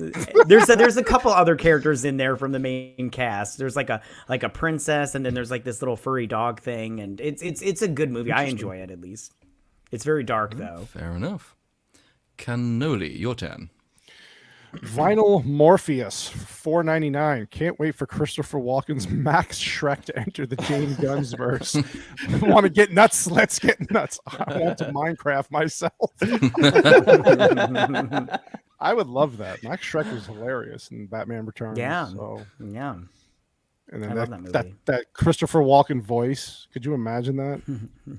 Yeah, So that Max would be great. Shrek. Yeah, Shrek. I don't know. Yeah, I would be down for that. I would So, be down for that too. this next one came up on Mr. Brown's channel yesterday. It is the funniest thing about She-Hulk, and by some distance, which is that it has been nominated for 18 Emmys. Is that Oh true? wait, what? Is it officially nominated? I thought they were just pitching it. For Oh, well, they have nominations. nominated themselves for 18 Okay, Emmys. there let's we put it go. that They- way. I was say, holy shit, is this a Zack Snyder thing where they're like, he won an Oscar? Yeah. But then again, I would be not at all surprised if they actually got some of them, because it's wouldn't- that bad. The Emmys must like them. Yeah, I wouldn't be surprised either. It's ridiculous. Oh my god. I'm trying to think what would they put it in for? What is Shittiest Female CGI. lead. They're all Best troll short. awards. least It's a funny comedy Razzie. award? It's a Razzie award, yeah. Least funny comedy, worst CGI, biggest disappointment based off of comics potential. Yeah, there's a number of awards, but I don't think the Emmys are going to give them to them. So Best cameo by Megan Thee Stallion. Did you probably guys see would. that Probably mashup would. someone posted of She-Hulk twerking to Aquafina's Oh skull? my Yes. god. Yes, Oh. yes, it was funny. Oh my it was goodness. funny. That is nightmare fuel. Yeah, That's- Every bit of that. Backface, do you want to take this one? Yeah, Matthew Valente for $5. Fun fact: singer Paloma Faith was pissed at new Little Mermaid over Ariel giving up voice for Eric because she does not think it's for little girls. But that's what she does in the animated one and yeah. the original Tale. So But that was also criticized by other very stupid actresses. So, for example, in fact, Velma comes up in this one because Mindy Kaling said that she wouldn't let her daughters watch the original Little Mermaid because of issues around consent. And I was it Emma Watson or some other equivalently untalented bint said that, yeah, they wouldn't recommend it for young girls to watch because it doesn't. It portrays women as being completely besotted by men and only deriving their worth from men, so it's not sufficiently feministic for them, which suggests to me they haven't actually watched the film, but that wouldn't be a surprise. this We're is just so more fucked. proof that we should not have given women any autonomy. Yeah. Yet she can make a back. cartoon where cockroaches fuck each other in the first episode, but this is a problem. Weird. Esther Dickerson for $4.99. Correction, creators put in for... yeah, that's the one. Creators put in for consideration for 18 Emmys. Still having a good laugh. Also, congrats on surviving... I can't actually pronounce the name. Aquafina attempting rap. Yeah, it was tough, but we made it just about. A piece of me died. A little piece. Actually, My a ears big died. piece. Yeah. The Good King, I think that's Scottish, for $2. I wish Star Wars would do a race swap. That's good. That's That's good. good. That was great. That's good. And to round us off then, Cynic, do you want to finish this one off? Ray Fokker 93. Fokker. Roy Fokker. Sorry. For why does is it $65 but like max?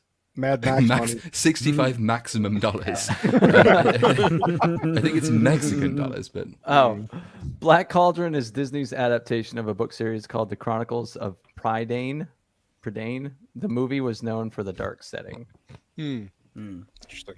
That is I'll dark. have to check it out. I think we missed a couple too because I was unstarring them as you were going, and I think it threw you off a couple. Oh, that's really helpful. What have I missed? Hang on, but I got it. This is why we're a team. I got this. Hang on, I believe that I don't think we read this one by Mr. Talk About It. I could be wrong. Yep, we did. We did. Did we Yeah, we read did. this one? Yep. Yep. Then I lied.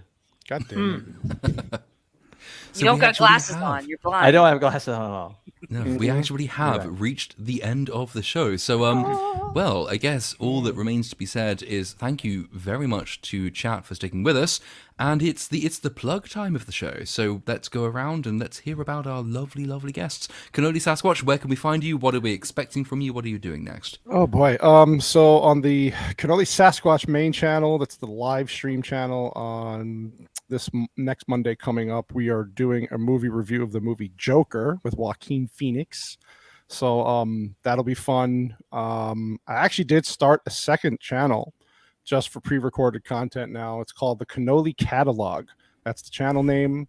So that's where I'll be doing my movie reviews, commentary stuff, and just like compilation clips from the shows that we do. And then I also wanted to shout out Mrs. Cannoli Sasquatch. She made her channel debut this weekend. She did a Little Mermaid review, which was excellent. And so she's getting into the space. She wants to put out the female perspective on what's going on in the world. So she could do everything else. You could find me on Twitter. I'm mostly there. And community page on YouTube. Just find out everything that's going on there. And yeah, that's basically it. Fantastic. Needless to say, all of these links will be in the description on the re-upload, which I think will be on my second channel this week. Yes, so sir. LostChord, if you are not already subscribed to it, LostChord is the second channel. Speaking of the female perspective, MatKat.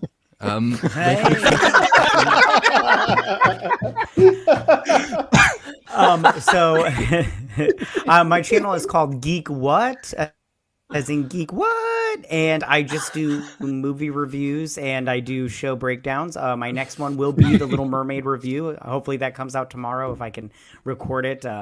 That's basically my whole jazz. I just do movie reviews and TV show reviews and stuff. Awesome. All good. Heartily recommend. Vex, your turn. Second channel is out. It's called Vex Electronica. The old channel is now Vex Electronica Gaming. My Little Mermaid review is out. Thank you everyone for watching and sharing that. I genuinely appreciate that. I got some gaming content coming up on the gaming channel, but that's that I'll be on three live streams this week. I don't remember. But just you can follow me on Twitter. I post everything there. Good. Yeah, and very much recommend that Little Mermaid video. That was very good. excellent. Thank you. It was Good 14 hours in front of the computer, guys. Yup. Dick. Oh, I empathize. And I think, Bagface, it's your turn now. Hello. I'm Bagface. You can check me out on YouTube, and it's Bagface. I'm terrible at marketing, if you can tell. Honestly, I'm trying to make money off this shit because I really don't want to get a job. So if y'all just Right want on. to sub so I can like monetize some shit, that'd be great. But I do rants apparently. So if you're into really angry black dudes yelling about shit, feel free to come on by. And I'm gonna put up a Little Mermaid review, which will probably be nicer than Vex's, but not by much. So if you feel like watching that, come on. Men always do everything hang. better. There you go. I mean, I do everything better, but it's not because I'm a man. It's because I'm the best. Thanks for having me on, by the way. Cynic, what is coming up on your channel next? That Rings of Power compilation video is done and just sitting and waiting for me to click live. So I'll probably do that because I have to go on a trip this week up to the state of Maine, and And that's I just might. the edibles, so And if the Celtics win tonight, I'm going down to Boston and probably paying $1,000 for a seat so I can see them in the NBA Finals. So I won't be back for a little while. But when I come back, I'll probably do a review of Spider-Man Into With the a Vengeance. Spider-Verse. Yeah, I'll See, come back with a I vengeance. know literally nothing about. Are the Celtics a good team, Yeah, they are. Well, they're the like most storied franchise in the National Basketball Association. 17 championships, incredible records and stuff, and they're my team from where I lived, and so it'll be awesome if they win tonight because I'll be up there to see them in the championship round. Don't look in the comments, Cynic. People are giving you the score. Oh, no, you motherfuckers. Dude, do you fucking say Celtics are down by 11? I told you not to look. Oh dear. Well, that sounds depressing, but good luck with all of that. God. And then I guess, yeah, my Little Mermaid video, everyone has one of these. Mine's coming out this time next week, so before the next BSUP, there will be a Little Mermaid video out. I think it's around 90 minutes long. I haven't actually started laying any of the footage yet, and it has to be finished by Thursday, so I'm not going to be sleeping until that point, but, it'll be worth it in the end, hopefully, maybe. After which, it will probably be Guardians of the Galaxy Part 3, and then Mando Part 2, and then that should take us up to The Flash, and then Indy 5. So, yeah, basically, I'm not going to be sleeping at all for the next 2 months, but, fun times. It's the life we've chosen. That is the end of the show. So, yeah, thank you again to all of our guests. Thank you to chat for sticking with us and for all of your contributions. Thank you very much to the super chatters, as always, and we will see you this time next week. So, adieu, but not goodbye. Bye, you guys. Bye. Bye.